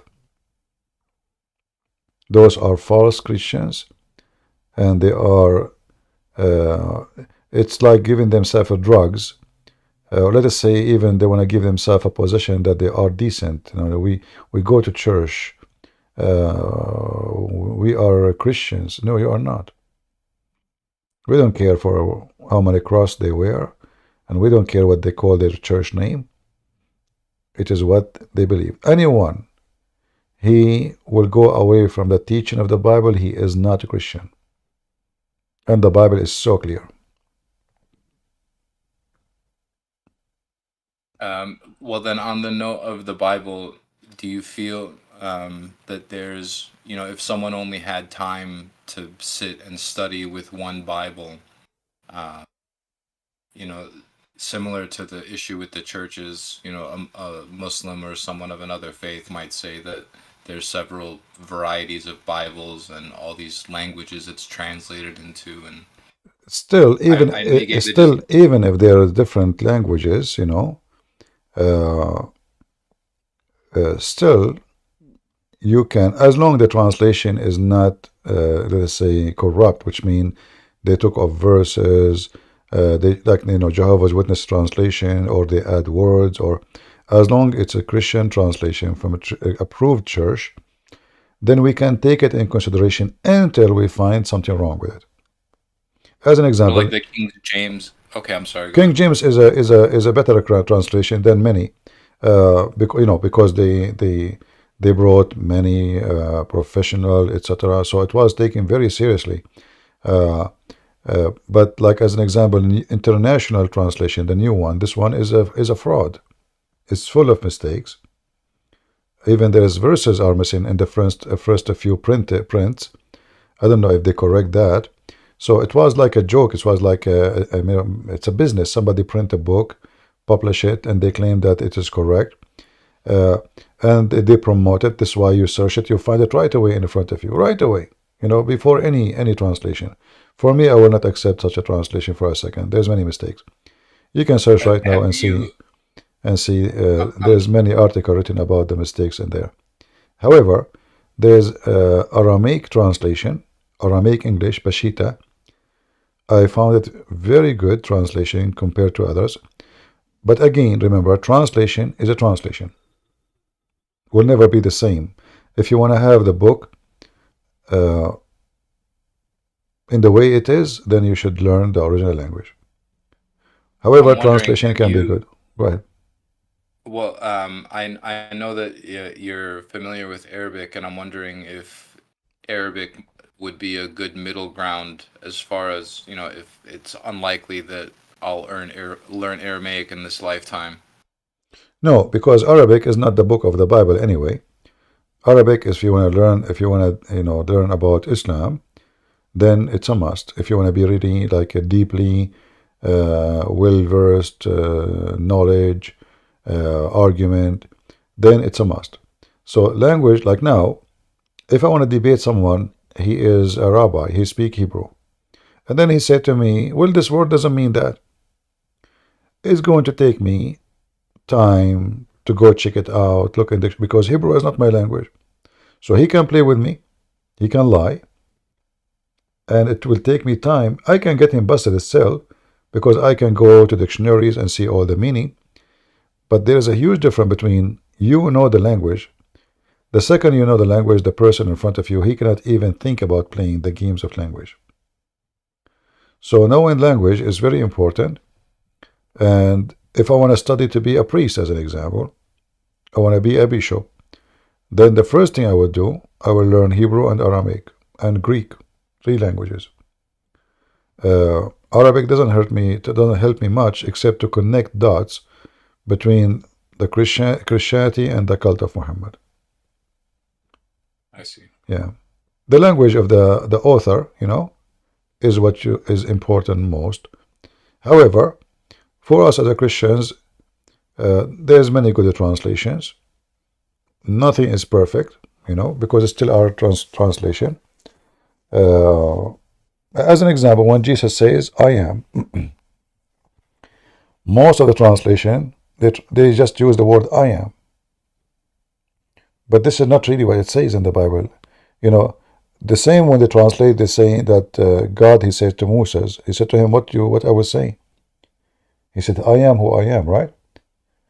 But that statement there is, I am the living God. So what the translation says, I am. But in fact, it says, I am the living God. So by saying just I am, they miss the point of Jesus saying I am. So I'm thinking if I go to like a Palestinian Christian church or Syrian Christian church, I imagine their Bible is in Arabic. If you go to a Syrian, their Bible is in Aramaic. No, not Assyrian, Syrian or Depends. Iraqi If you have a Syriac, their Bible is in Aramaic. I see. Yeah, and Syriac actually they can teach you good Aramaic because they speak the language very well. Like if you want to learn from the Syriac, maybe they have course. I think they have courses in churches to keep the language alive. And if you join them, I don't think they will mind. Well, If you have, I appreciate you. You've definitely got me interested in pursuing that field of academia a little bit more in a focused way. Everything have a price. Everything. So to learn, you need to be patient. You need to give time, which means it will take an effort from your life. Time means life, So when I say I'm going to study Aramaic, that means it will take me years. And depend on how, let us say, some of us are gifted to learn languages so fast. Some are not. I can be gifted in something, but I can be not at all in something else. So it might take you maybe 3 years to be very good in Aramaic, but it's not going to take you 3 years to be, let us say, a person who can go deep in the language.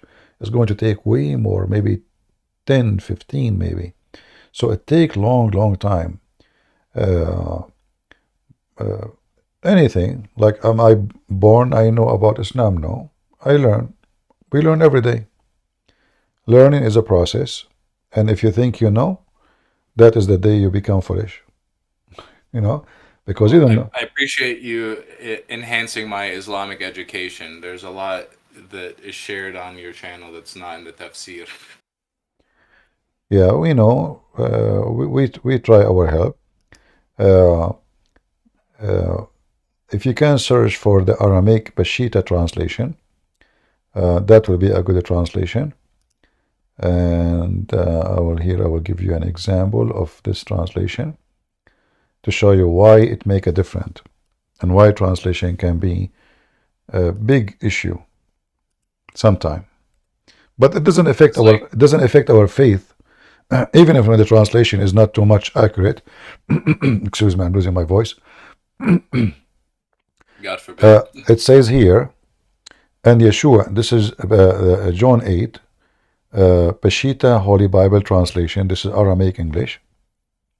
It says here, and Yeshua spoke again to them, with them, and said, I am the living God, the light of the world. Whoever follow me shall not walk. That makes sense, right? I am the, why is he saying the light? For his God.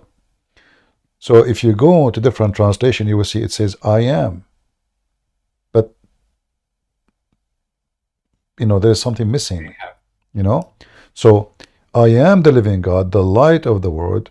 Whoever follow me shall not walk in darkness, but shall find light of life. And then the Pharisees were saying to him, you are testifying about yourself? Your testimony is not true. Yeshua answered to them, Even if I testify about myself, my testimony is true, because I know from where I have come and where I'm going, but you do not know. And then if you continue, you see here again, and this is what make a big difference. He said to them, and in your law, in written law, is written, the testimony of two men is true. I am the living God, I who testify about myself, and my Father who sent me. If Jesus said only I am, where is this, the rest of the meaning? They were saying to him, where is your Father? Yeshua answered and said to them, you know neither me nor my Father. If you had known me, you would have known my Father also. So if you read here, you will see there's a difference in the translation, and that can have a huge impact in the way you understand things. So each time you see here in the translation, each time Jesus says I am, he's not saying I am. He's saying I am the living God. And you can check the Aramaic, or you can check the Greek. You will see how accurate that is. I'll definitely be looking into this in my own time. Yeah. I have one brief question that I was hoping you might be able to touch on. It was concerning the Sufi Muslims, because I know that among the Sufis, they're the dancers and the artists and the poets, and I feel like they have a much more Christ-like philosophy about the way they practice their Islam. I know that they're also looked at with a side eye by the rest of the Islamic community. You have a wrong understanding of the Sufis. Sufis are a bunch of criminals. They killed a lot of Christians. They killed a lot of Armenians.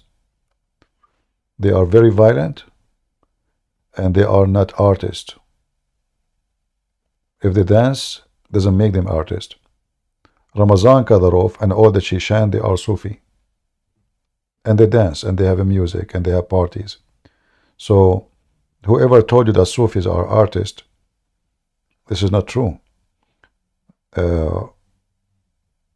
Sufi is, the Muslims, when many nations, they converted to Islam because of the sword, they found Islam very solid like concrete, in a way like it's dry. There's no spirituality. Music is haram.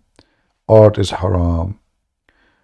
So they wanted to have that, and that's what the Sufi is about.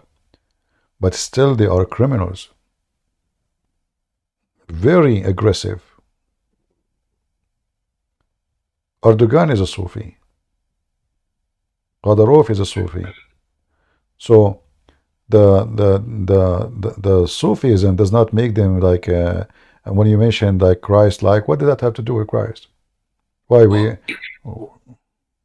What, like, for example, I know that the poet Rumi is maybe one of the more known poets. My friend, in a nation, let us say if I go to the Chechen Republic, there's a person who is an artist. Does that mean the Sufi are artists? No. Is that if there is someone of them, he don't want to kill anyone. He make poetry about love only. Does that mean the Sufism is a very aggressive Islamic sect? Even they claim that they are not like other Muslims, but as the Lord, He said, from their fruits you shall know them. And their history is bloody. And Chechnya is one of the biggest evidence. Go see Ramadan Kadyrov dancing like a monkey, but doesn't make him an artist. Yeah. Fair enough. Yeah. And they try to present themselves that they are the bright side of Islam. There's many European, they are fascinated with some stupid dance. The same, I mean, I don't know, European, I find them always, I don't want to be insulting for European people, but I find European always are fascinated with anything is not European. Sure. So you show them a guru. The exotic, something exotic. Yeah, a guru. He sat in there his ass and he starts schooling them about how to live. But people are dying in India. The guru come all the way to LA to speak to the rich people of Hollywood. Sadhguru as an example. Why? Because he's coming to speak to the rich people. So the yoga, and and they are fascinated with the Hindus and etc. But the Hindus' religion is not really a good religion. I mean, discriminate. This is a religion of discrimination. They have ranks. I mean, the caste. Yeah, they have a caste system. They used to burn the women when the husband die. So the Western, they are fascinated about anything. Give them a dish of shit, and it's made in an artist way, they will praise it. As simple as that. So they have they became hippie, and suddenly you see a guy is blonde and he have a red dot in his forehead, and a guy is holding the sun as a sign, and he worship Krishna. I saw them in Ukraine, a bunch of Ukrainian white blonde people. Krishna, Krishna, Krishna. I tried to speak to them. I said, okay, I want to talk to you about Krishna. Can you talk to me? Krishna, Krishna, Krishna. And they have the drum and they are jumping. I said, talk to me, man. I want to talk to you about Krishna. Krishna, Krishna.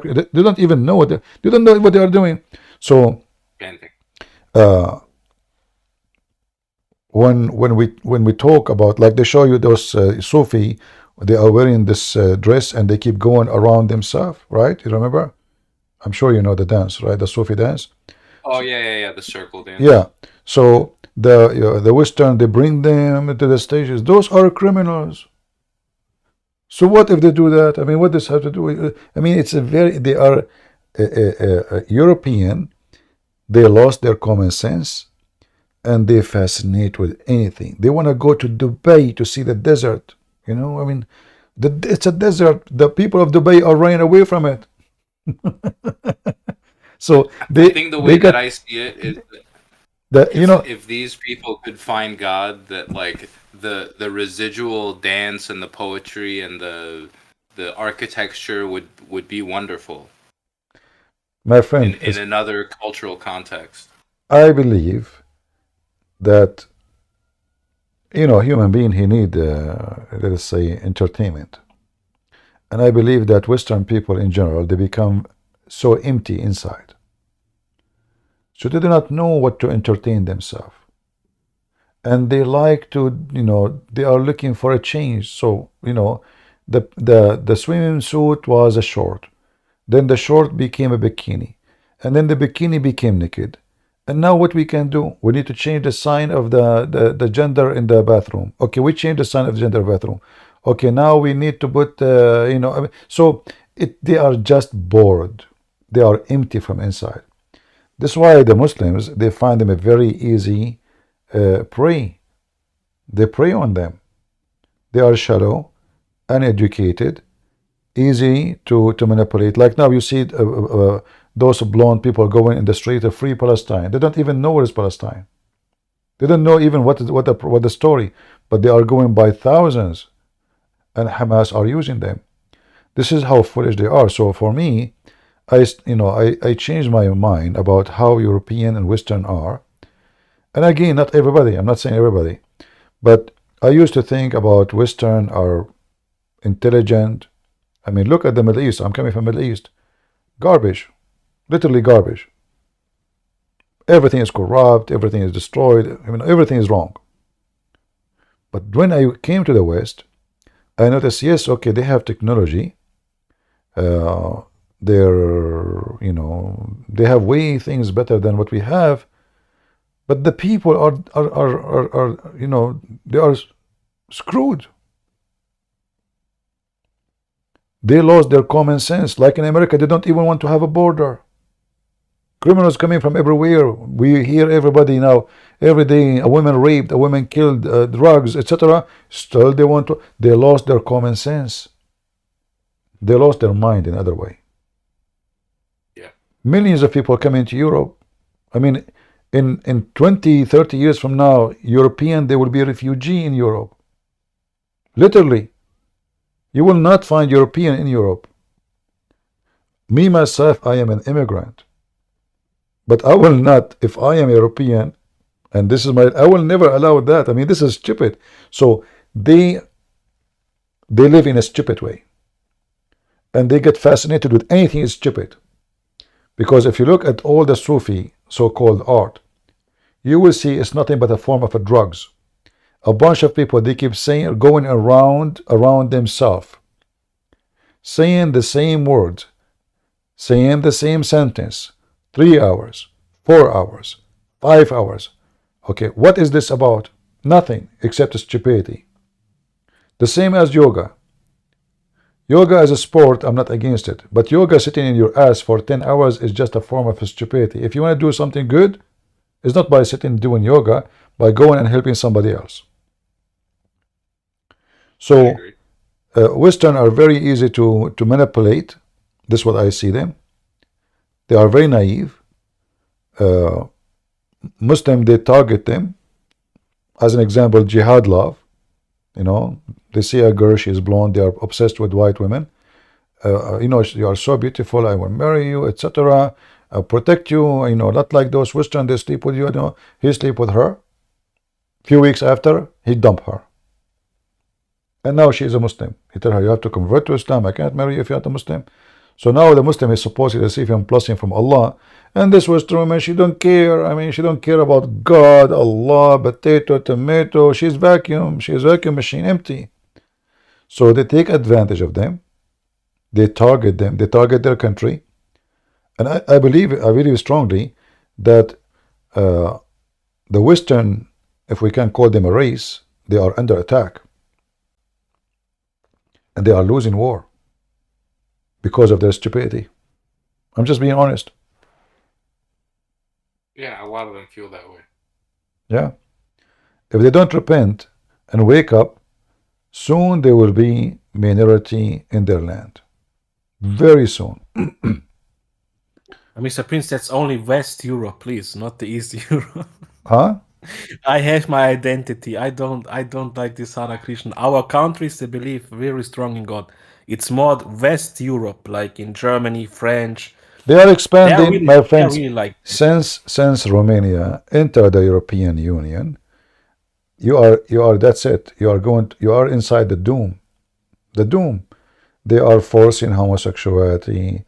They are forcing everything on you. Otherwise, Yes, they will not even give you money. You know, they will not even assist you.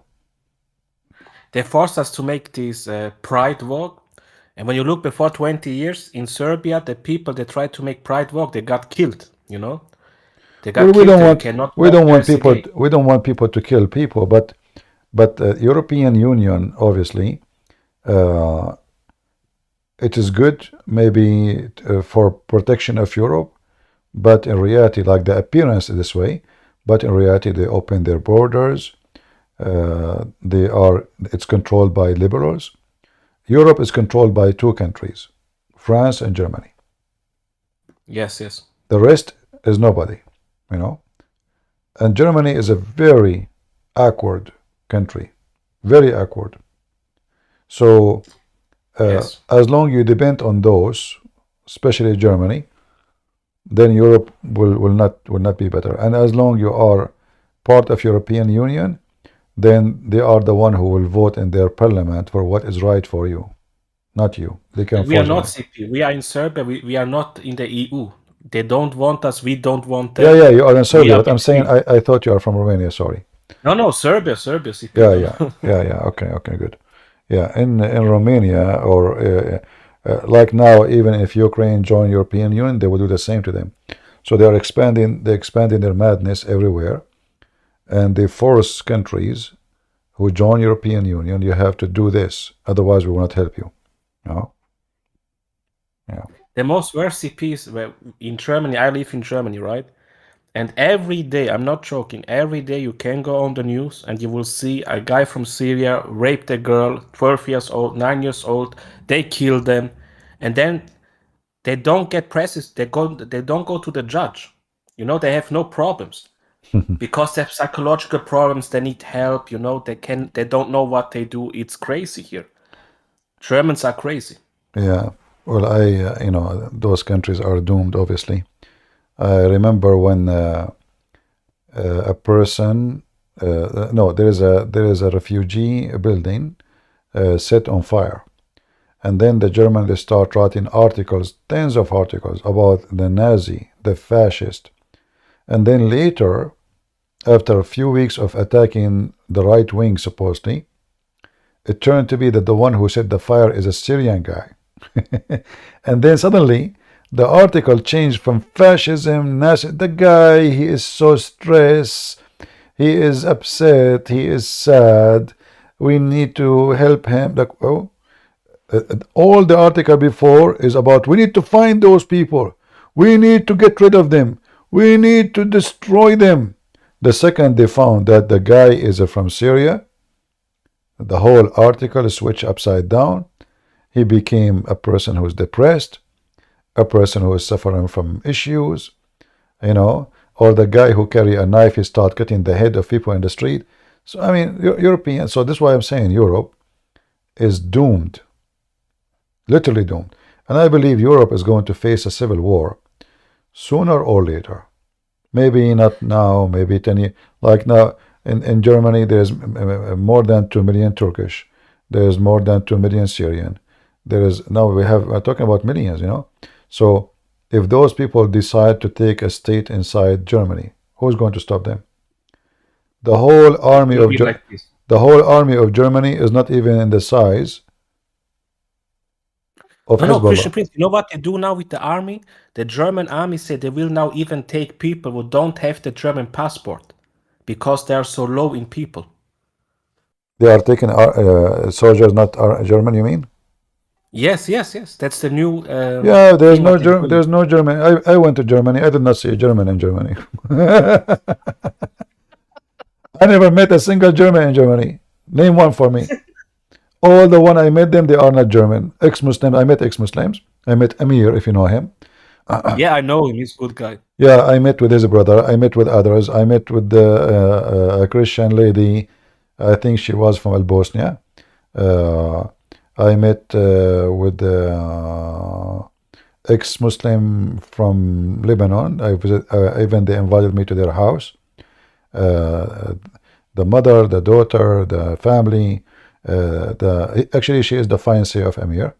They invited me to their, you know. But I did not see German in Germany. I see all just migrant, you know, Iran, Lebanon, Syria. A guy, he is Jordanian. He is an ex-Muslim. I did not see German. Yeah. So you are true, Mr. Prince. That's really true. It's sad. We left, but it's actually sad. I go outside, I don't see a German anymore. yeah. Really. Well, whoever was going to take over the land, he deserved it better than them. The one who don't protect his land, he don't deserve his land. I will not feel sorry for Exactly. anyone. Yeah. And this will happen to you too. If you don't protect your land in Serbia, somebody will take it. As simple as that. They try, Mr. Prince. We have so many problems. They try from left and right. The EU tries us. They want us to give sanctions. The East give us sanctions. The We NATO, really fight. the European Union, and the NATO, obviously, they are trying to destroy Serbia, and they are supporting Muslims in Kosovo, and there's no doubt about it. Like even they forbid them, they forbid their currency, they forbid them from striking, they forbid them from celebrating their national days, and the European, they are all the way supporting the Muslims in Kosovo. There's nothing. Yes. There's nothing but hatred against Serbian. Very evil. Very evil. Yes, you know what is crazy? It's like with Israel, Palestine, Kosovo is the same. It's our country. We were always there. It's our buildings. It's our churches. And they try now to make a new history. It's crazy. It's really crazy. Yeah. Well, this is why you have to fight and defend your country. Otherwise, they will take it over it. Anyway, I love Serbian people. I believe they are strong men and they are not cowards. I respect them for that.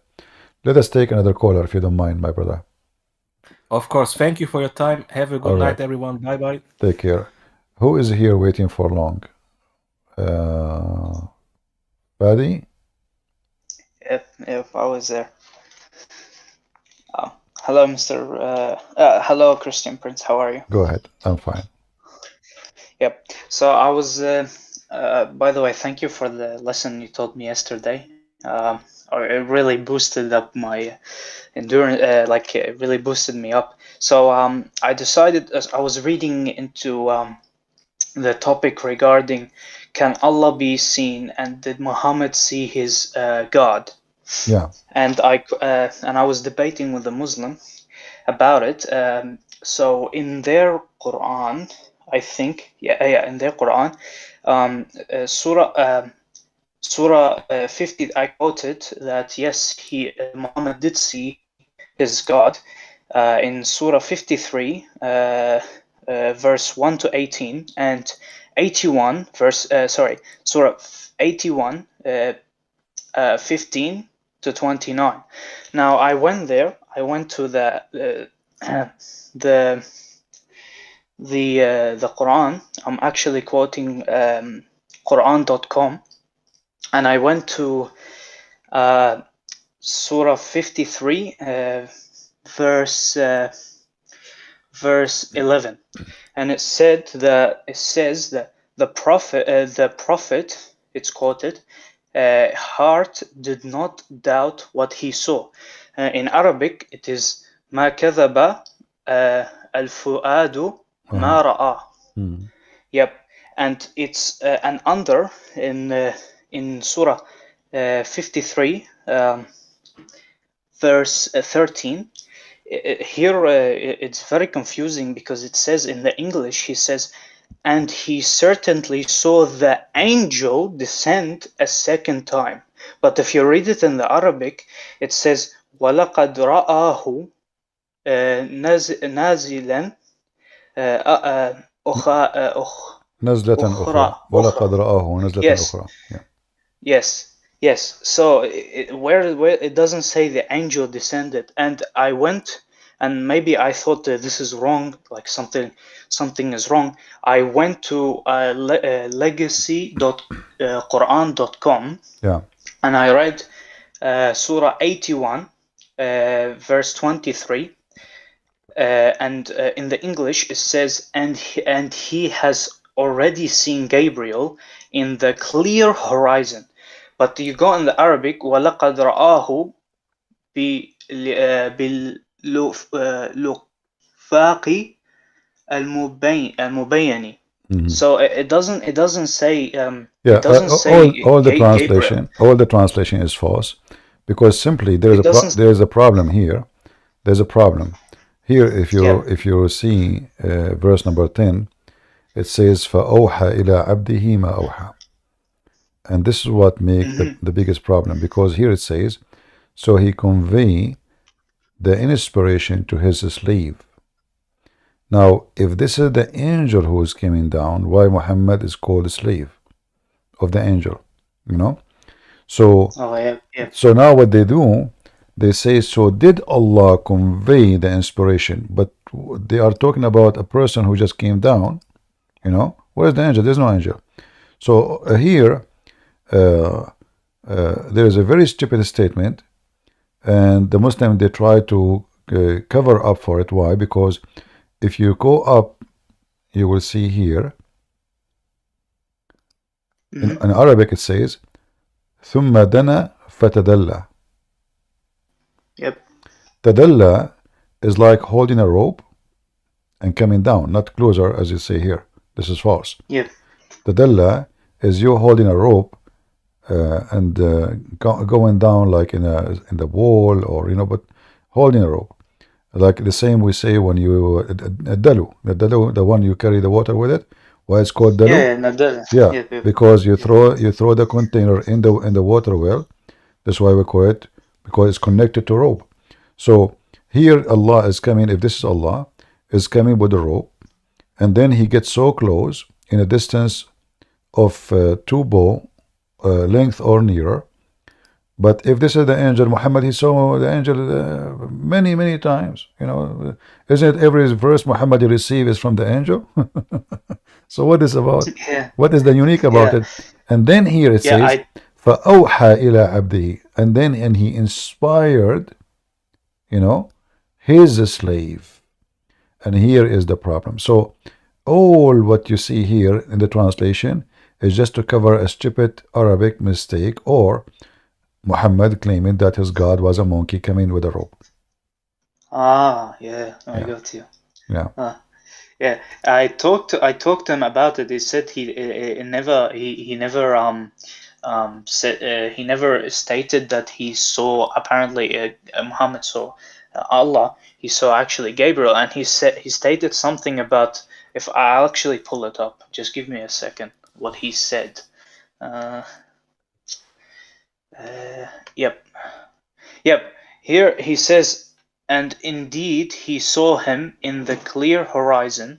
Yeah. Did I lose you? Yep, just give me a second. Okay.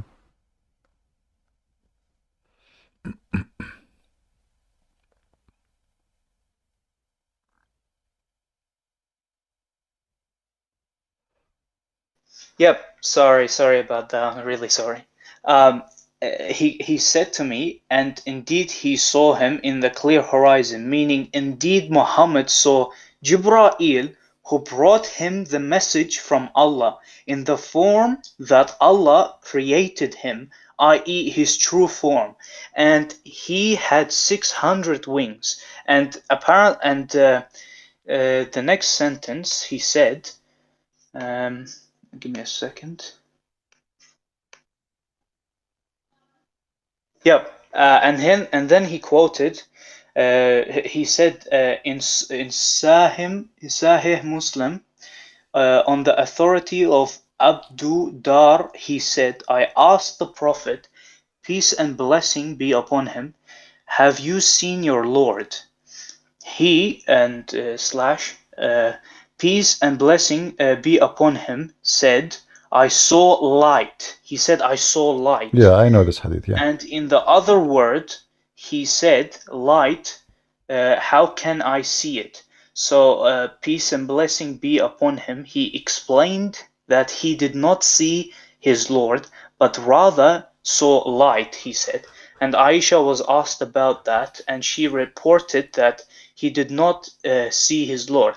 And then he told me after that, next time when the hadith is not from one of the two Sahis, don't mention it. Yeah, all of this because Muslims, they try to find a solution for this confusion, and when Muhammad, he said, there's a hadith says he saw him by his heart, but when he went to heaven, he saw light, and then he said again in different hadith, well, how I can see him if he's light. However, all those stories are contradiction to what Muhammad he said in the Quran. He said, لا تدركه الأبصار. No eyes can catch him or see him.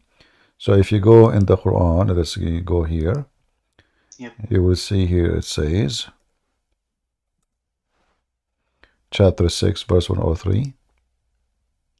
No vision can grasp him, but his grasp is over all vision. So if Muhammad said he saw his God, he's lying, because this will be a contradiction for the Quran.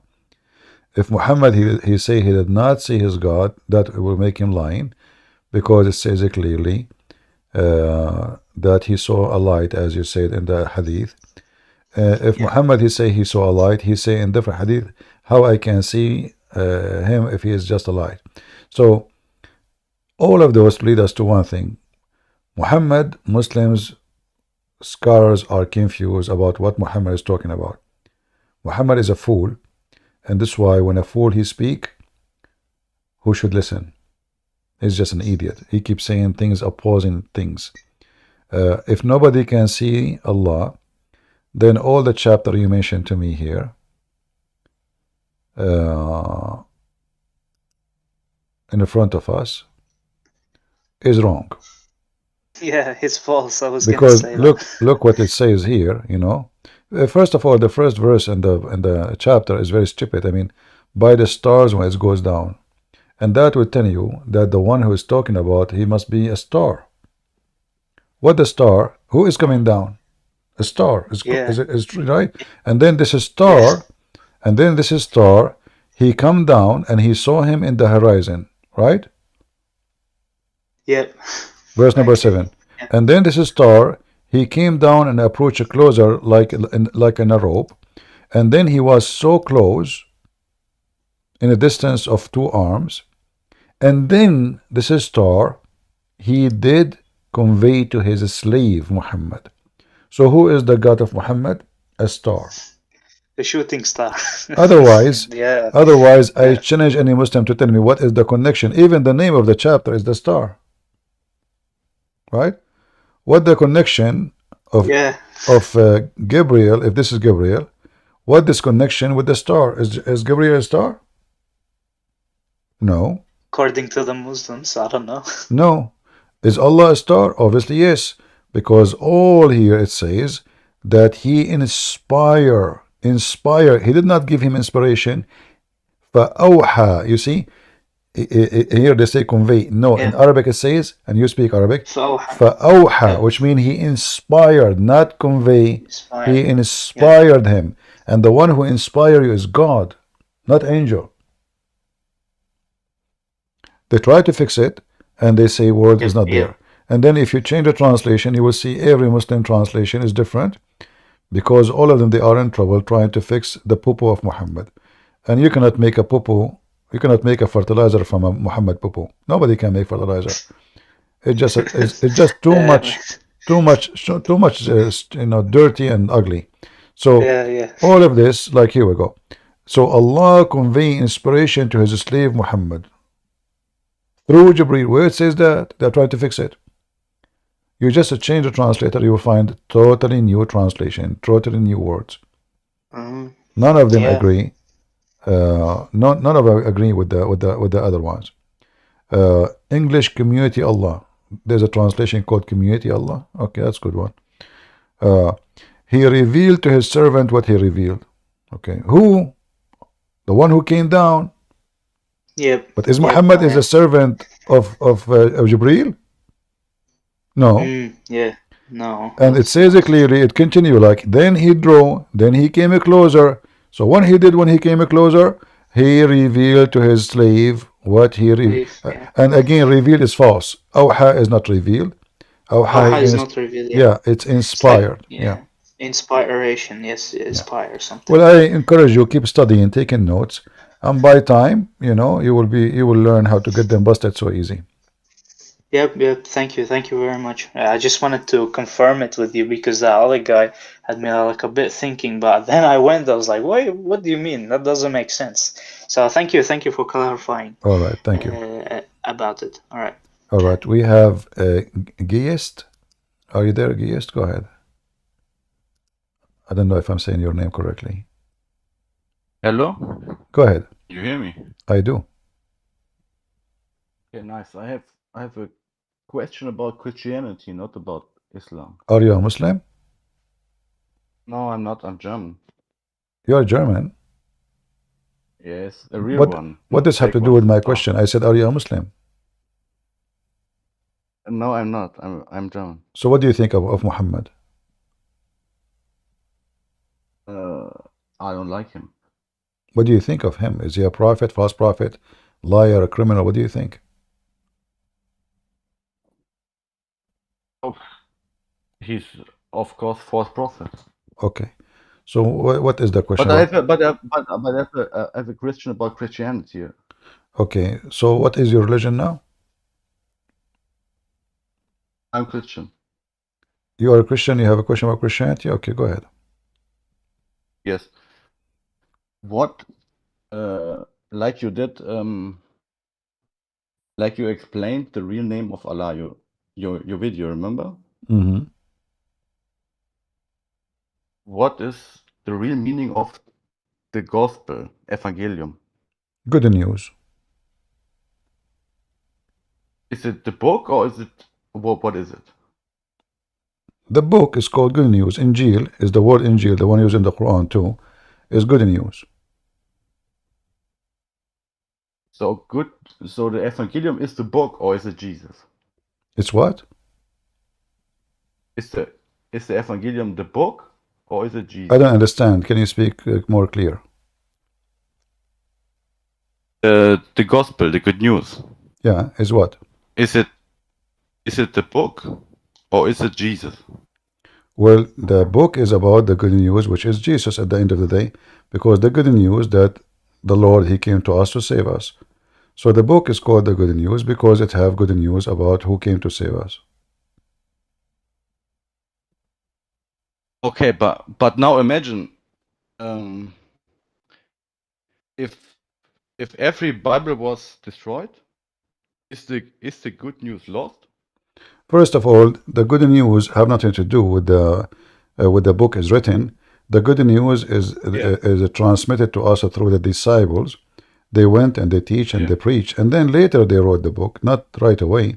So the good news is the word of God, even if it's not a book yet, because still they have it, they teach it, they spread it, and people, they learn it. So before it became a book, still it is a book. Why? Because simply all the info is in their head. They are alive, they are teaching, they are preaching, and more people learning. So the good news is still there. That will not change the fact that this is a good news, and it is a book before even written. Oh, yeah, but same time, the contradiction. Same time, Mr. F.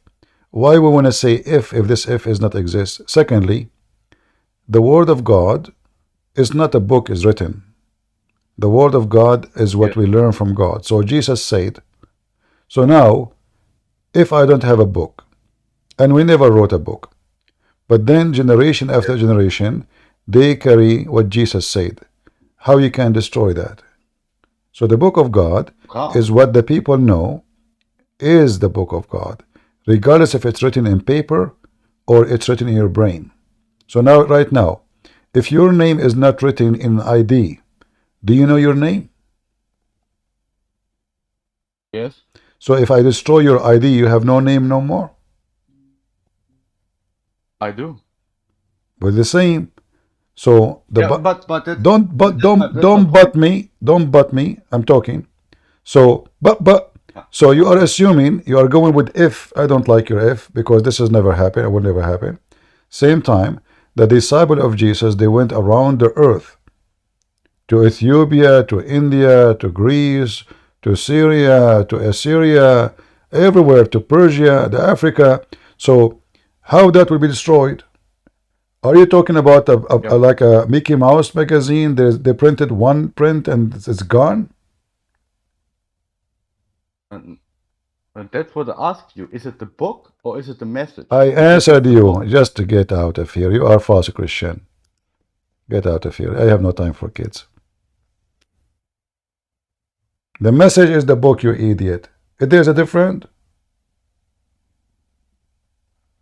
What is inside the book is what Jesus said. Suddenly now there's a difference. I will say you could encourage him to look a little earlier in the stream, and we were talking about the Peshitta book. I mean, if he's an idiot. He's trying to, like, so if the book is not written, what will happen? Jesus will be destroyed, Well, Jesus said before any book written that the heaven and the earth will be destroyed, but my words will not. So the Lord who said the words, He preserved the words. How He preserved them? Through His disciples, in His own way. And not only that, He gave them more words. Even after His resurrection, He gave them inspiration and revelation. So the words was still coming, even if the Messiah is not presented between them. This is why we have the book. It's called the Book of Revelation, and you are an idiot.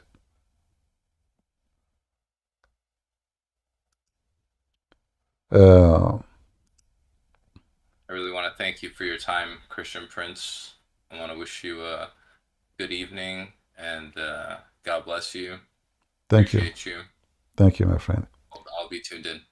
Assalamu alaikum. You well. Bye-bye. Thank you. You see, you have to be tough with the silly, because the silly will not notice that he is silly until you spank him.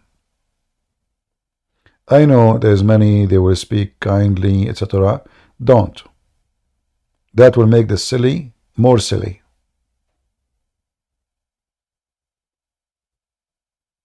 If this guy, he go to a Christian priest and he asks him the same question, he will start trying to explain to him. Well, he will, he's just playing games, obviously.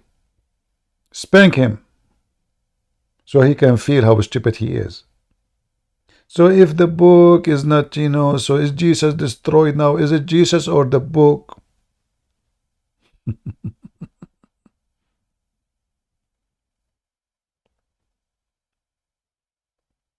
The Bible is not about a book. It's not. The disciple did not start writing books right away.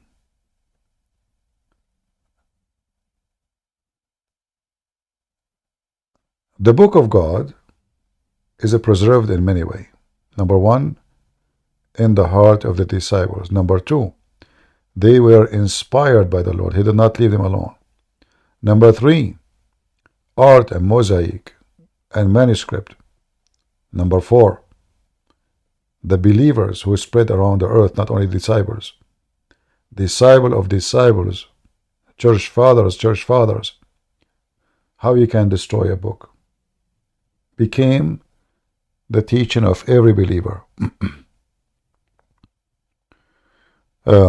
So people, they can, they can come with those silly questions. Don't have mercy with them. I assure you, he will never dare to ask this question again to any Christian here. But he will go to a different place to play the same game. Right? They play as long as you allow them to play.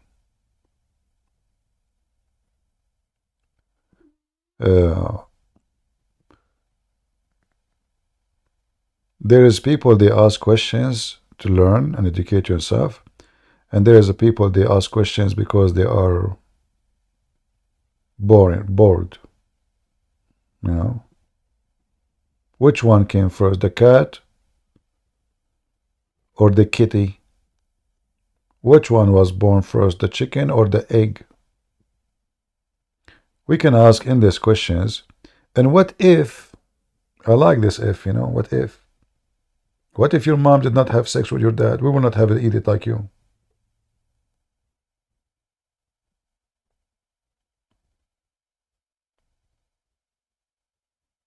You know what I feel sorry? Mostly is women. Women, they go marry men like those. Imagine you have a husband sitting next to you in the bed, and he spent the day asking you silly questions about if. What if I don't meet you, honey? What will happen? Then you will say to him, I will be marrying a different husband. He is smart, and he don't live by if.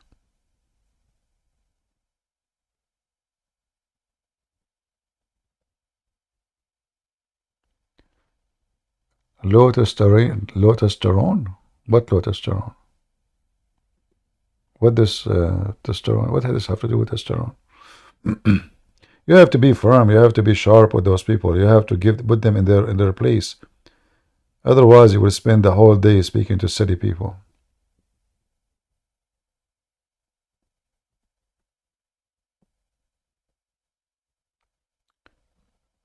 All right.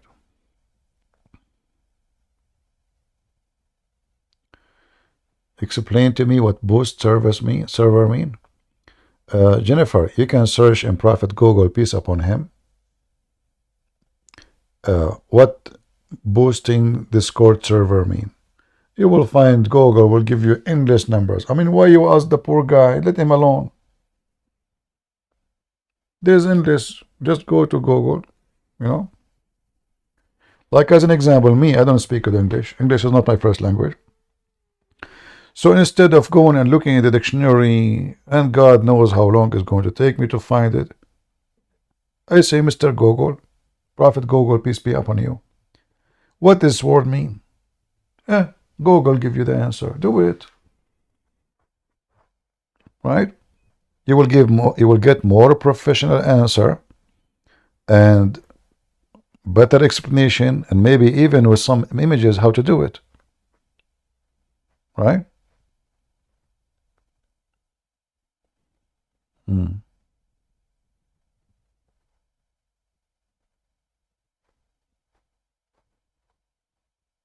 You can ask Google about anything except the GPS. Sometimes he might take you to a closed road and you end hitting the wall. You know, once I put an address in Google, and man, oh man, where I'm going. This Google keeps saying to me, take left, take right, take this highway. And we're like, oops, I'm leaving the state, man. Where I'm going? And I enter exactly the correct zip code. I enter the exact address. I enter everything right, and still the stupid GPS is taking me to wrong direction, totally wrong. So you have to be careful. There is many people, they make such a mistake. That's why it's better to search the same address in 2 GPS system to confirm and look at the map, you know, especially if you are going long distance, like long trip, maybe hundreds of miles, to be sure that both of them are accurate and they are taking you to the place you want to go to.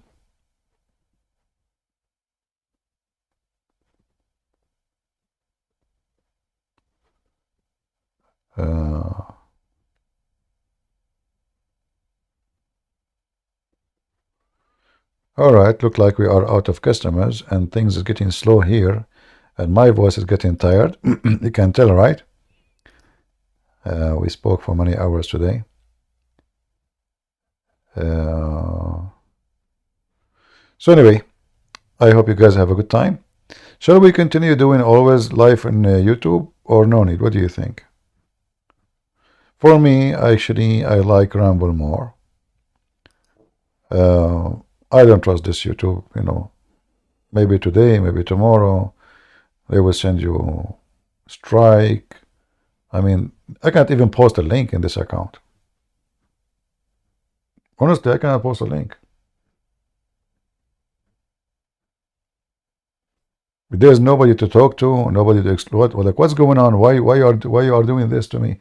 You know, today I saw actually in the comment, I don't know if you saw the video, the previous video, I have 750 like and I have 100 view. How I have 700 something like and then I have 100 view? It's obviously they are targeting my channel, you know, they will not let anybody see it. So can YouTube explain? I mean, this is even the Quran do not do stupid things like this. At least make the like equal to the view. I mean, so the view, so people, they give it like without seeing the video, without even being in the page. How they can do that? It must be the flying carpet, you know. Yeah, if you go to the previous video, if you go there, let me go there, hold on. You will see the comment, and me myself first I did not notice really, but then I saw the comments.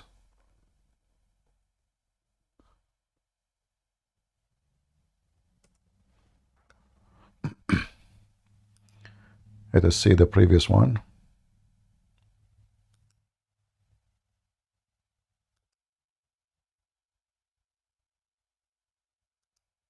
All right.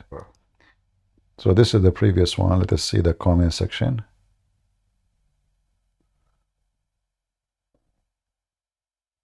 What happened to the comment? Hold on. Ah, I see it now. All right. Let us see.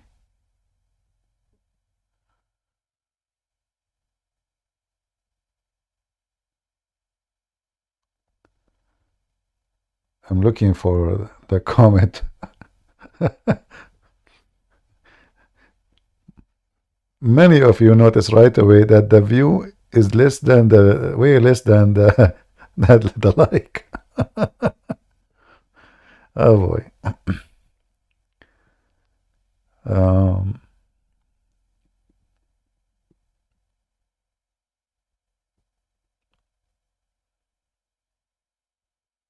see.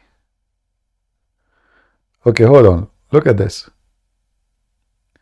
This is the gentleman. His name is Holy Bible. Look what it says here. And look, every one of us see different view too. So here it said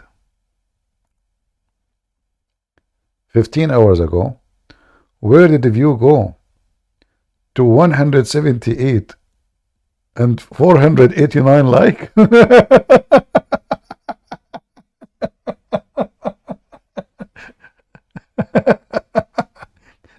So obviously YouTube is decent, you know. I mean, like, you look, I mean, how in the world, I mean, my video doesn't have a view. Where's the view? Why everybody have a view? I don't have a view. So there is people are giving me like without even opening the chat. There's other more actually. Let me see other ones. I saw many of them. Yeah. What a stupid YouTube. Yeah, they are targeting my channel, obviously. Yeah, you can look for them. You can see them. It's obvious. Yeah, well, this software is good. And if we lose that channel, we can open a new one. Who care about the numbers of... because the important is people, they come and copy my videos and they load it. And then people, they have, you know, tens of thousands watching.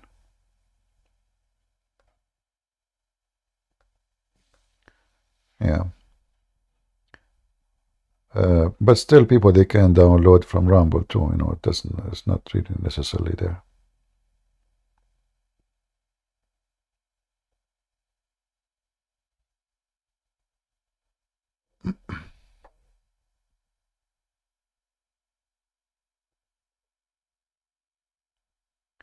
I will not be out of YouTube, because as long people copy my videos and posting them, there's many, they are making a lot of money from copying my videos. And this is why I trust my videos will be there for forever, you know.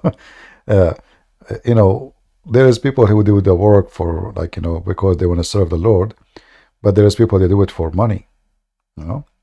So there is people, they monetize their channels, they receive donations, they etc. Huge channels. And those, they don't even waste a second of my video, especially when I'm debating a Muslim. And those are the one make me feel comfortable that my videos will not be wasted, because always they will copy it, they will post it, because they are making living from it, you know, which is fine for me. I don't mind, as long as the target is, you know, is reached. That is fine.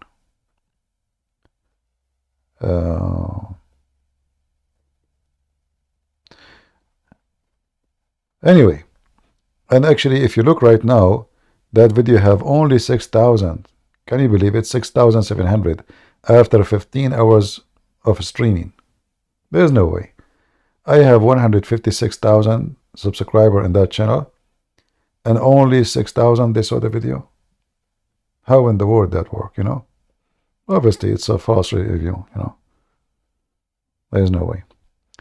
All right, guys. I think we had enough for today. I hope you guys have a good time. Already we are in Saturday, so shalom, everybody.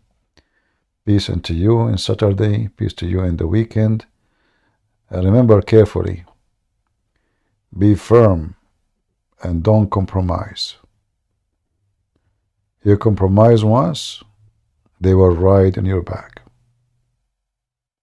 And that goes for everything in your life.